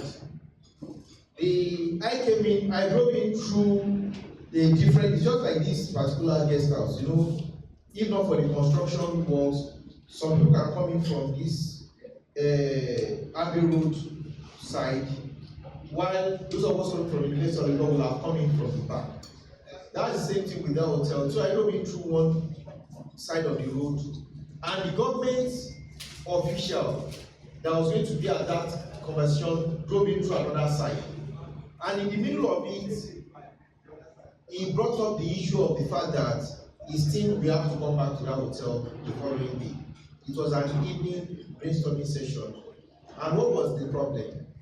He said the wastewater weren't treated. You could perceive the very, very strong smell while driving in from where he came in from.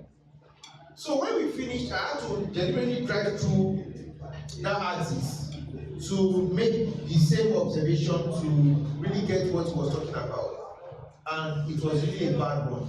And I'm sure by now, that hotel will have some hundreds of maybe million fine before them that they will be negotiating on how to bring down.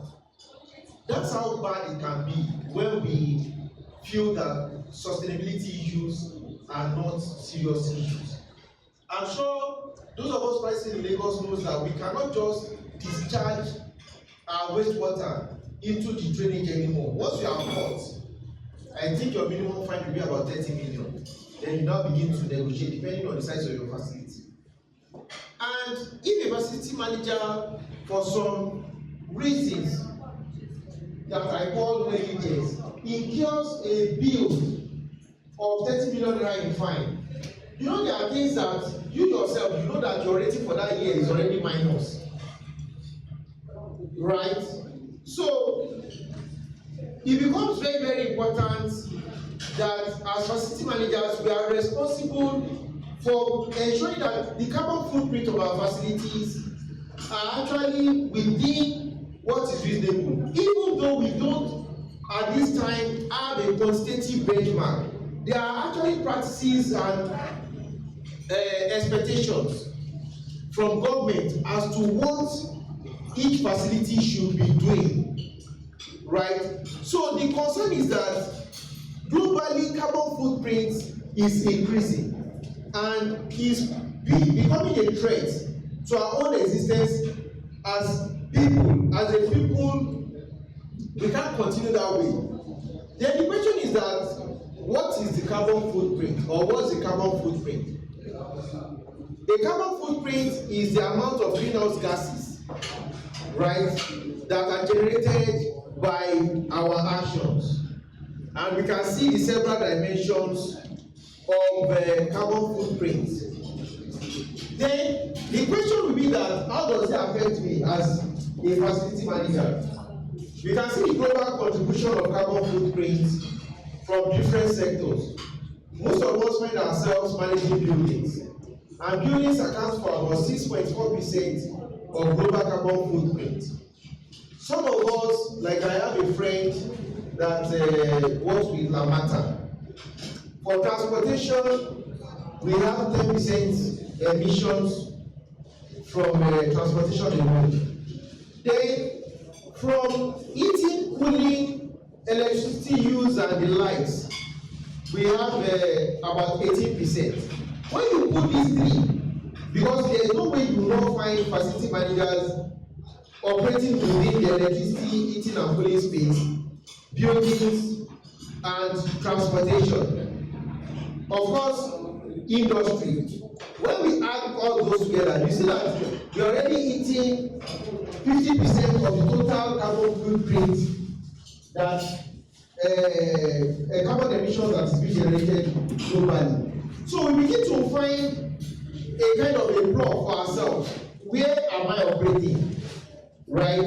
If I'm a facility manager for buildings, maybe residential, commercial, I know I have a role to play in that 6.4%. If I'm a facility manager that's working with Lagos State rail or PRT, I have a role to play within that 10%. And if I'm working with flour mills, for example, I have a bigger role. Or somebody was talking about Lafarge the other time, right? Those are very, very serious issues that we need to look at. So globally, the average carbon footprint is moving to 4 tons, right? And the average carbon footprint per person per year in the US, where we have data, is 16 tons, which is one of the highest rates in the world. On the average, everyone in the world will need to have a lifestyle carbon footprint of less than 2.5 tons of CO2 equivalents per year in the next 5 years. We are in 2025. If we continue by 2030, we all see what is happening now. We no longer know when rainy season is here or dry season. The whole of April, May, June, right, up to July, when we are supposed to have heavy rains, everything was just dry, right? Even up to now, we are not seeing the rainy season, and this is October. Because when we were growing up, one of the things that we used to know or contract the rainy season is this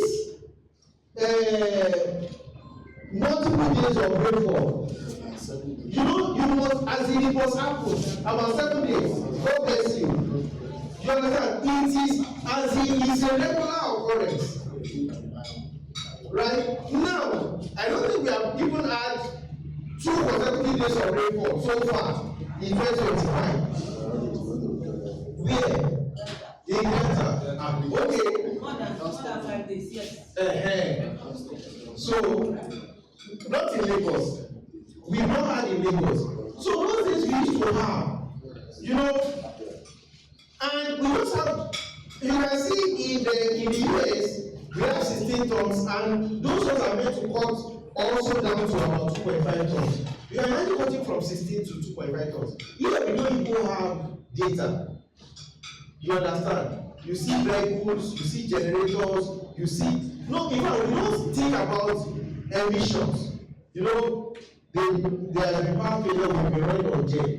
You know, when I went out and I had the noise level of the generator, I'm like, is in 2025, the generator is still making this kind of noise. As in, you understand now, noise level, talk less of the scope, right? So these are issues that are of concern to us. And thereafter, the expectation is that by 2030 we should have carbon footprint of less than 2.5 tons, and thereafter we should reduce below 2.5, maybe about 2.0 tons. And for us to be able to bring down the global temperature by 1.5 degrees Celsius, look at the wahala. The wahala is that we need to come low to about 2 tons to be able to achieve a 1.5 degrees Celsius drop, right? Without AC now, we can't stay here. In fact, there are sometimes you wake up in the morning and like you are like after bathing, you are like, what's happening? I'm feeling hot. You know, solar radiation. You already have radiation. The sun has not come up, or you don't have sunrise yet, but you can feel the solar radiation, right? And that's as a result of global warming, which is a consequence of sustainability issues.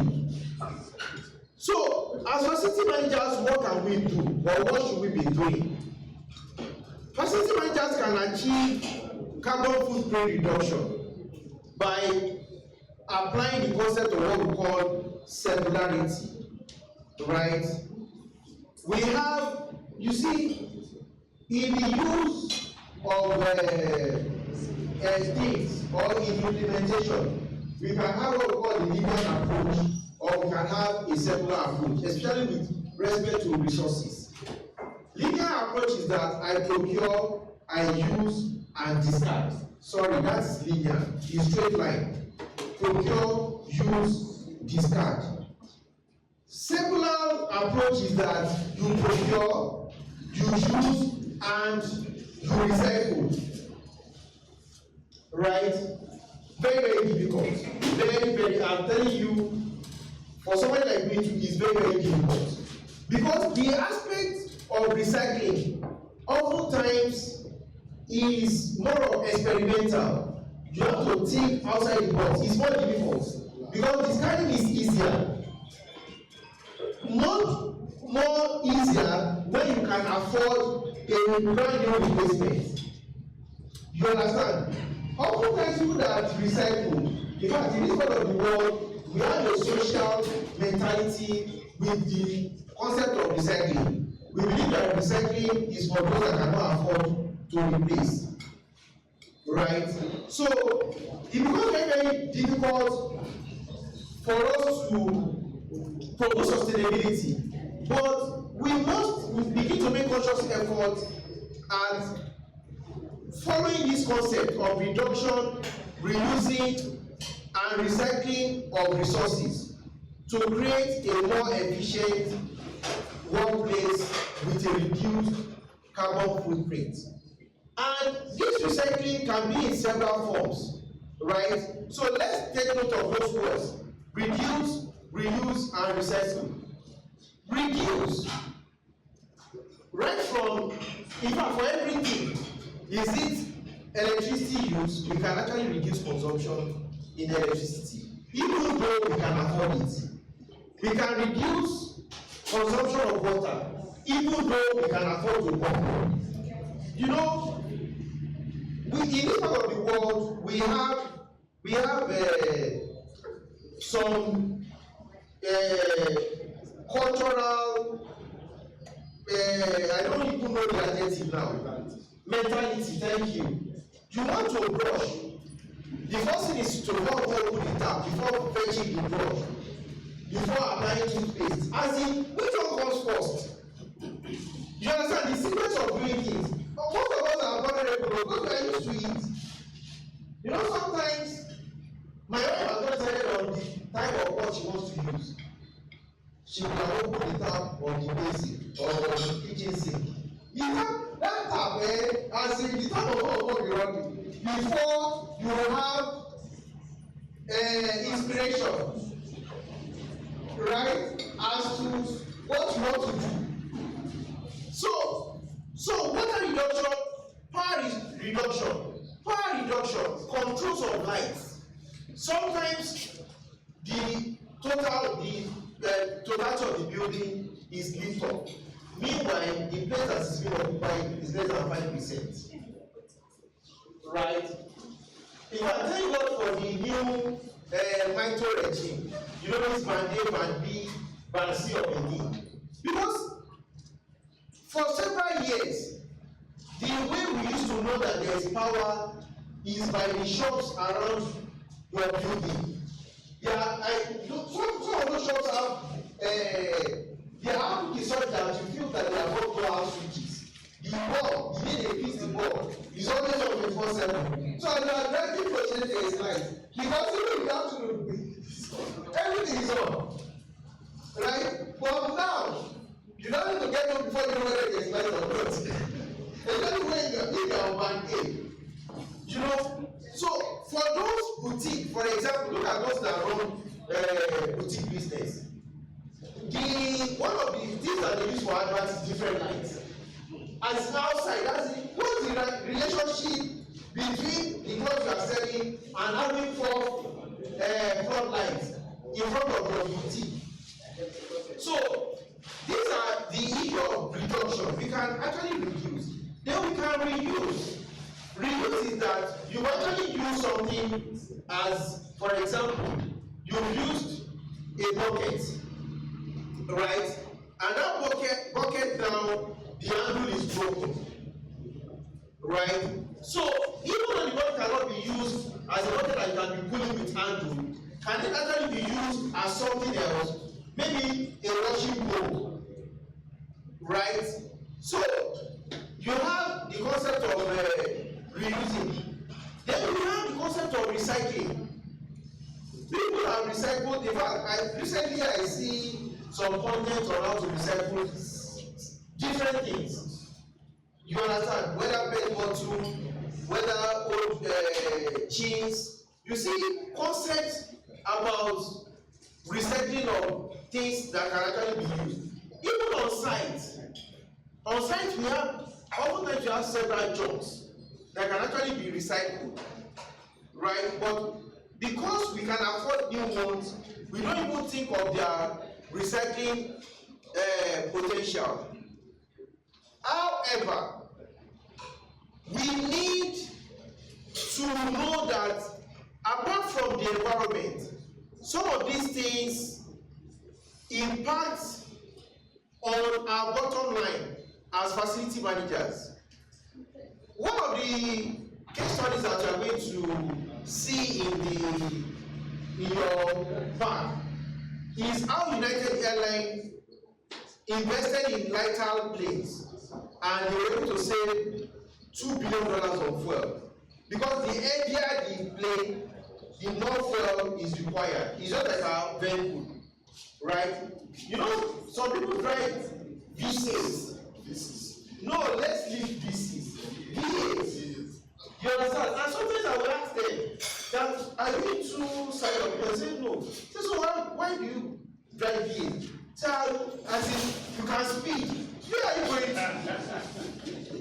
Are you doing car race? And how often do you have to actually go on that highway that you can actually now use the horsepower of the V8 to speed? So it's very, very important that facility managers begin to think of some of these things. You can see what you have, the invoice that you have on the screen.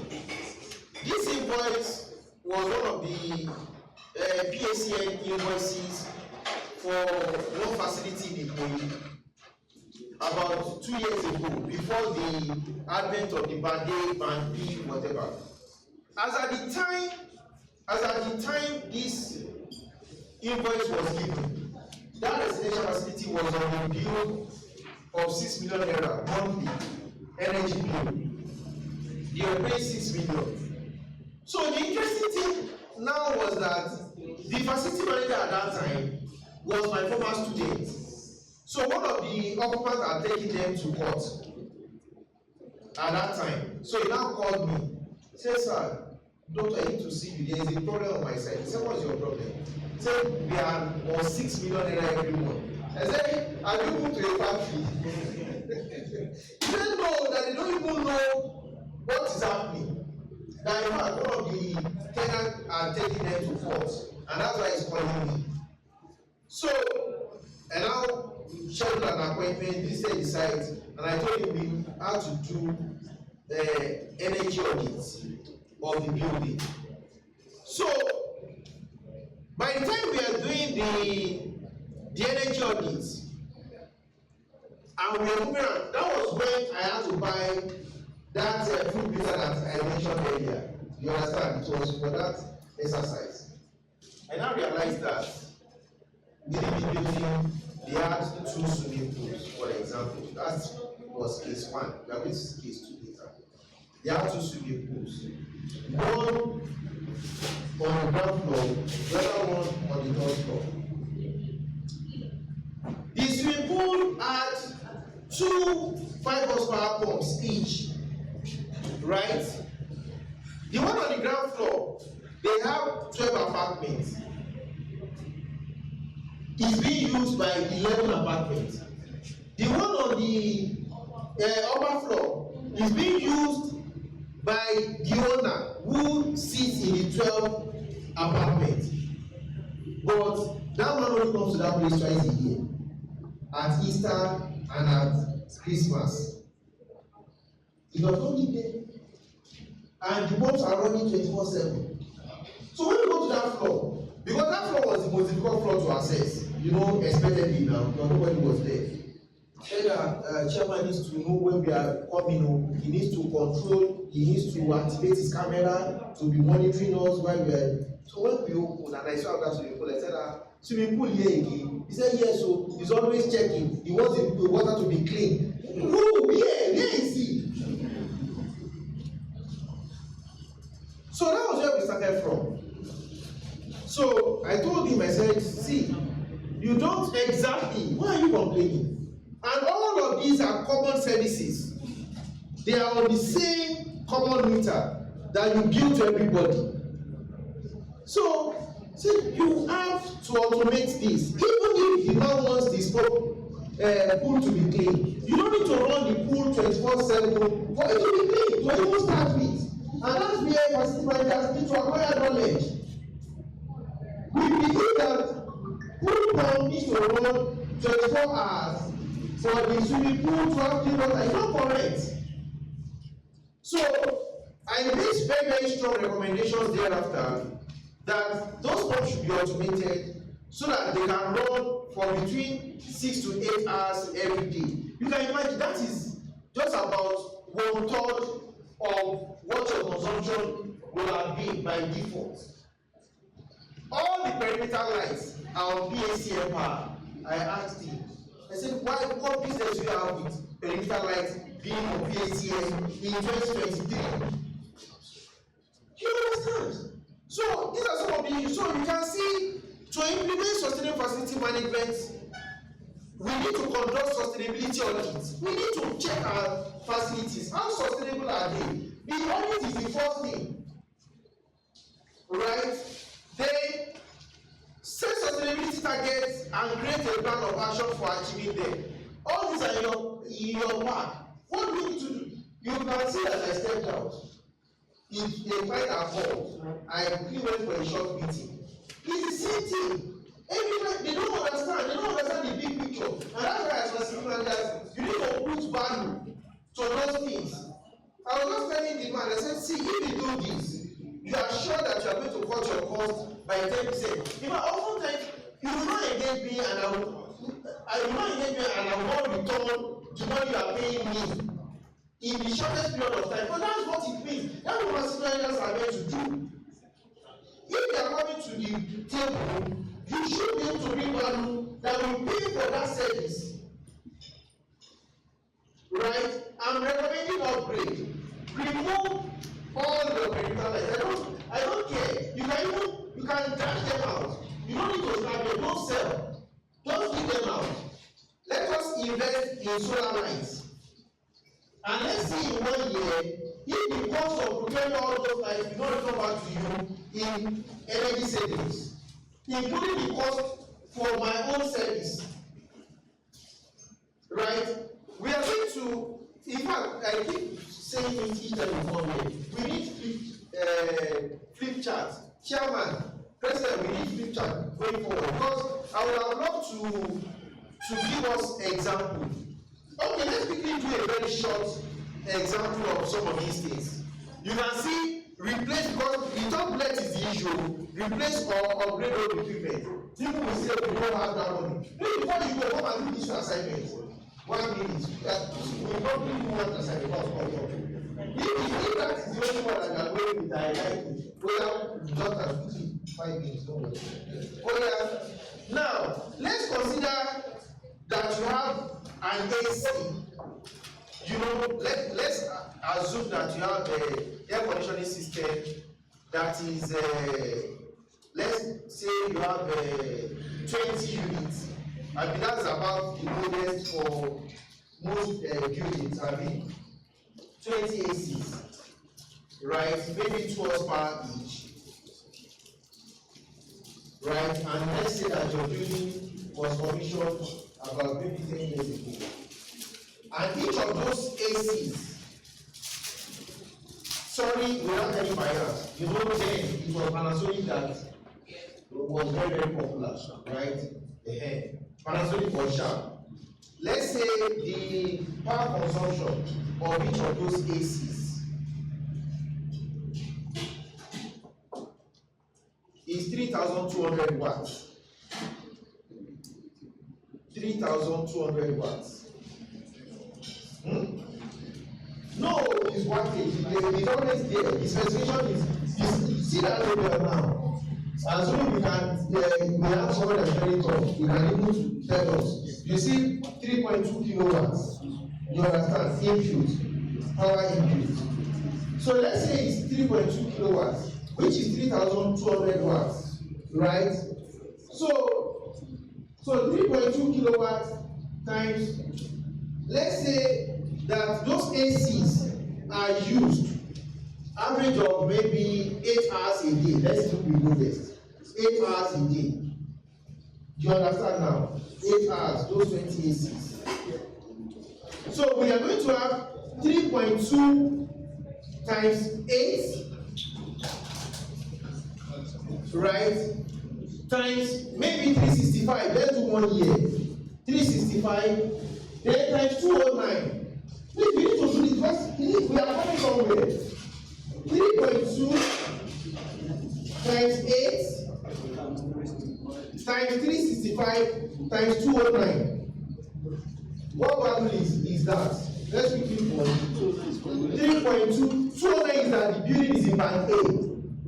You understand? So the 209 naira per kilowatt hour. Roughly 2 million.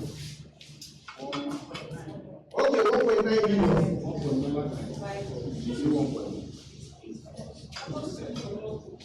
Okay, almost 2 million for 1 year, right? So let's say that almost 2 million in 5 years, that means we have 10 million, right? Well, I think the building was commissioned when? Okay, let's even do 5 years, right? We have 10 million. Let's keep that information somewhere.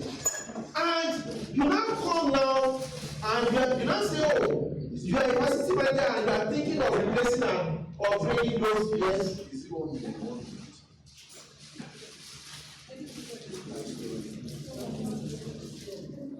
Is this one that we need to check? 3 points. Where is your role now? No. Let's use that one.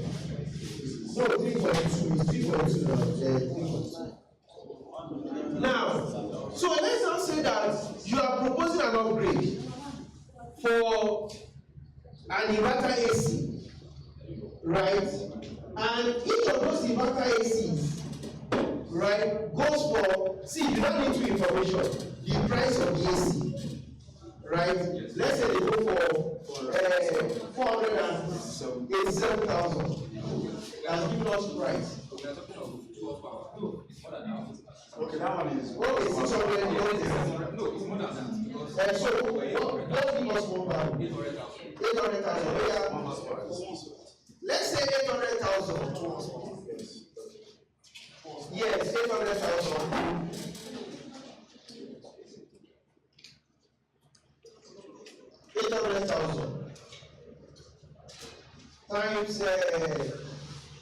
the number of units, we have 20 at least. 20.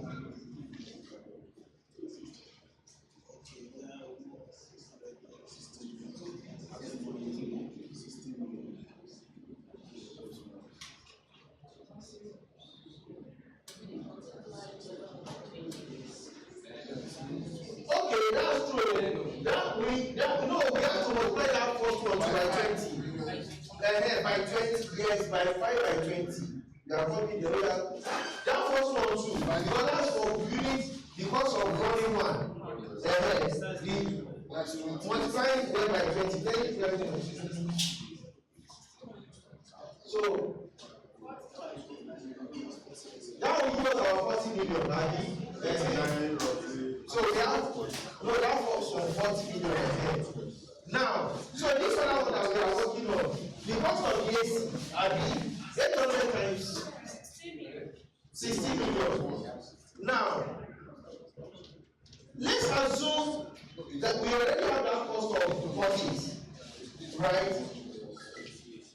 Please let's pay attention. Let's now assume that the power rating is 1,350 watts. 1,350 watts. That's 1.35 watts.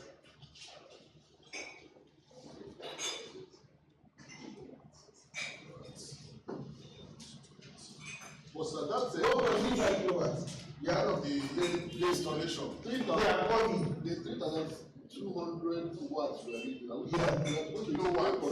That's what we use 3.2 now. That's why we came 3.2 is 3.2 kilowatts. 3.2 to be 1.9 million. So what did they get? No, 3.2 times 8 times 365 times 209 then times 20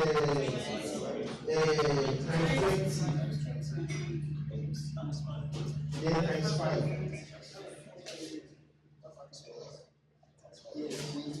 So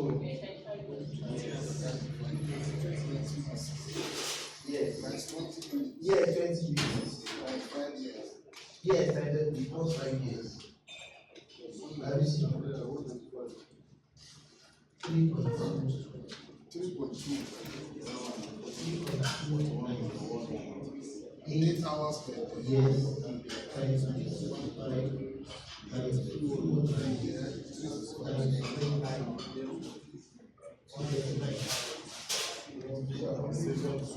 So now, wait, you are going for us. So let's do that one. 1.35 times 8 hours times 365 times 209 then times 20 times 5 years. What of the 800? That's the power rating of this new one that we are proposing. Yeah. Per unit. That's per unit. Yes, per unit. But what of this 800 cost? We are coming to add it. You understand? You know that 800 is times 20. So times 20. So we are going to factor in installation. Installation is one of just like the cost of purchase, right? So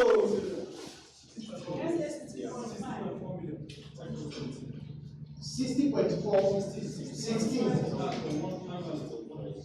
no times 20. So now over 5 years, what do you have? 82.387. Now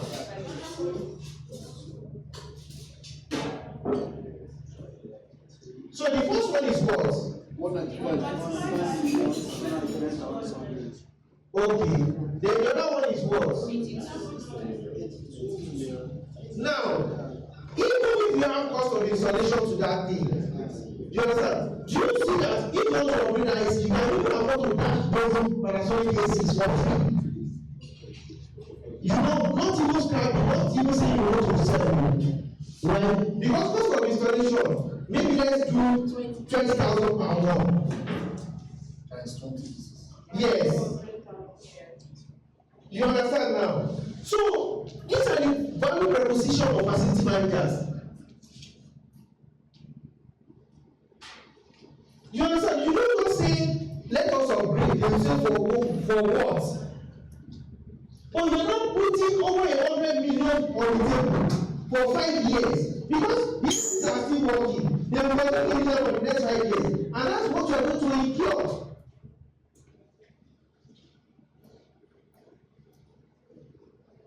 In fact, the moment you begin to think and present value that you can actually attach money to as a facility manager, and I said I went for one meeting now. If I show you my phone, I'm taking photographs. Say, hey, before you go, doctor, snap this, snap this. When you, I said, they are waiting for me. Say, snap it so that you don't be thinking about it.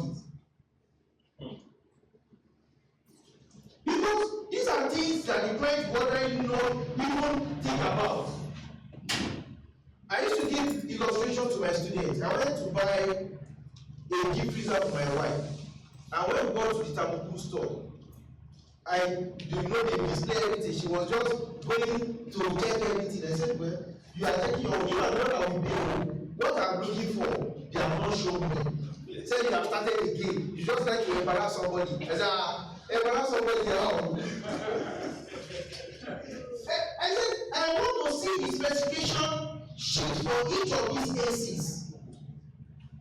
Because I'm already thinking of cost of operations, of these freezers rather. So I'm already thinking of cost of operation because somebody is going to give you maybe 15 tons of freezer, 2 different types, and you say this one is 600,000, this one is 750,000, the same Tamoku. And you're asking, why is this one more expensive than this one? They will say that's the way they supply today. It's not correct. There is something. And often when you look at that something, it's the point that drives the operation of that freezer. And when you say, okay, after all they are the same size, let me buy this one, you see that it has higher power rating. In 3 months, it's already more expensive than what that is expensive. Especially for things like freezers that are always on 24/7.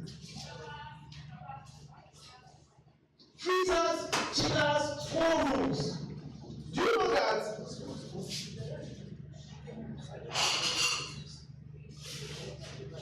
Yeah, you know, is it the screen that you are seeing?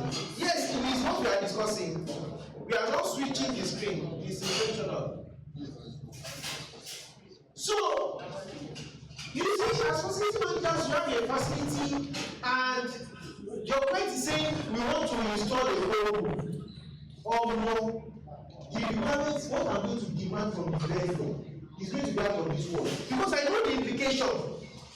Because it's going to be on 24/7. So I'm going to be more critical. I'm going to do research. Or you are saying you want to install central unit AC. No, we are going to be together. Central water heater. It's here. That's what we are facing. We are in together. I'm telling you. Over 100 million. Just by decision. We are not doing anything extraordinary. It's just that we are being strategic. To say, no, this is what I want to go for. So it's very, very important that we look at this replacement or upgrade. Now, tell the client, all these ones, I cannot work with these systems. Let us dash it out. I once bought an airport for the house. Then I just had I think it was my first child. And I was just worried about them going to use kettle to, but you know, newborn, they always need hot water. So I went to the market, I just bought the airport that you just plug and you need water, you just press the button and it dispenses the hot water. That airport only give 1 month in my house. Because at the end of that 1 month, I didn't tell my wife, till tomorrow she did not know the whereabouts. After I got about it, I'm telling you, I just took it to my mom's place, where she could never find it. I told them, Emma, no, don't use it. I don't mind. I have dashed the public, the one that is buying it. Let me have peace. And sometimes you have multiple of those things in facilities in your premises. So it's very, very important. You install, invest in efficient HVAC system. Insulate roofs and walls. I'm sure we have seen roof insulators. You know those fibers that we put. They're not just for the fun of it. If I'm involved on the new project as a facility manager, you know we've been advocating that facility managers will be involved at the tracing of project now. Right? And the question I used to ask, even though we are promoting the practice of FM, the question is that how many facility managers have the capacity to actually review those designs and bring value to those projects? Because these are the things that you are supposed to be doing. You ask them what kind of cases are you proposing? They say it's this one. So you ask why. DAY1 is one of the market leaders in centralized system. Right? From my experience, you realize that for every product, the same DAY1, they have like 4 variants. The same manufacturer, but those variants do not go for the same price. So at every point of procurement, I sit down, think, in fact, before I make purchase, I oftentimes review, you think I want to do another PhD. I might do 3 weeks of review. Let me find out. Because what I also realize, one place I work in, what as facility managers is that oftentimes the marketing rep or sales rep, they don't even have the information of what you are looking for. They we don't know, they are the only one. We have sold 15 this year. What concerns me? Yeah. You want to buy, buy. Thank you, Charlie. You want to buy, you're going. I said, please give me time. So it's very, very important that we look at all of these things. So these are some of the things that came up. Look at, this was my recommendation after the audit. In the 12 apartments, look at what has happened. You know, all these buildings gone fitted. You understand? So look at one of my recommendations.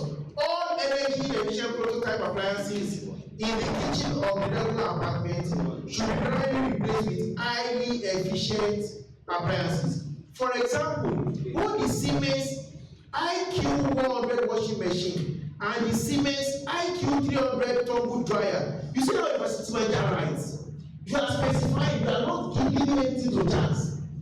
Right?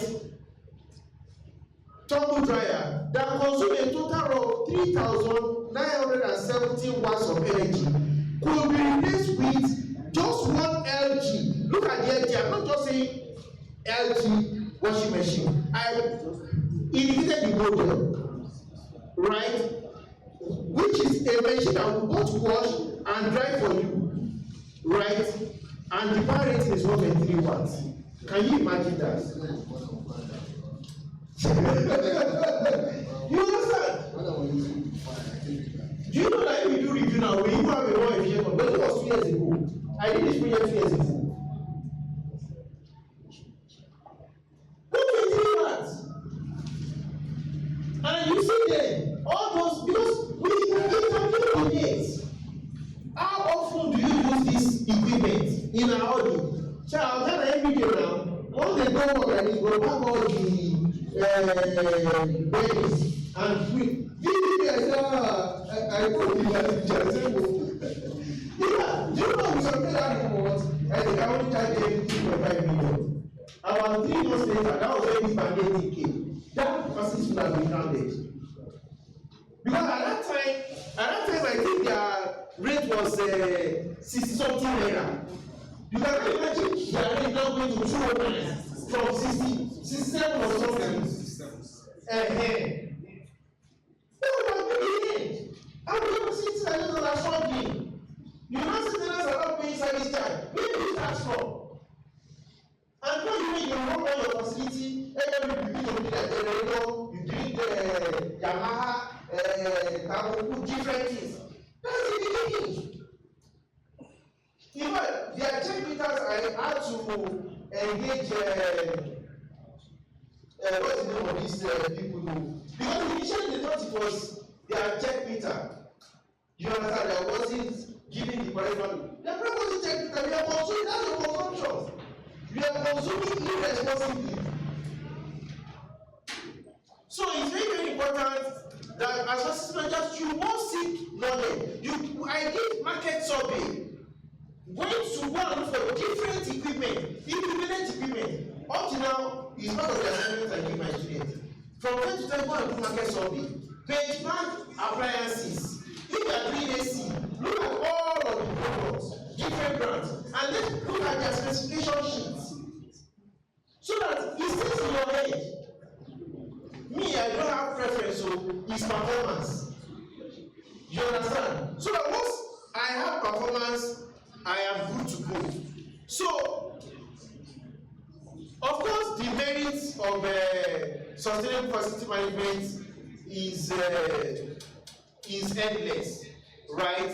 But of course, it will increase your financial profit, deliver long-term competitiveness, aid your utilization, optimize your energy, decrease negative impact on the environment, and your users will be satisfied. They will be happy. You understand? Then your indoor air quality will also be enhanced. So conclusively, our climate and our earth resources are under severe pressure due to our activities and the likes.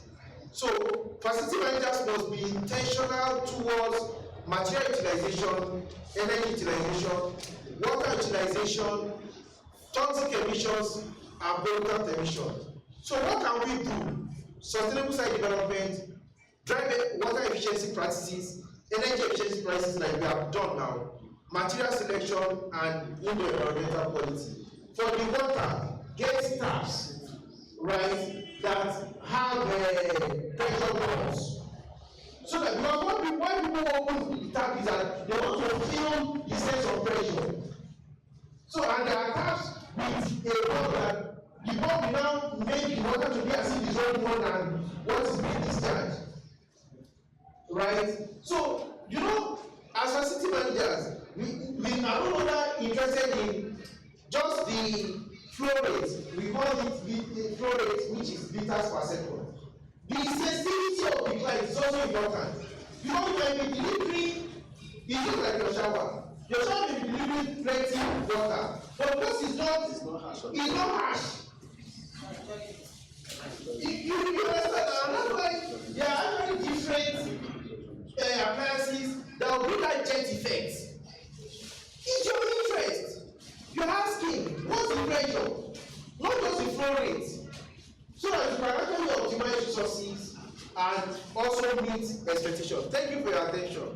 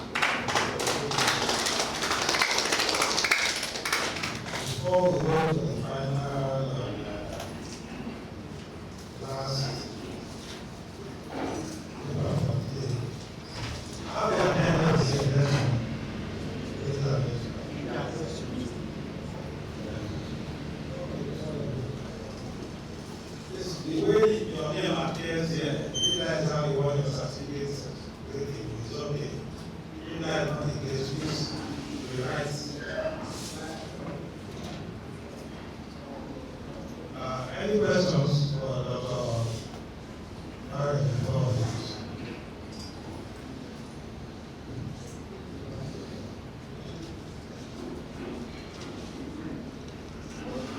My question.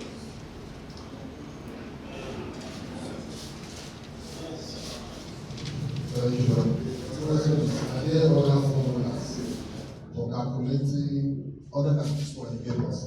Plenty. Are they? No, there is as the need arise. You understand? There are several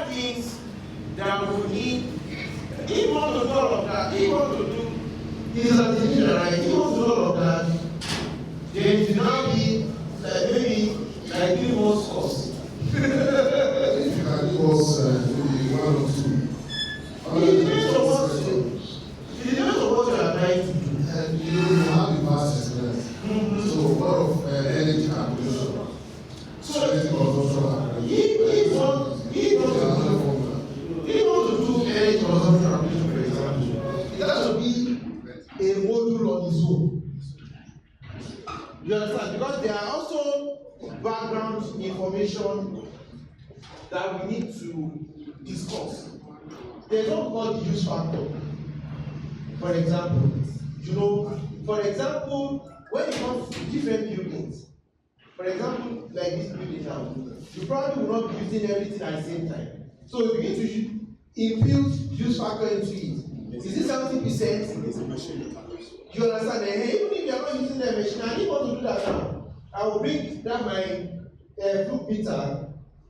One bit, maybe I don't know what, but the president just said we are thinking of Series 3, the top one, and he was just telling me this morning. He said I should prepare for next year, but that one is hands-on. You will not stand up. You understand? So if I wish I can show you videos. I'm both hands-on and theory. When I remove this jacket now, everything will do it together. I'll wear my glove, wear my PPE. You begin to do all of those things. So those are the dimensions. My brother was telling you earlier.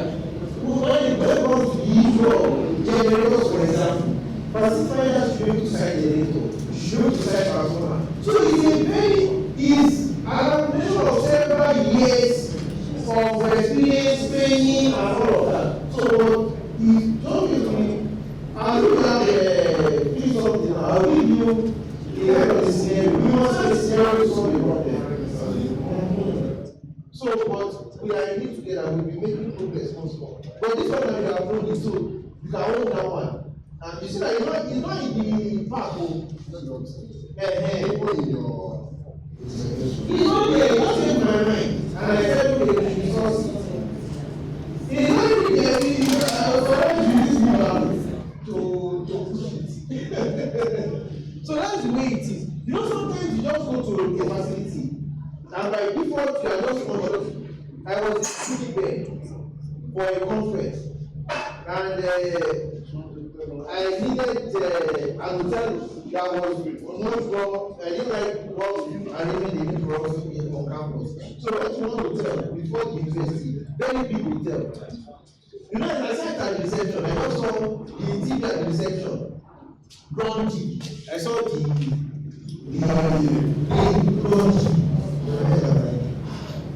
brown easy effect.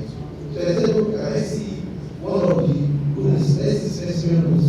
Me is advanced that I don't like it for you can't eat it from you. I said everything you don't need to no one like this for shopping. You struggle. So if you have to do it online, you understand to check this because those people are also online. If you cannot provide it and you have the physical distribution, you will get the manufacturer's specification and you get the object that is done to match it with what you are seeing. And you know that, no, this one is a problem. So there are lighting, we have the same thing with lighting. And that's what is betting sensors and the lights. And the same thing with AC. Like in my own case, I was using my scanner, 1.5. I decided to buy 2 horsepower of energy. That is, you can use it at better parts of the body. Yeah, but the efficiency and performance, I want to say. You see, and that's where you did not consider efficiency. I was considering. Wait, can you I think you are as well as myself. So can you snap that thing? Can you snap it and come and zoom it on your phone? Just snap. Snap and zoom. You will see that there are information there that you don't even bother to look at. That label, just snap and come and zoom it. And you need to wonder that so this thing is there because they are compelled to provide that information for litigation purposes. Because for one day we now say, so you are the one that has made you to go back off. You want to sue you. And they will say, is it? Because they will win. If that thing is not there. So, facility management is lifelong learning. By the time you get to Series 3, you learn some other things. You understand? The knowledge is dynamic. You understand now? So, any other question while we are doing that exercise? Any other question? Whether I'll be checking what is there. Can you see? So now put this model. You can see the model one. CSKC 18 NAF3. Put it in. It will bring the specification, just a specification sheet. You understand now? So it's all these are things that it's not just it does not just happen. You can't get everything in just one city. It doesn't work. Any other question? What is the other question? And you know, I would love to have, because this one is very, very I would love to have it. Which one? Other than this, I don't know your mind. This one is interesting. So, I don't know your mind. Especially when it comes to anything.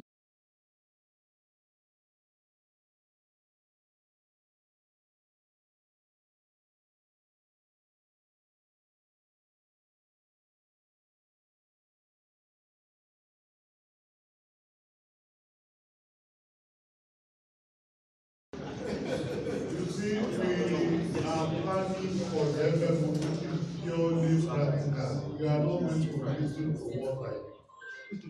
If the chairman approves, we even want to make it presidential. We take it to a village. Yeah, that would be beautiful. Exactly. For 1 week. Exactly. That would be beautiful. You will do all the practical here.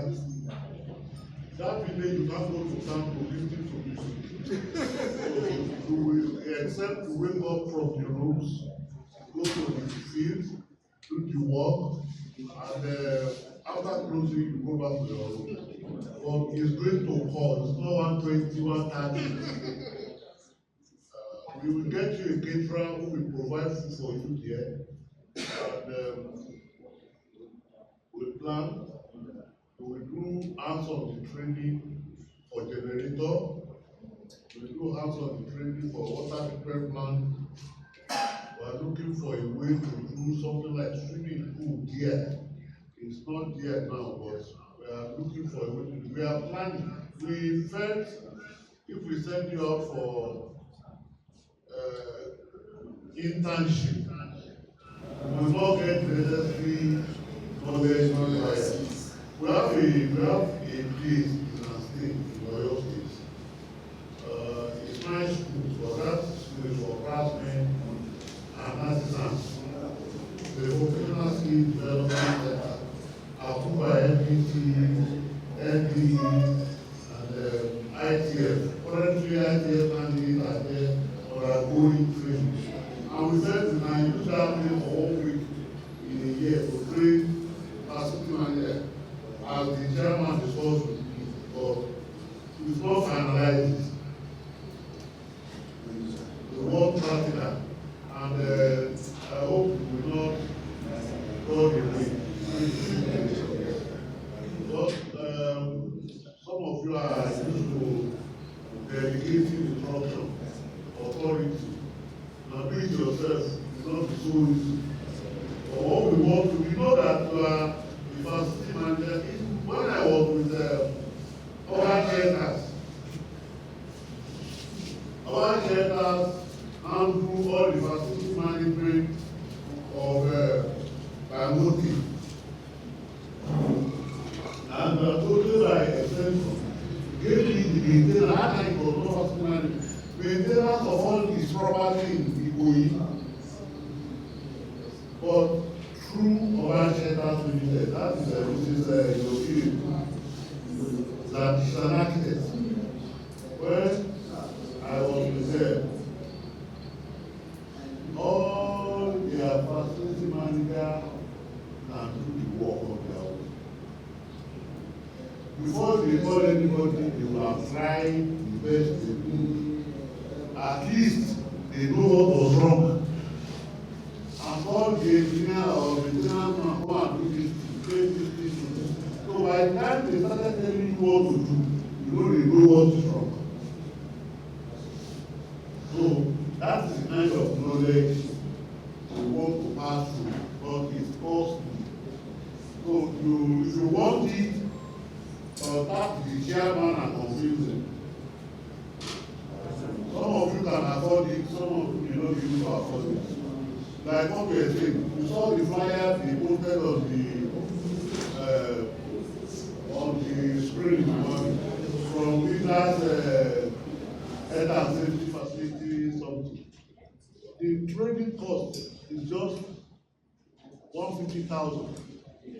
Then you pay £80 for exam and certification. Here you pay $30, we pay half, you pay half. And you pay less than 120,000 for training. You eat. This one is well. 3 times a day.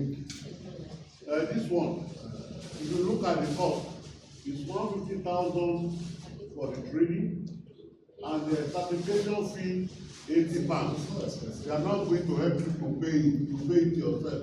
You do the exam. If you pass, you pay £80 for a year before you can get your certificate. But in my own case, we are not after money. We want to pass the knowledge, acquire that knowledge, pass the exam, obtain your certificate. We pay for the certificate through what we do for the training before. Some of you have done FM01. You've gotten your additional certificate. That time it was $11. It's now $30. You can't afford it. When they gave us the bill yesterday, it was 2.25 million. So how much are we collecting? That we pay 2.5 million for certificates alone. The food, the material, the facilitators, they cost a lot of it. So we are now proposing, we won't push the total cost to now. We expect you to do the exam tomorrow. When you pass, send the screenshot. You have to pay $50, you pay the balance of $15, then you send us the code. Then we send the code to download your certificate. Is that okay? Only yes, sir. The cost of certificate is $30 now, but you still have to do the exam. You will not be entitled to certificate if you did not pass the exam by 80%. You must score 80%. You will see, they will show it, but you can't download until you pay the $30. So we are going to bear cost of $15. We will bear cost of, we won't push the entire $30 to you. Pay $15, we pay $15. The moment we pay, they send us your code. The moment you show us your screen saver of the certificate, they show you, we send you the code, you download the certificate. It is still cheaper than 150,000 for training and 80 pounds for certification. Most of the people doing this kind of specialization training now, or specialist training, they don't put in certificates. You go for your certificate yourself. But we are responsible for that, and we cannot push you. So maybe subsequent one coming after, we will not put certification there again. We have to beg the owner of this hotel to reduce money for us. Otherwise, we couldn't host it here.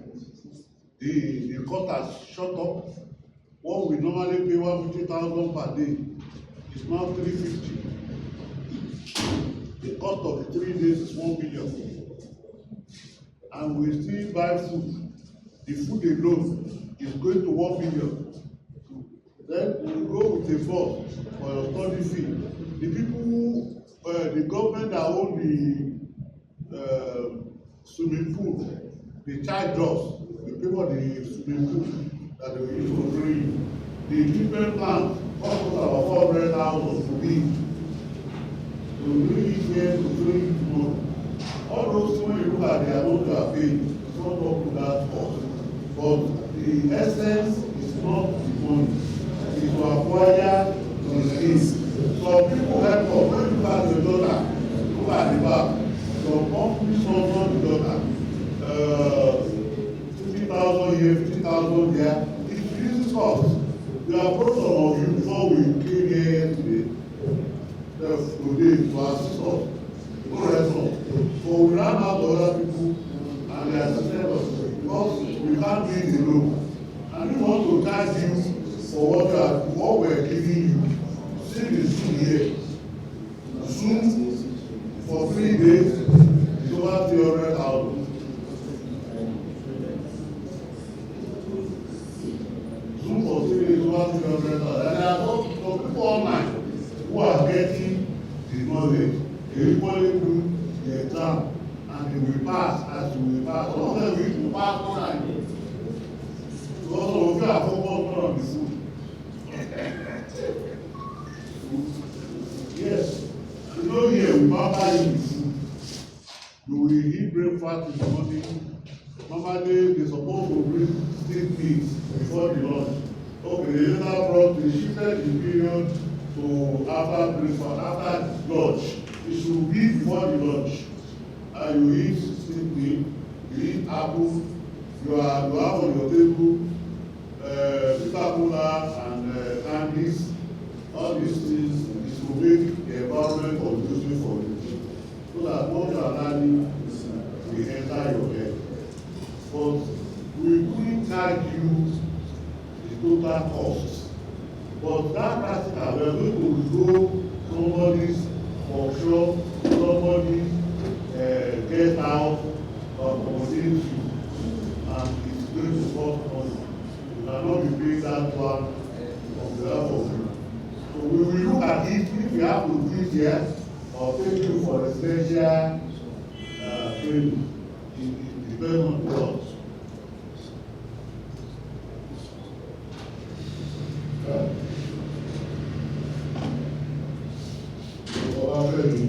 Okay, now one online participant wants to say something. Please go ahead. Okay, sir. Good afternoon, sir. Good afternoon, everyone. I'm happy, sir. Okay, everybody is hearing you. Okay, sir. I also appreciate you for organizing the training. It's been much fun and I appreciate it that we are getting a nice thing. But I just want to make comments on the slide display. The part of the last lecture, we are online participants. We enjoyed the first half of the area part of the lecture. Almost 30 minutes. We display it was just on the spot. That being said, also I want to talk on aspects on the exam. Is it maybe after the training that we're having the exam? That's where are we having the exam maybe after the training on the day? You will do the exam here. After it's here, you will do the exam online. Did you attend the FM? On the day, sir. We will take you to the site. During the training, we will expose you to the site, you will register and do the exam. It is based on what we have taught you that you are going through. And the exam is multiple choice. So you have 2 attempts. You do it 4 times, you do all 20%, you can redo it. While you are doing it the 4th time, they will expose you to the answer. If you are wrong, you are correct. But you don't have the chance than 2 times to do the multiple choice. So if you recall 8 then you have the certificate.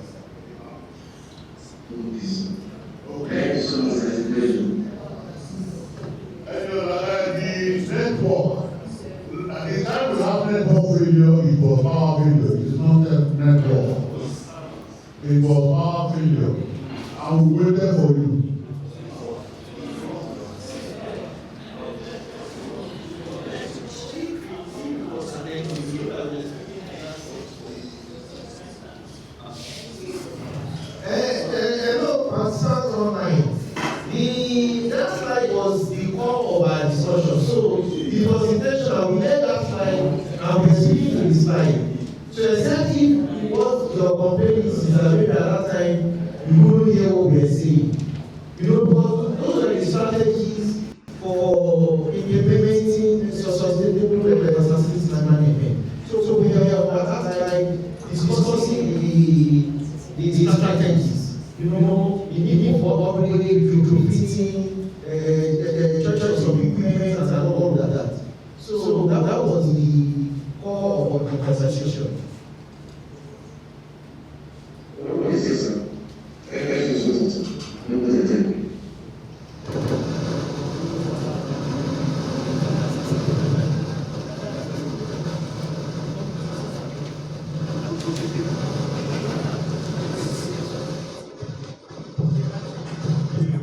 I have a question.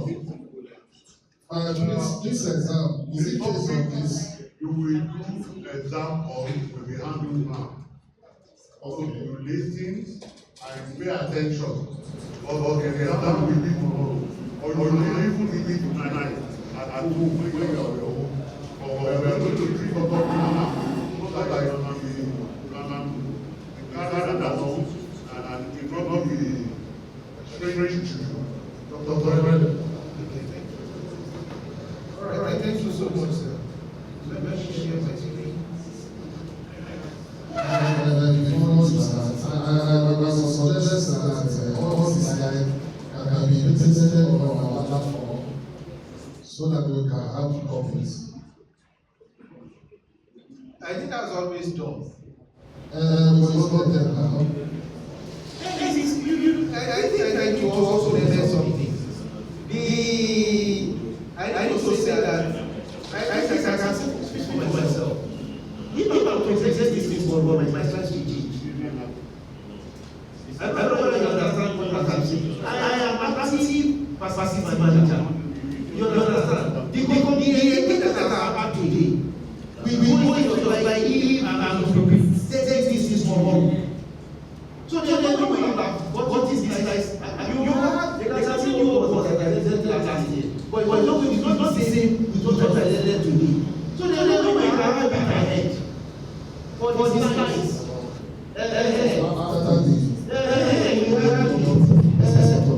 They will give it to you. We will get all this line we will get all this line by tomorrow.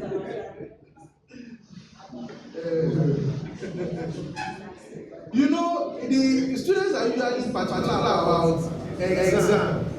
I left the university. At some point, I had a problem that my students were always particular about the exam. So I would tell them what will come out in the exam, so that we will know about the exam. So that we can know about it. But when you talk about the road, when you have those ahead, I'm really at chips. So you don't have a problem. So I don't know some this, don't talk about, you understand that? You get the road. So we want to look at the fundamentals of environmental management system.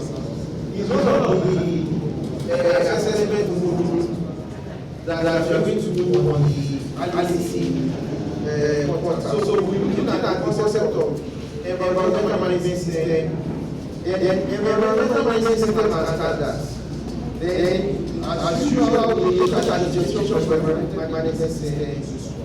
Then the impact as well as aspects that results in impact. Then we will discuss environmental conditions and means of control prevention.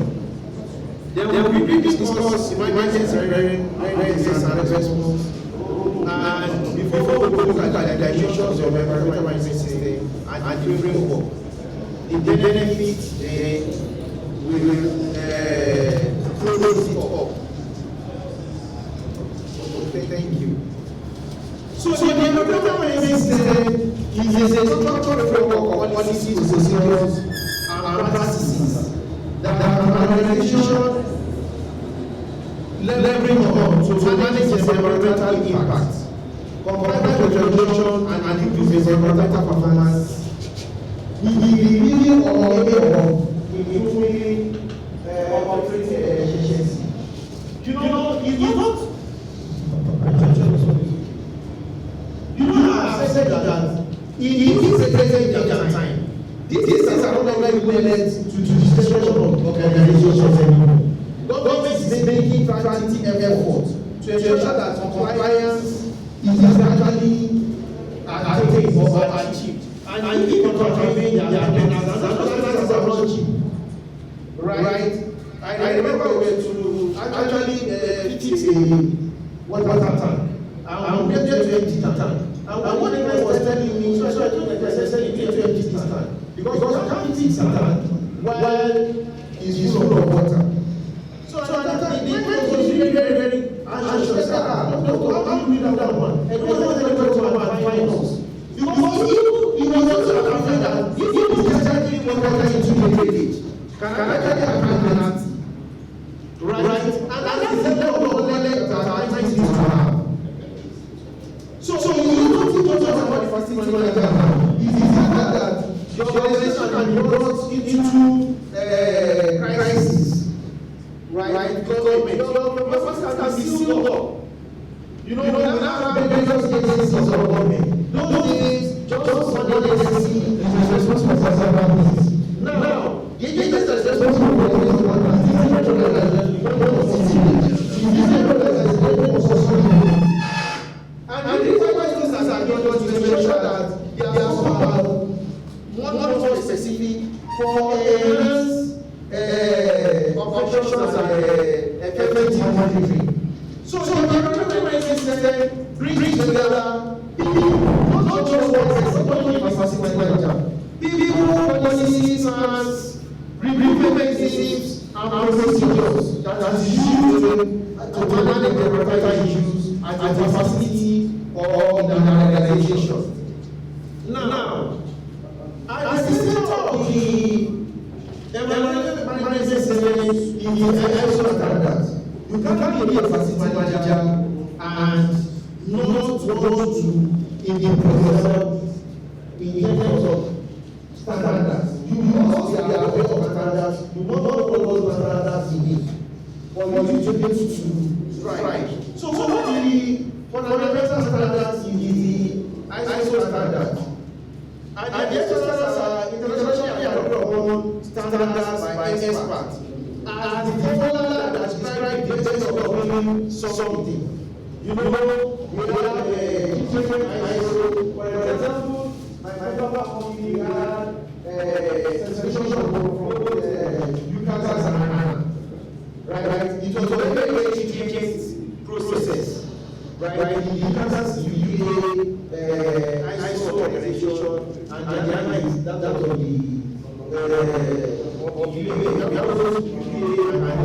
I can also see the EMAS. The EMAS is the management policy scheme. So these standards are made. I'm sure we have confirmed it. I these are standards as to what is to be done. For example, the example that we you know, I have maybe the session of CIA, DSE, the Church of Business Services and Churches of DBE, that estimates benchmarks of different things, like what we are saying now.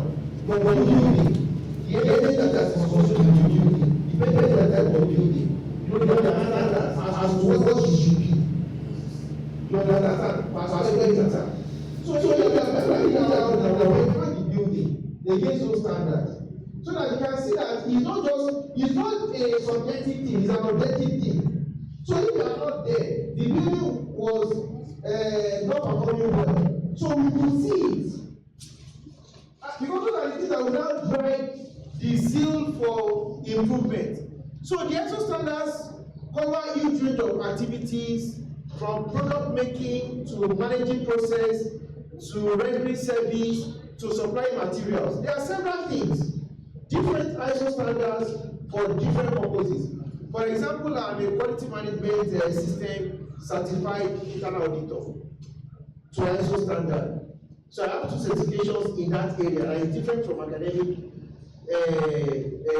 qualifications, because it's a requirement at that type of organization to be giving that certification.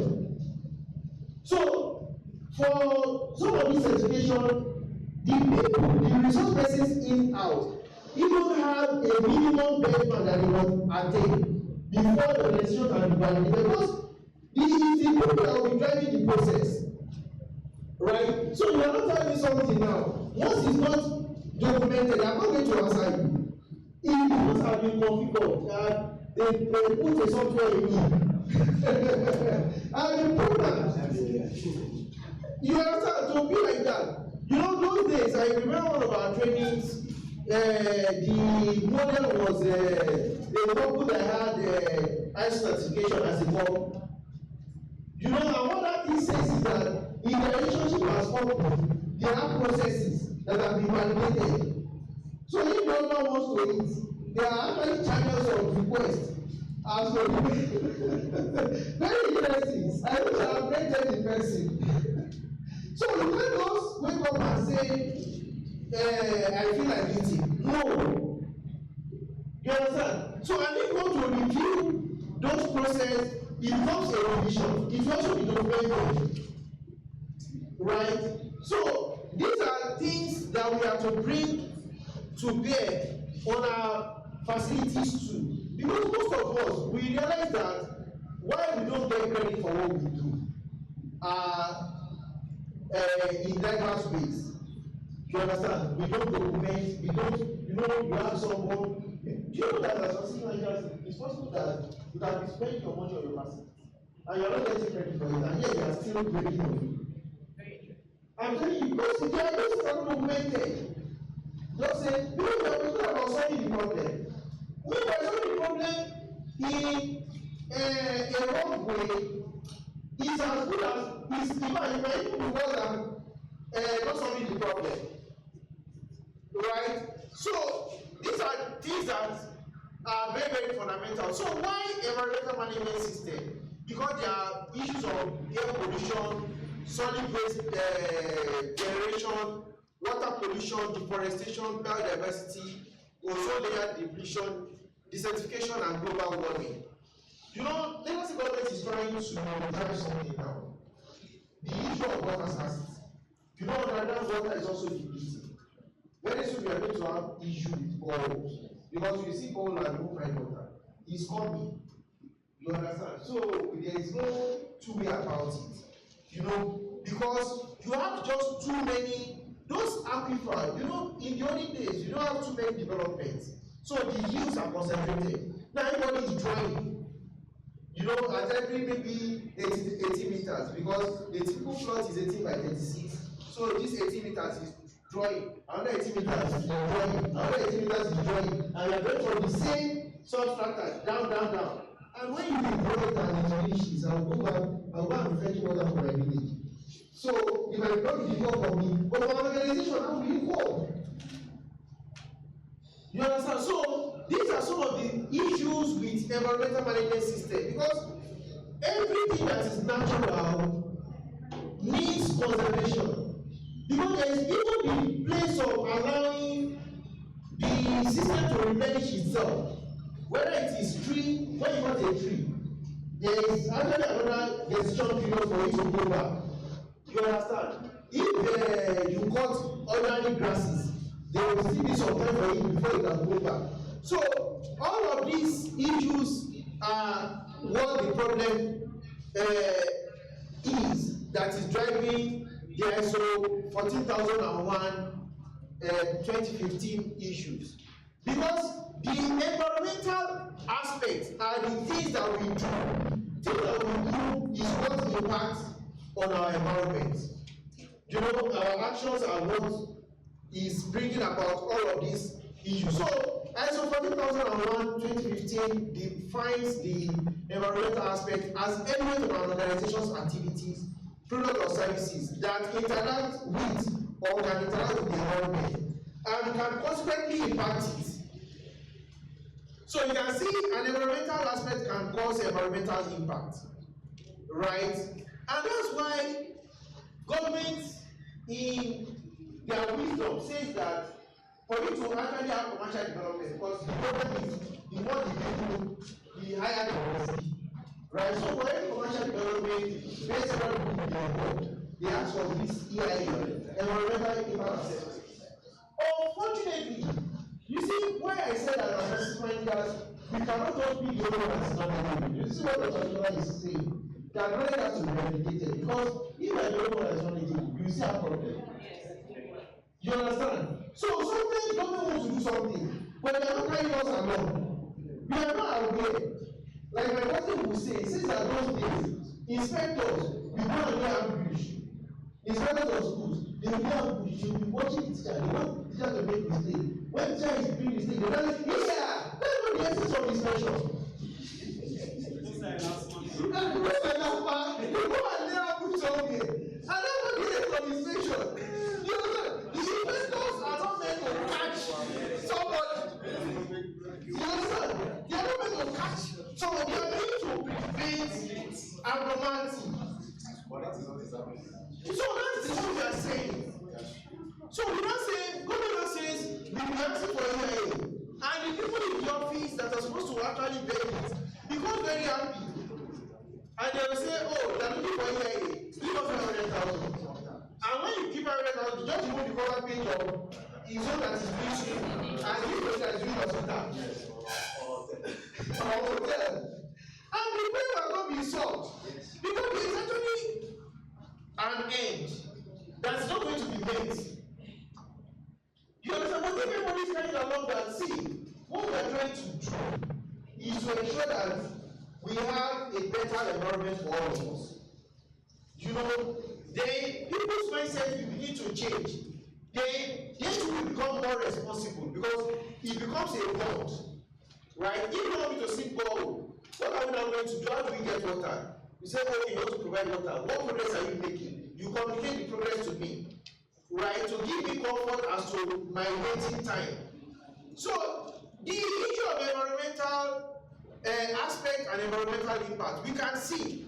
For example, when you look at your material, you see some of these things. Loss of biodiversity is an environmental impact. You understand?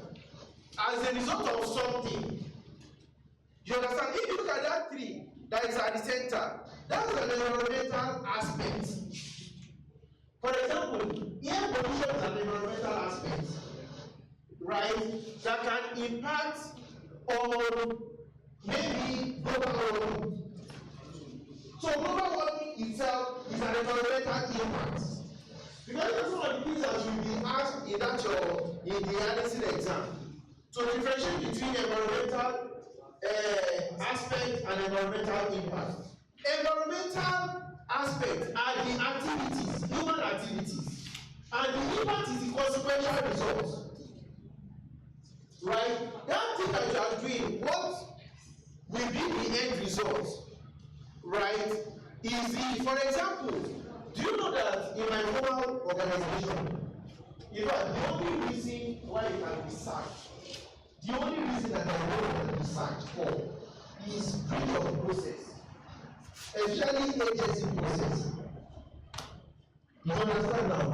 Every other thing, you provide face panel, they will sanction you, they can tell you that, oh, you are going to be on half-month pay for 2 months or something, so you now sack yourself, you are not satisfied, you can go. But that you can actually be fired again, it's a contravention of process, a law. For example, handling of chemicals. You know there are processes and procedures for handling chemicals. Right? Look at ordinary paint spraying. I just brought this one up. At the beginning, there is emissions of solvents, right, to water. Right? We can actually lead to water pollution if it's not properly done or handled. Right? Then you have overconsumption of the spray itself. Right? Which can actually have an environmental impact of depletion of minerals, raw materials. You see, every time we waste something, we need to think of the total what we call the total sample. For example, I used to tell, we went somewhere and I saw about 50 bags of cement that was carelessly handled, and it was beaten by rain, and everything solidified and became stone. So I was now telling the person with me, I said, see, look at the consequence of this carelessness now. He said that they will get over it, it's just 50 bags of cement. But you know, for me, it's not just the 50 bags of cement. It's about the energy that went into the production of that cement. That's all the care. The determination of that cement, the determination of the care. You can't let it be seen and analyze the problems. So you have to have another 50 bags. So you still put another problems. You have to increase the energy. The totality of energy that went into the production of that product. So it's very, very important that as facility managers, we pay attention to all those things. You can see different gases and their consequential implication. I did an audit in one of our buildings in the university, I think last year, because I was a member of the proactive board and I became worried about some buildings. So I went to do audits for the university free of charge. And you see some ACs. By default, because I was going into those offices, by default the person comes in the morning and put on the AC. And I got to one office and I'm like, madam, I don't understand, your AC is not working. Yeah, come to so why is he on? I said, he's not asking. Yes, he's not cool, so why is he on? Because I got to the office, the AC was on, the unit was still open. You know, because she had taken the AC to be part of our furniture. Child, all needs. And by the time the AC is working, there is an environmental impact. You understand? Even though it's not cool. So, these are issues of mentality and maybe culture. You know that building, one of the other things that we notice is that because the ACs are central, that's like we were discussing, it was also central AC that they had. So, and because it's common services, they share the bill flat rates. Occupants will be traveling and they will give their AC on. They said, after I'm going to pay, let me who justify my payments. Can you imagine? Let me justify my payments. So not forgetting the fact that it's not just about the money, right? It's even one more of the environment and the money. So I saw 2001 defines environmental condition as a state or characteristics of an environment are determined at a certain point in time. So examples of environmental condition: pollution, erosion, depopulation, deforestation, and so on and so on. And like I said, climate change is a change in environmental condition.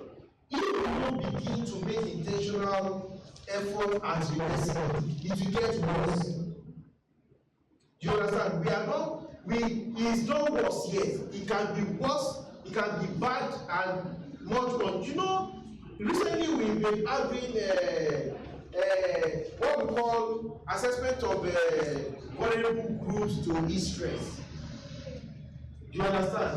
It's becoming so serious that people will be working and they will be vulnerable to the radiation of the heat.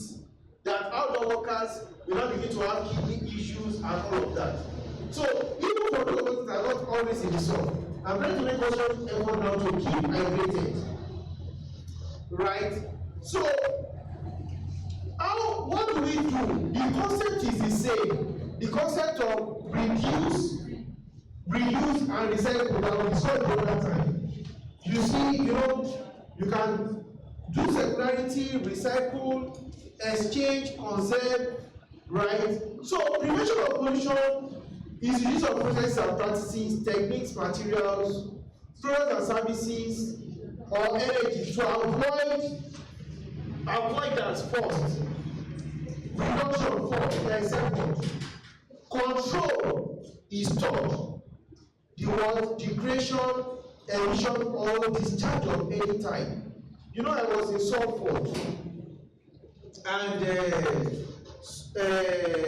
Salford University in Manchester, and I went to use the restroom, and I saw a very big tag there that welcome, please be informed that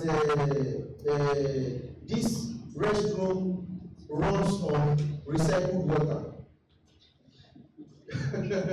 So, as you are weeing and you want to wash your hands, it's your wee that's going back. But it's just that it's going back clean. So this there, you understand? So in my mind, I was like, when I wash my hands, you know, it's that problem. That photo has something. Which kind of person is this one? Let me not touch anything. Let me not do it and be boring. How do you say it's like windy? In my mind, I'm like, what's the guarantee that the water is not contaminated? So, but these are the things that are meant to be done. You know, we're supposed to treat our effort, our waste, you know, and reuse them. So, I'm sure people are making efforts, you know, and because I'm part of those that are making effort. It's one of the things that my students do now, even at 300. You must create a dummy filtration system that when we pour dirty water, it must discharge clean water. It's 40 marks. It's 40 marks. Very, very stressful though, but I'm getting results. Let me begin to learn it from here. You understand? So the students already are aware of activated carbon, you know, filtration media. They go and think outside the box. Most of this theory, you can ask ChatGPT, Meta, they will give you. But you know that it cannot be solved. It's a real problem. Go and think. Of course, when you talk about these changes, why you read the book, because it took me time. I had to develop muscle to fight those things through. Because my seniors were like, why you just give them the task? I say it's 40 marks. Why would you do that? It cannot be more than 15. And as I was getting power, I was using my power to fight and fight and fight. So we are at 40 now. Next year, I'm moving it to 50 because I will have gotten more power. Because I already have more power now. You understand? So as I'm going to and I'm getting power. So I want to get to a point that let the children get value for solving problems, not just cramming things. So in our own spaces as facility managers, these are things that we can bring to bear. Do you know that what can actually filter waste for you may not actually be equivalent of multi-billions of naira? It's actually about due diligence and what works for you depending on the kind of things that you are dealing with. So it's very, very important that we look at some of these things as facility managers. We can actually generate waste. I know one of the things that my former MD used to say is that water is one of the issues that we have. People waste water a lot, as in a lot. Because water hardly we don't have it metered in this part of the world. We don't meter water. So and because people are not paying for it, they just don't bother. You understand? I know some people, before they ease themselves, they walk off flush toilets. After using they flush again. You know, those ones are the critical one. Then the other one is that when you if you have a closed open toilet, there are two bottles there. You see that one bottle is bigger than the other. So I'm going to press it at the same time. As you which one now? Which one do you want? The bigger one is for solid waste. The small one is for weed. We are pressing the two. You know so these are some of the things that we need to get to begin to deploy, and that's why you have some systems that are automated. You don't even have any there to flush. use the toilet, and when you move back a sensor says that you are done. It decides the amount of water that you feel is sufficient to push what you have put there away. So these are some of the concepts that we need to be conscious of. So we can also prevent pollution right from the source by reduction. What we don't need, let us not get. Then process or product or services changes, like we have discussed. Take things that can actually serve you. You understand? Don't accumulate too many things. All of us are vulnerable or guilty of that one. You understand? Sometimes we have things that we have not used in 10 years. And it is not, nothing is exempted. There are people that have cars that they have not driven in 2 years. And my argument is that we don't actually need that car. Do you understand? I love that yes. You understand? So for me, it is gadget. But I make conscious effort now to dispose them. Why is it being still useful? You understand? Because you have smart wristwatches, for example, and you are buying every year. You buy that one, you keep that one. What are you keeping it for? So next time you want to keep, think of the cost of production. Think of the energy that went to the production of that thing. Right? Because it's just very long. Let's not go to where I hardly don't want to go to. That would be very, very conventions. Clothes, shoes, scarf. When you see scarf, when you see scarf, you will hear. Abi,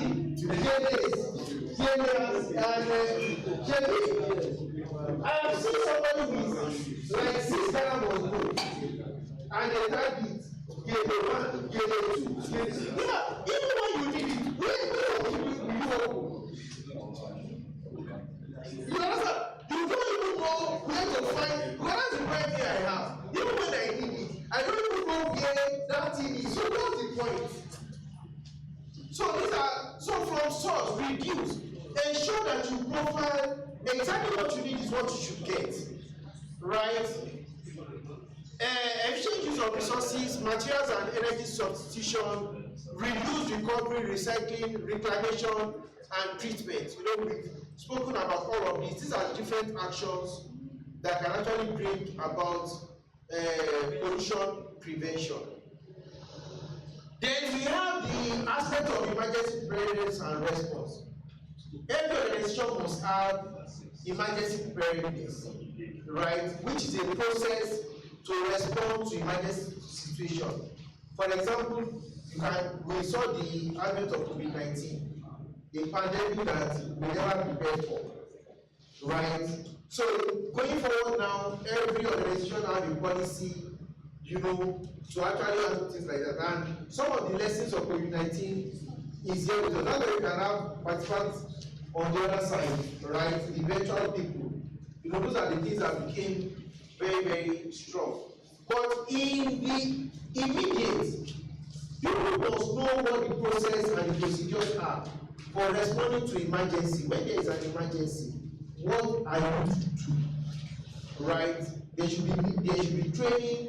There should be of the plan, because the plan is non-negotiable. There must be an emergency response plan for every organization, and it's the facility manager that will drive that emergency response plan, right? So we all know that on our side we have muster point. You tell people when you do fire drills, right?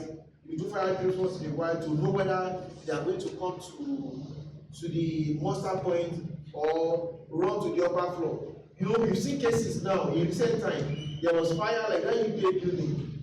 You see, instead of people running down to the muster point, they were running to upper floor. When there is fire, the fire will get intense and the upper floor will be affected. It will go up.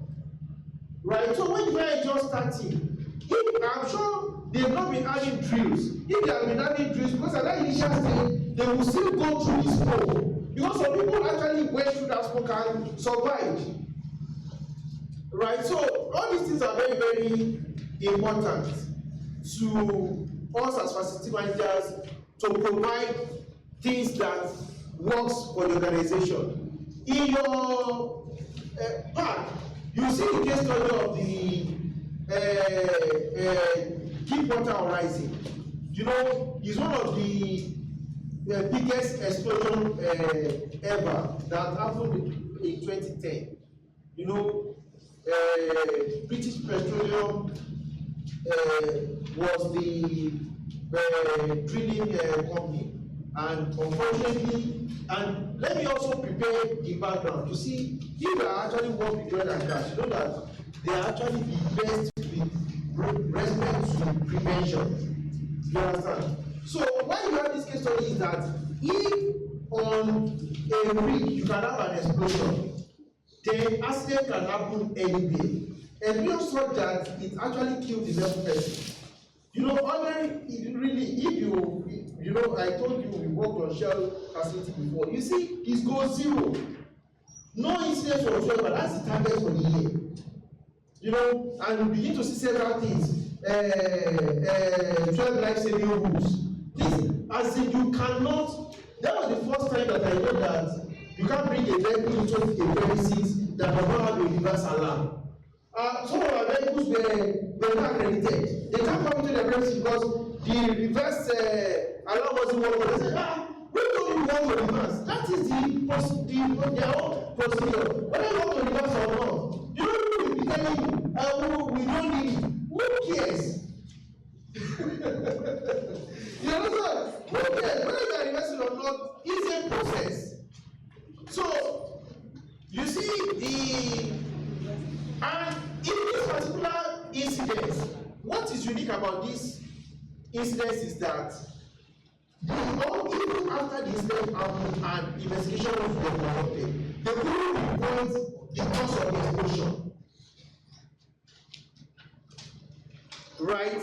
So, and these people are very, very thorough. They have process because one of my early projects in FM was on British gas. When I was presenting to FM, I was to do gap analysis for them. And that was when I understand some of organization's policy. Because at that time, some of those things were not making sense to me. You know, we were looking at what they do. They had the SUVs. Just for me to realize that all the SUVs were on this. They said, no, their policy is not to own assets in Nigeria. And I'm like, yeah, are you normal? Are you alright? And the cost of leasing those SUV at that time was about 75% of the cost of buying for 1 year. Yes. But they say their policy is that they are not owning assets in Nigeria. So, in fact, I wish I was millionaire that time. Then we just go out and say, I have two. Do you understand? Well, that's to tell you how critical some of these organization policies and strategies can be. To you, it may not make sense, but they have their reasons for doing those things. And they don't actually mind the cost. Right? So these are very, very serious, important issues. Like I said, emergency preparedness must be designed with the aim of targeting what? Zero incidents, zero fatality, and zero serious injuries. Right? And that can only be achieved by building a culture of safety. It has to be continuous. In fact, you know, one of the reasons why we need the practical session that we are talking about. Some people were working for me about just 2 weeks ago, and the guy was using the grinding machine on me. See me here. I have to take the grinding machine to demonstrate that those grinding machine spikes must not be towards you, because because somebody will want to catch fire. You understand now? Because you can say, oh, they are not, it's not important. And when you know it, you just say, you know the trust and let them go. And I'm not looking for how to use my exhibition or the good can be. You know, they don't care. You know, like I said that, the reason why John can research in my former office is breach of HSC protocol. Because I've seen somebody use the grinding machine. Because that direction of fire is direction of rotation. And some of these people, they will remove the shield from the machine, but they wanted to put a bigger diesel. Because those things come in sizes. If you need a 7 inches machine, get a 7 inches machine. Don't be using a 4 inches machine for a 7 inches disc. They will now remove it. And we had one of our safety session, their video was shown to us, and the disc removed and just caught the guy like this. Those things don't happen all the time, but if it should happen, there is no remedy. So these are things that needs to actually be emphasized and discussed all the time. So environmental management system is a compass that directs organization in identifying environmental aspects and their impact, used in examining the risk associated with aspects and impact of the activities, establish control to minimize environmental impact. It defines the goals for the achievement of environmental performance, and it also helps in creating a plan to achieve the goals, as well as metrics for monitoring performance against the goals and the target. Then it also defines how reports are to be generated and communicated, and also shows how these reports will be reviewed and continually improved upon. It's also, the environmental management system is also about the environment. It's environmental because it helps us to achieve environmental compliance. Now we know that compliance is becoming an issue, because without compliance you can actually be penalized, right? Then it provides environmental responsibility to all whose work can have significant impact on the environment. So it's not just about just one person. Everybody has a role to play in the organization. Then it's also management, because all these things are issues of policies. You can't drive it all alone. So there is need for management backing or management support. But the facility manager must own the environmental management system, right? And must be consistent with other management systems within the organization. So, of course, we said it's a system, so it requires a formal approach, right, that is tied to policies and procedures and addresses emergency planning and training. So, it's very, very importantly, we can reference the ISO 14001-2015 for continuous improvement circle. Especially, some of us must have seen this quadrant of the art, plan, do, and check, which is actually a cyclical process for continuous improvement. You go upon plan, you execute, you control while you are executing, and you act on your observation as to the control. Then you think of how to improve, so that, because there is nothing that is perfect, so the process is continuous.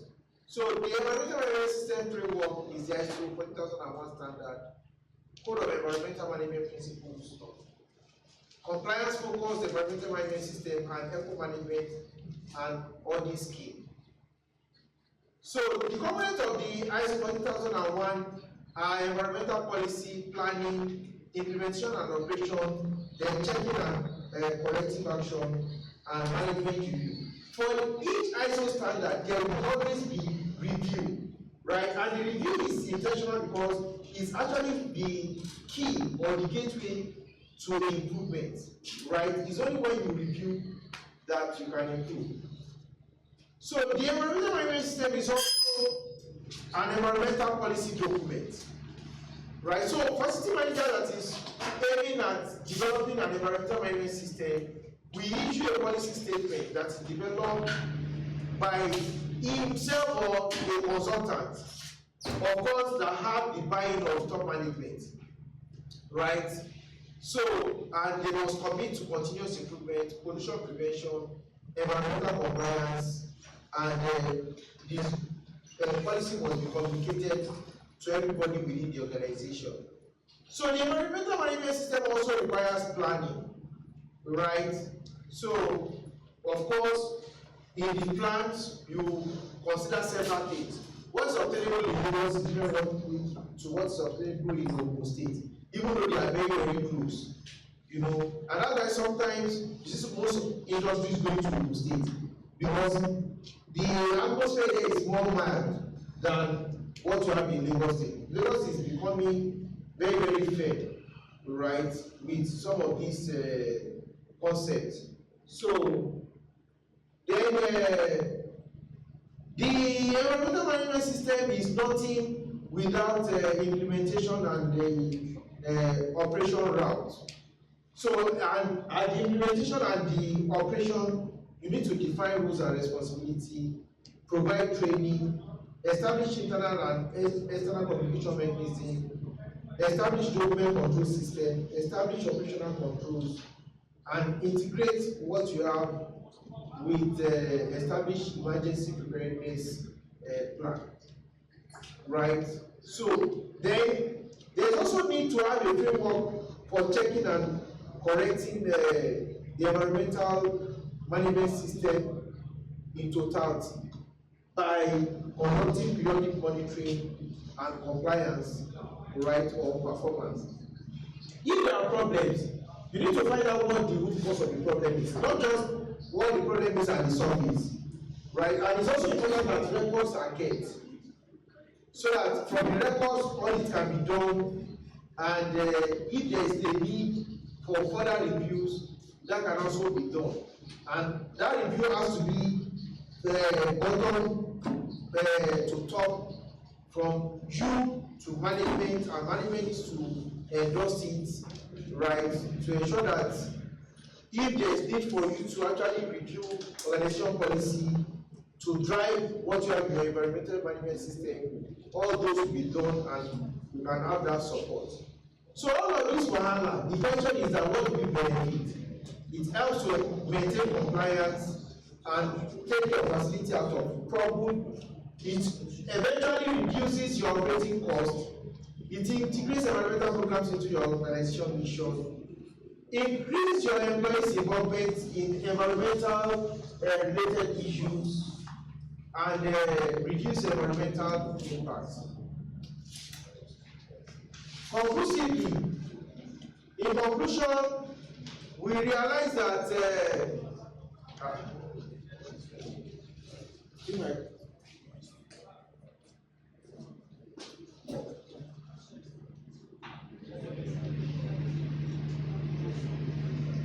sorry, I'm trying to see.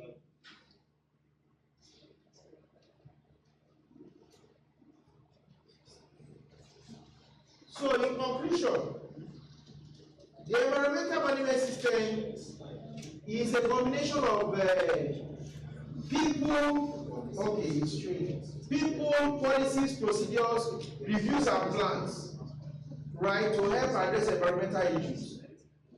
Important environmental management system elements include continuous improvement, management commitment, formalization, which is documentation, and awareness of systems approach. Ladies and gentlemen, for another time, I want to thank you for your attention. Thank you so much.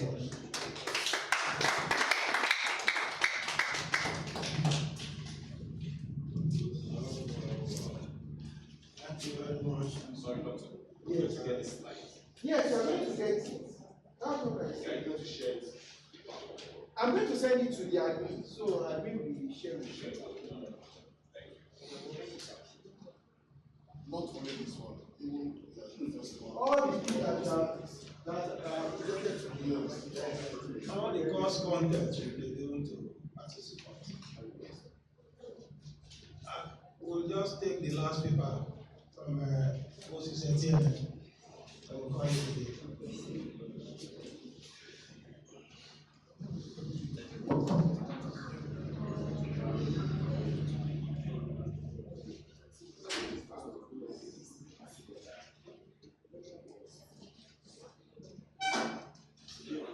Sorry, hope there is no question for me. I need to, these people have been calling my car, they are fixing my car, so this man has been calling me. So I will not go and say he has not known me. I just want to answer tomorrow. Okay. Let me go and get my car from there. So I will send the slide to admin, I will send it to you. Okay, it's online. Okay, you can unmute himself. Can unmute, sir. Alright.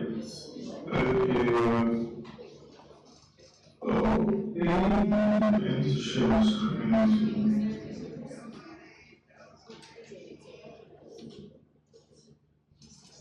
Alright, good afternoon once again, everyone. I can imagine we have a lot of information already.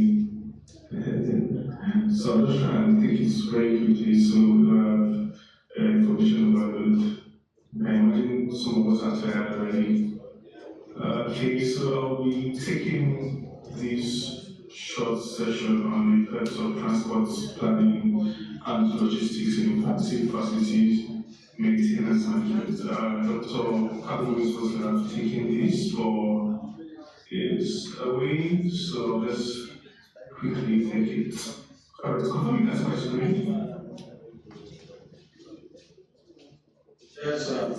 Yes. We can see your screen, sir. Alright, is my screen still up? Yes. Alright, awesome, thank you. So, I will not bore you with so much information on this. I'll try and pick this in the room so we understand what we're talking about in transport planning and logistics. Facilities management. So imagine this scenario, right? You have 1 minute. I think I have something up. Let's just on my screen.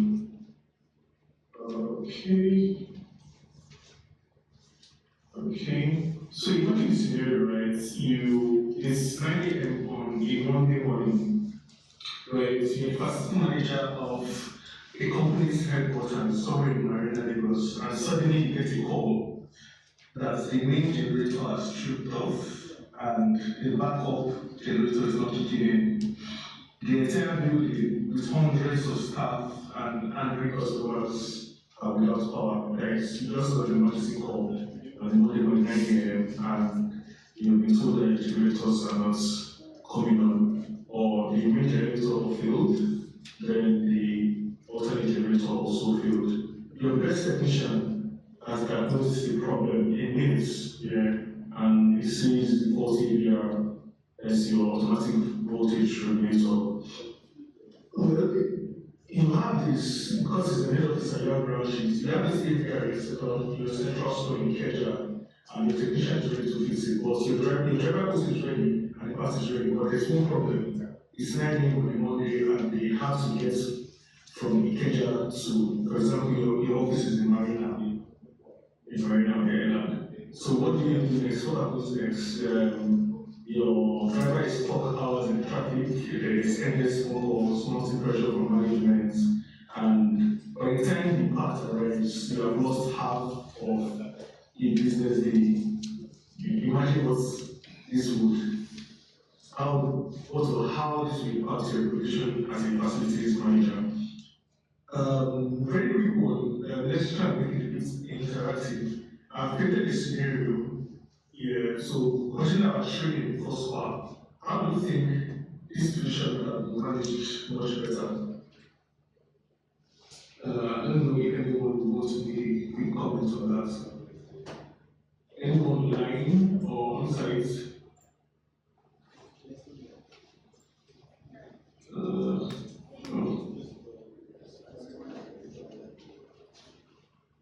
No one. So let's go on. So at the end of this class, we are going to learn a couple of things. Why logistics is the lifeblood of facilities management, and we're looking at some of the unique challenges we face in Nigeria, how these challenges directly impact our costs, our efficiencies as facility managers, and even our safety, and most importantly, how we can strategize around these, how we can resolve these problems so we can win the logistics problems. Right. Earlier I mentioned that I managed to get the the bank's branch spread in Ogun State.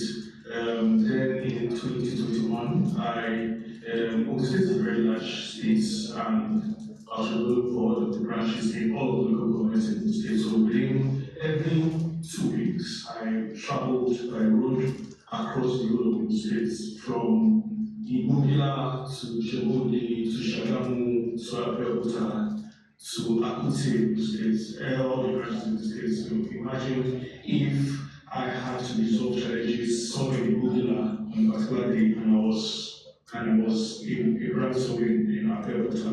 I think from Abeokuta to Imubila is around about 1 hour 30 minutes to 2 hours drive on a very good day. That is, if there are no challenges on the road. That is just one way. Kind of road is you are standing up of 3 to 4 hours on the road. Then when the road is a bit bad.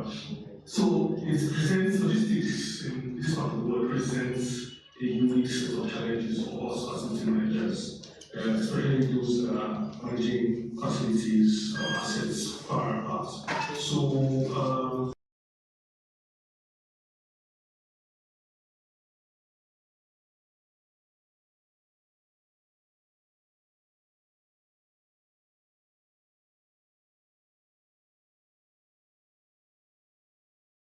the entire process of managing the flow of your resources being the materials you need to fix, what's happening. The scenario you have in some cases is that you have the central store from which different parts are dispatched to different locations. It's important these processes managed in such a way that they are not delays. The critical thing to consider here is NTR, your mean time to resolve.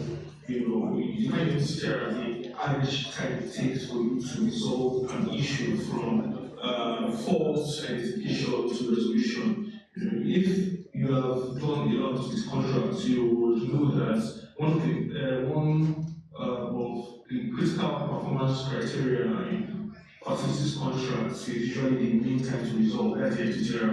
It defines how quick you're able to resolve problems, to determine how successful you are as a contractor. In some cases, you also have service credits. For example, if you're supposed to fix an AC within 2 hours of fault identification, and you cannot fix it within 2 hours, some contracts have some service credits that is charged to the vendor that's supposed to be that credit. So you can also avoid those types of costs, things you consider how we are able to manage your logistics and how it impacts your entity now.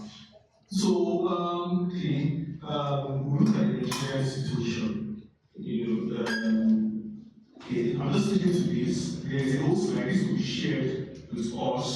We'll run through quickly, but just to have an understanding, we'll just take an overview. So the roads, one of the problems of Nigeria is our roads, the roads. I'm not talking only about traffic, we're talking about the condition of our roads. Imagine you are sending a maintenance van sensitive equipment for a fire alarm system somewhere in Lagos Badagry Expressway. But we know how the expressway is. So supposing you have to site on that stretch, and you know that there's some distances where people spend as much as 4 hours on that stretch. Yes, we have dispatch bikes, but there are instances where these dispatch bikes are inefficient. You cannot, that's inefficient. Dispatch bikes cannot move all your equipment, right? There are some that are too heavy to be dispatched with a dispatch bike. So you have to use a van. You have to, for example, you want to move a generator between locations. We move a generator, dispatch bike. You have to use our roads. And a major problem for logistics in facilities management also. Our roads are really bad. Secondly, you have the traffic situation in cities like Lagos, Port Harcourt, and Abuja. Traffic impacts NTTR. And also security.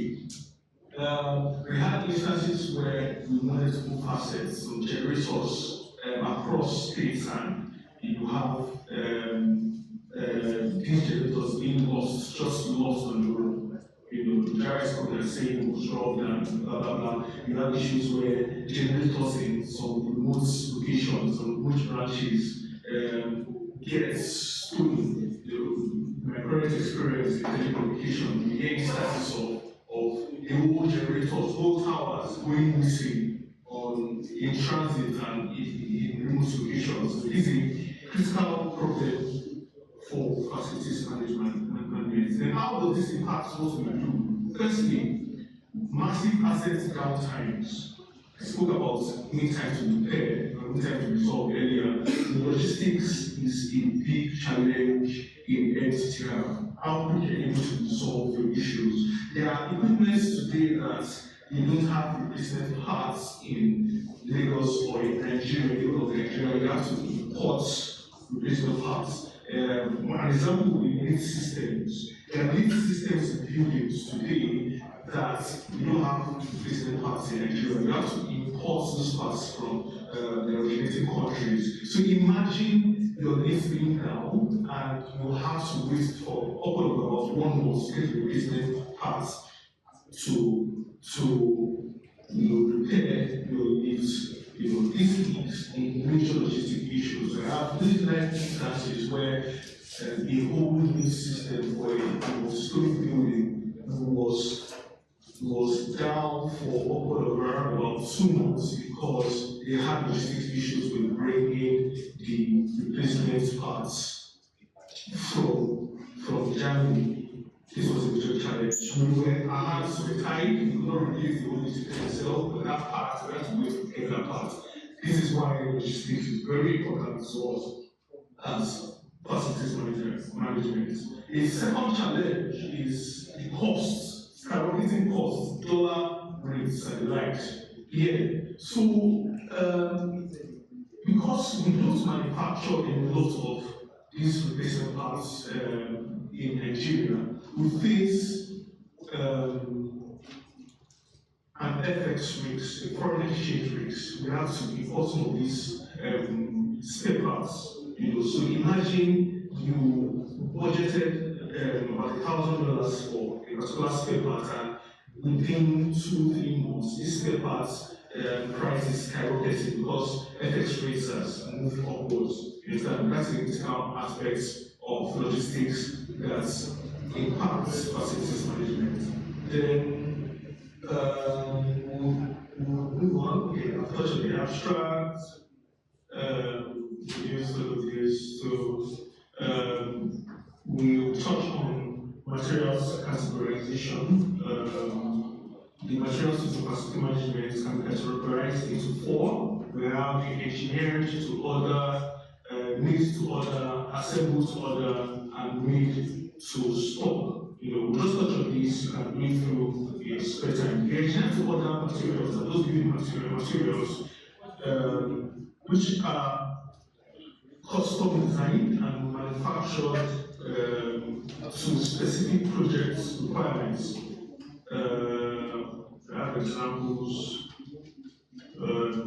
For example, your custom steel structure, steel systems, your specialty roofing system, and the likes. Can read through that. Your made to order components that are fabricated upon receiving orders or produced based on existing templates. Your assembled to order fabricated components manufactured and assembled based on specific requirements rather than advanced mass production.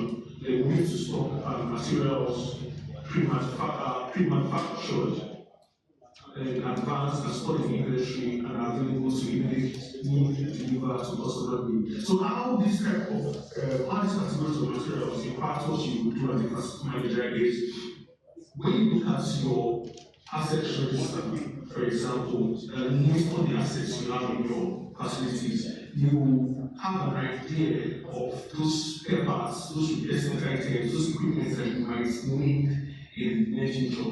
One cannot estimate when an equipment will fail. So it is important to have a bit of a stock of spare parts, so that you can quickly release. For example, something as little as capacitors for your AC, you need to have ready stock available, but you cannot have this ready stock available for all your equipment. So you have to be categorize your equipment into these categories so that you know how to place your order in advance for spares. For example, a lead system, a mid-lead system, for example, you might not be able, the cost of storing some of the parts, the spare parts, can be too high for any sort of organization to manage. So in order to save costs, you know that yes, the only place you can get is spare parts for me, for example. So you know in advance that you need to have a contractual relationship with MISU, for example, for replacement of spare parts, so that you have the needs when you have needs downtime. That's just an example. We'll move on. We are practicing supply chain management, materials and equipment supply chain management, management of upstream and downstream supply chain activity. We have categories, parties involved in the logistics supply of materials. The client, which is you yourself as a facility manager, the contractor, suppliers, the distributor, and the materials producer. Right, so you have to be able to manage relationship with all of these parties. I remember in trying to manage spare parts supply to my previous location, I needed to maintain a relationship with some of my registered suppliers. You need to have suppliers close to your facilities so that when you have an urgent need, you can have these suppliers supply the replacement of the spare parts even before payment. This is where the relationship is very important. You might not be able to pay before some emergency supply. That's why contractual relationship is important. You are able to identify some of these parties to your supply chain so that you can have critical inventory as and at when needed, so that you don't fail on your SLAs. You understand? Because you can get materials to site. Then move on to logistics. Some of this is just theoretical. You can look through it in spare time, not to bother you with too much information. The material supply chain process, get information on materials needed, request for quotation, award contract with third-party supplier, materials procurement, planning material delivery. Some of this is just a supply chain process. Right. How do you get the information on materials required? You get that information from your requirements on site, your assets. You have an asset register that is on your assets. Your assets register will determine all you need to keep your sites running. If you have the type of ACs you run on your site will determine the type of spare parts you need to manage your HVAC system. The type of electrical fittings you have on your site will determine the type of electrical spares that you have on site. So you have all of these. Depending on the kind of contracts you have with your third-party supplier, you need to get quotations. What we do, the standard practice is getting quotations from few of the facilities third-party suppliers so that you can drive business value by getting lower costs. There's a key risk here in using just one third-party supplier. The risk in using one third-party supplier for the facilities is the risk of cost. There's a cost risk to it because when you're using one third-party supplier, there's a risk that they will want to unilaterally increase the cost and prices of their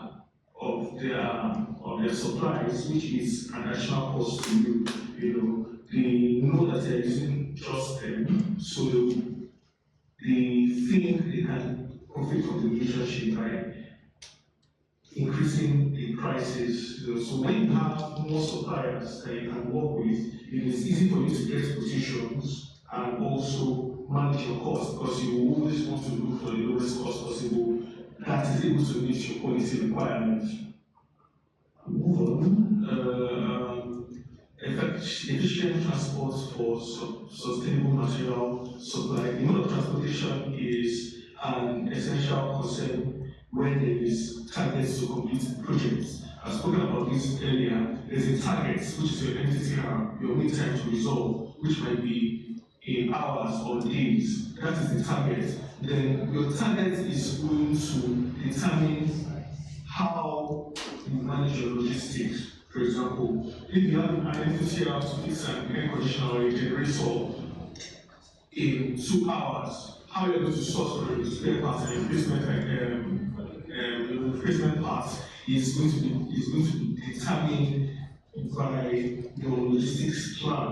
If you have a lengthier FTR, you may decide to save costs and use a mode of transportation that costs lower. But if you have a shorter FTR, you will cost might necessarily be a factor. You want to fix the issue in the earliest time possibly, regardless of the cost. So, 2 key critical factors here is your target, which is your FTR, determining your logistics plan. Then planning the delivery of materials, scheduling, times of delivery, mode of delivery, and the likes. Your time of delivery is conditioning and requirements governing the delivery of materials to a construction site, warehouse, or maintenance facility. Your mode of delivery, the major design factor for selecting the mode of delivery is the cost and the time of planning, the mode of delivery, any material. The mode of delivering any material is physical. So, terms of delivery,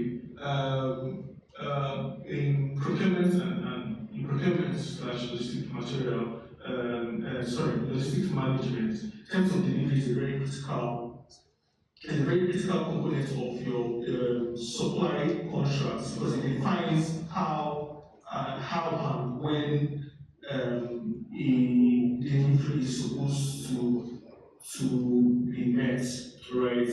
The quality requirements, the date of delivery, and the condition on which the item is supposed to deliver. It's very critical in determining if you get what you want and your requirement is met or not. So, one of the final slides, significance of logistics planning in material supply, promotes efficient management of space limitations. Yes, helps in managing time and labor, thereby enhancing economic return on investment. Yes, it promotes timely delivery of projects and improvement and improve customer satisfaction. Yes, effective supply chain management, prevent excessive waste of materials, reduce capital tied up in material supply. All of this just speaks to how they're able to manage logistics, especially for the resources you need on your site to keep your sites running. And if you're managing the projects, for example, a space retrofit project, the materials you're going to get on your site. Of course, as a facility manager, you're not going to suggest to your company or the organization you work for that you should go and get a consultant or a third party to help manage the logistics part of your job. Yes, and also this is important because recent studies on some of the requisite skills required of facilities managers is logistics, and you see logistics management, fleet management, and travels also. So it's not outside what you do. If you're going to look at 10 job descriptions for facilities managers in the country today, logistics management is going to be one of the very critical job requirements. And you can just do a quick search on job sites with the hinted facility management / logistics, and you would see this. This is what we're looking at. This. So in concluding, I would like to touch on how, as facility managers, we can leverage technology to improve our logistics for the resources we need on our site. We cannot fix the roads, right? We cannot fix the roads. We cannot fix the traffic situation in some parts of Nigeria, but we can work smarter. You cannot keep going back to the management of the organization itself to complain that, oh, there's a traffic situation in Lagos, for example, that's why you cannot meet your SLAs, or that's why you have an incredibly lengthy NTTR. Yeah. So the first approach is embracing technology, fleet tracking, fleet tracking and real-time traffic. There are technology, there are platforms on which, if you are managing dispatch, for example, you can track where and where your supplies are at any point in time. I remember ordering a replacement item for equipment on my site, and it was going to be delivered via DHL. So I was able to get the tracking number from the supplier and track on site and on my own where my equipment was at each point in time. It is very critical for you to be able to plan and communicate to your stakeholders. So if they're going to be asked, when are we expecting this equipment to be back up, you are able to give accurate information because you are leveraging technology to be able to track the location of what you're expecting. There are technologies, technological developments in even fleet tracking. You can tell exactly where your container, for example, is on the Atlantic Ocean at any point in time. This is an improvement from what we had years back, where you would just sit tight and wait up until when you identify that your item has arrived at the port. Now you can tell exactly which country and where exactly your item, even if your equipment is coming in via a flight, you can tell exactly if it's passing through several other countries, you can tell exactly where it is at any point in time. That's going to make a difference between you that have this insight via technology and a facility manager that is just sitting dogs and does not know how to leverage technology to improve their logistics. So, secondly, most decentralized have mini hubs. For example, if you are managing a spread of facilities across Nigeria, how do you manage space delivery to site? How do you manage material delivery to site? If you understand what I'm talking about, ensuring that your cement gets to site and all of that, that is easier for that to manage. But if you are serving, for example, a bank that has branches around the whole of the country, and you have specialized equipment like spare parts for my ATM machines, how can I manage delivery to Zamfara, for example, from Lagos here, if I'm told today that an ATM is down and it has been diagnosed that there's a particular spare part that needs to be replaced, and I have the spare parts in our store, how do I manage it? Very simple, decentralizing. What we did then was have mini hubs and generalize, have mini hubs or warehouse in regions, which will shorten the time to resolve. It's critical. Time is critical in what we do as facility managers. It is and timeliness to resolve issues. Timeliness of resolving issues is critical to determine if you are successful as a facility manager or you are not successful. Imagine you have just one warehouse serving the whole of Nigeria and you have a branch spread across the whole of Nigeria. How do you manage that? Yes, you can send it via flight, or what if the flight is delayed? What if there's a strike? Like we have a time pattern, there are no flights for that day. There are instances in industries where an hour, a fault for 1 hour translates into millions of naira loss. In this kind of industry, if you are serving as a facility manager, you will be termed useless if you cannot resolve your issues, equipment issues very quickly. And one way to do that, to beat the logistic issues we face in Nigeria, is by decentralizing. I mentioned leveling the country first off, then decentralizing. Obviously, you all know your solutions. Very critical in solving logistic issues. You can think about several issues that might come up. Today, you might be managing just one location somewhere in Lagos or Benue State.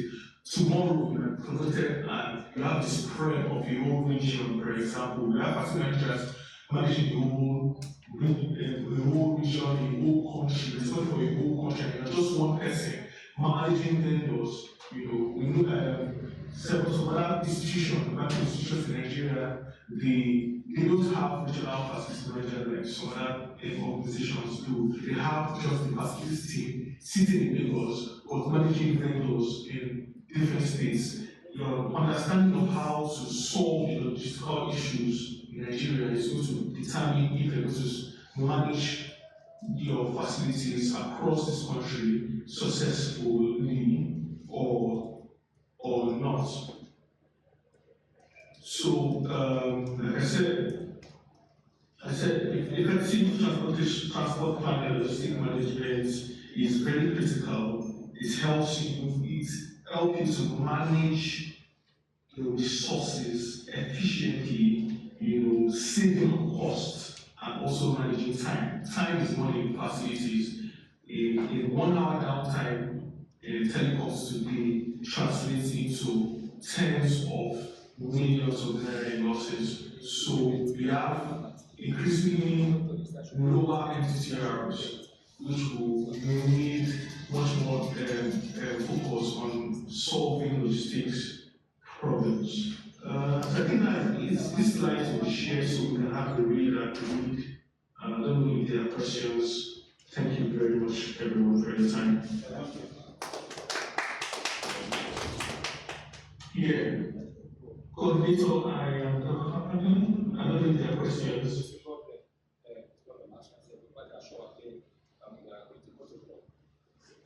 Do I see hands up?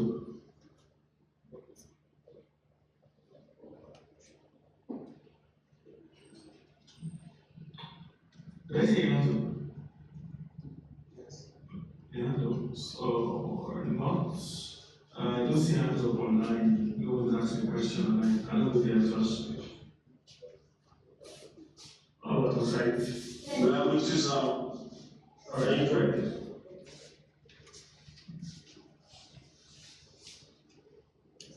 Do we have any facility manager that manages locations across the region or across the country?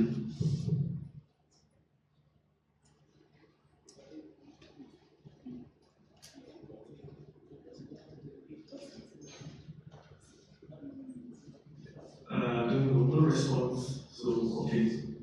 We'll get there sometime soon. Again, question. Okay, you manage facilities across regions? No, I have questions. I have questions I wanted to ask. Sorry. Okay, right. Okay. Thank you very much for that presentation again. My question is this. Let's assume that we have a building we just finished. We finished a project, maybe probably somewhere around Sokoto in Sabongrini, and we are being engaged to carry out facility management services in that state. And we all know the state of affairs in the north, and we have been advised, okay, to come and render such services. Considering that it's a remote area, how can we give them an effective logistic and transportation management plan? Okay. Thank you very much for that question. Effective logistic and transportation management plan. All right, so I'm going to answer this question from my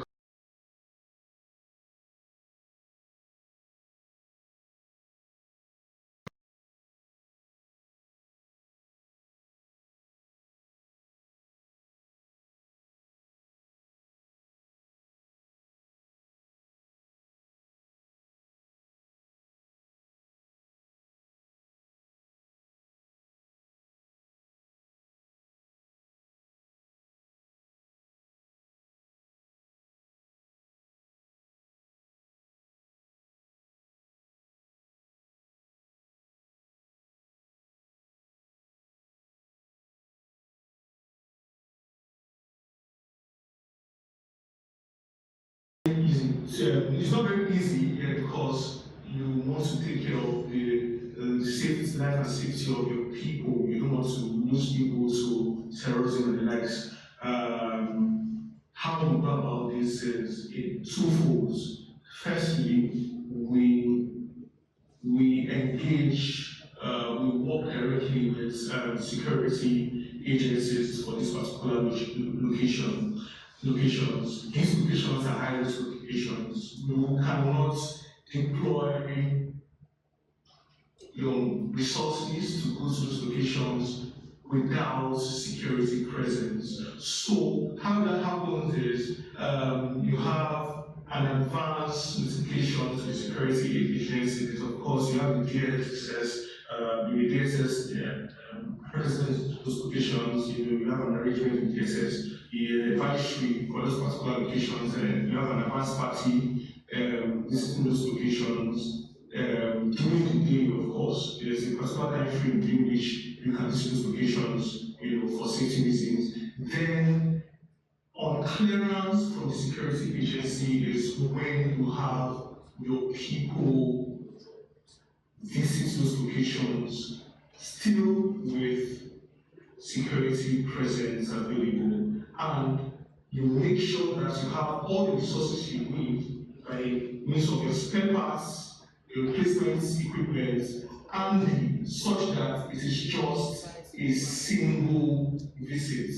Quick in, quick out, visit those locations or that particular building, fix what you need to fix, and leave. You mentioned it is a building just finished.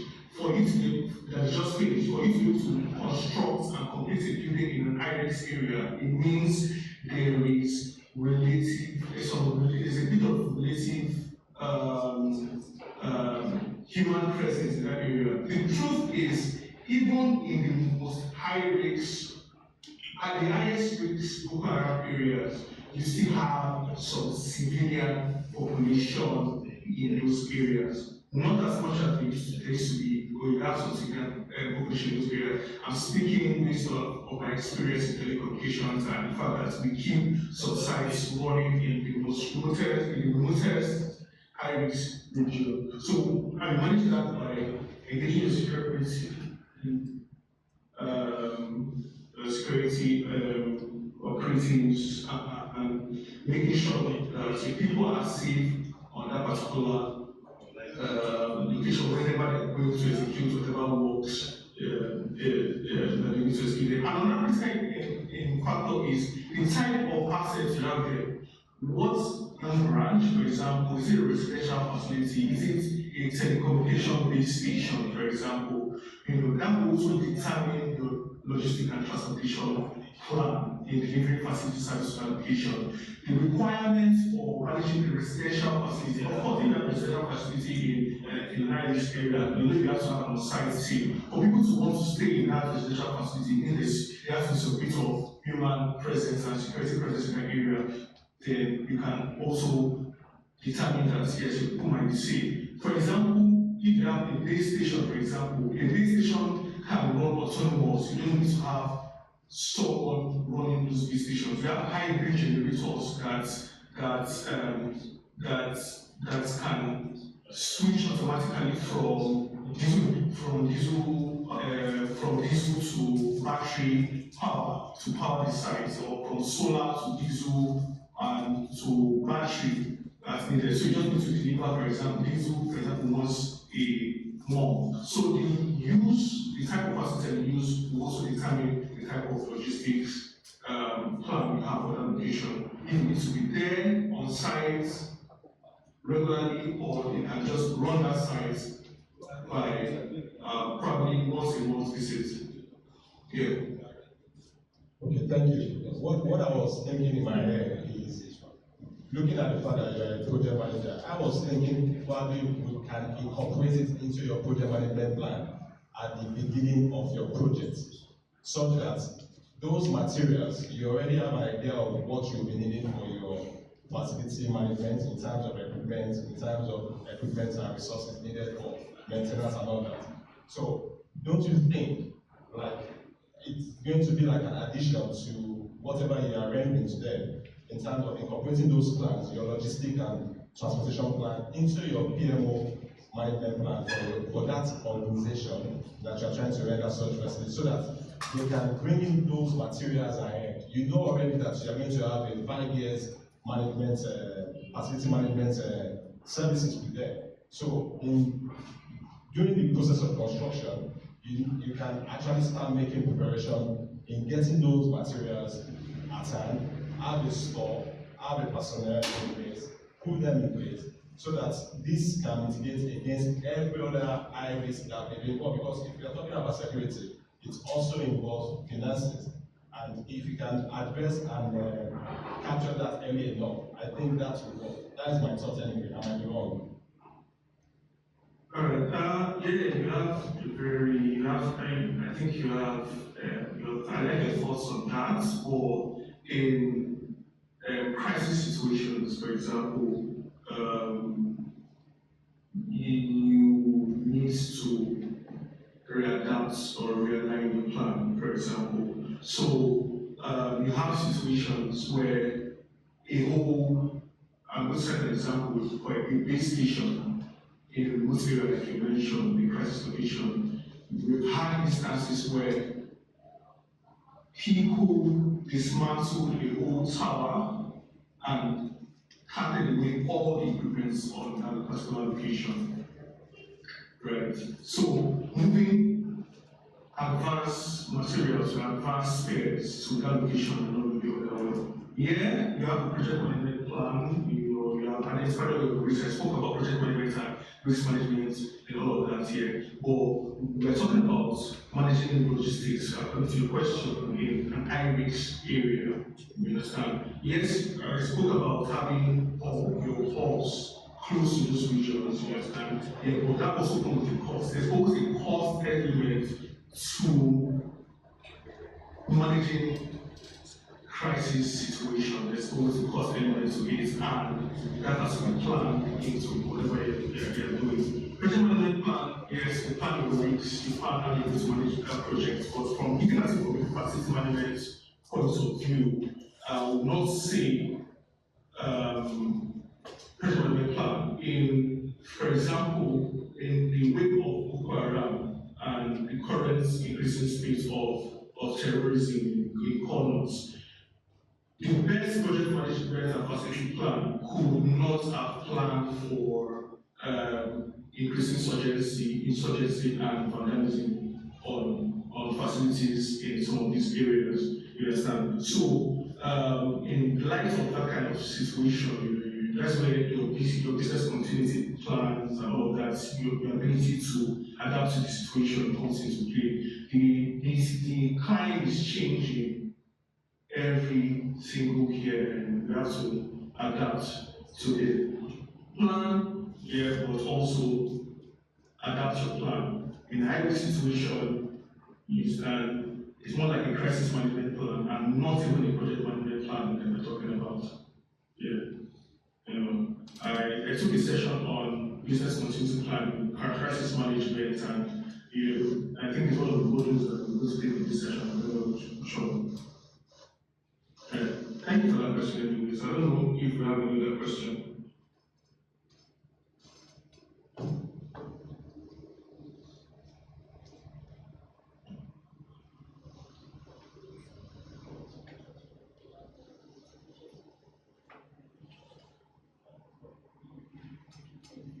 Hello, can you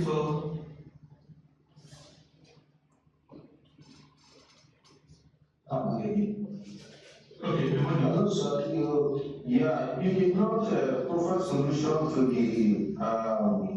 to the scenario you raised when you started the presentation. Which one? If you have Okay. yes, you did not provide solution. That was just our thoughts. I was opening up to get events. There's no one size fits all in that particular scenario. What I would do, or what has helped me in that particular situation, is having several contractual relationships with several suppliers for different line items. For generators, I have parts suppliers, for 5 of them in different areas that I can call on to make supplies immediately to site to fix whatever issue. So this is something like an AVR getting back, or a generator, a second generator not coming up, like I cited. It's something that you just need the parts to fix. Stores will not be open at that particular point to get an emergency buy. But if you have standing contractual relationships with vendors that can link urgent supply, that can help in that particular situation. You call your vendor to make an emergency supply to site and fix your issue and kind of move on. We have to introduce the fact that there are situations you cannot entirely plan for. And like I mentioned earlier, storing inventory, having inventory or stock on site comes with its own space and cost constraints. You cannot stock all these paper parts you need per time. It's costly. Even if you say yes, you have these pairs of remotes, but there's only consumables. For example, your bulbs, your switches and the lights that you can have on hand with ease. But major business items, the simple way to manage that is if you're not in the central store, you have registered trusted vendors that can make emergency supply. That won't discuss, but if it comes to reducing your dependency, it's a cost that you should not run away from it. So I hope that helps. You can think through several solutions to that problem, if you want to. Okay, thank you so much. Yeah.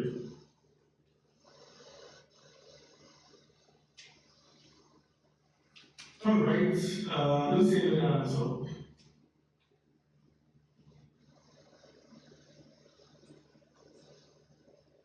Let's see the hands up. Do you have any other comments or questions? All right, I shared earlier the job break assessment form.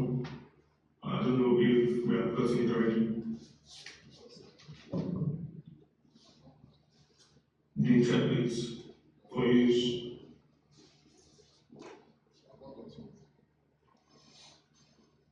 Not yet, sir.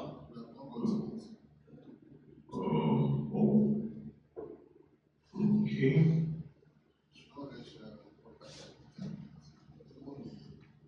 The slide. I'll just share. Okay, like promise, as promised, we'll share all the slides and documents. You should get it by tomorrow. Probably continue to have not shared it.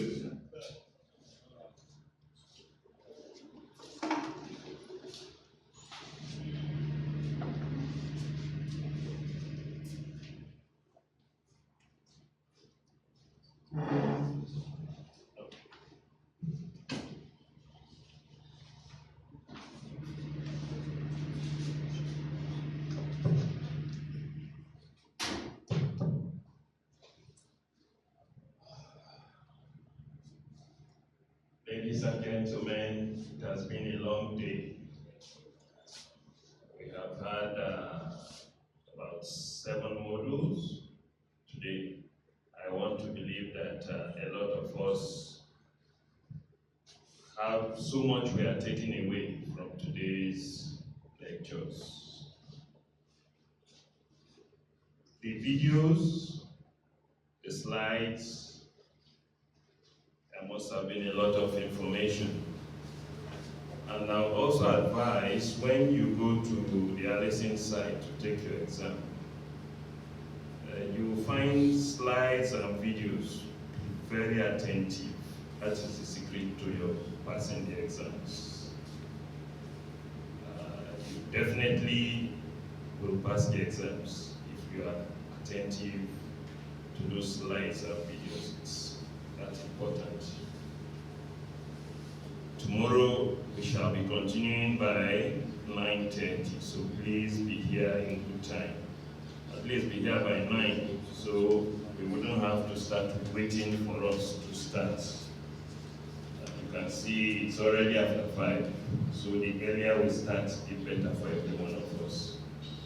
Thank you very much. Till tomorrow. Bye.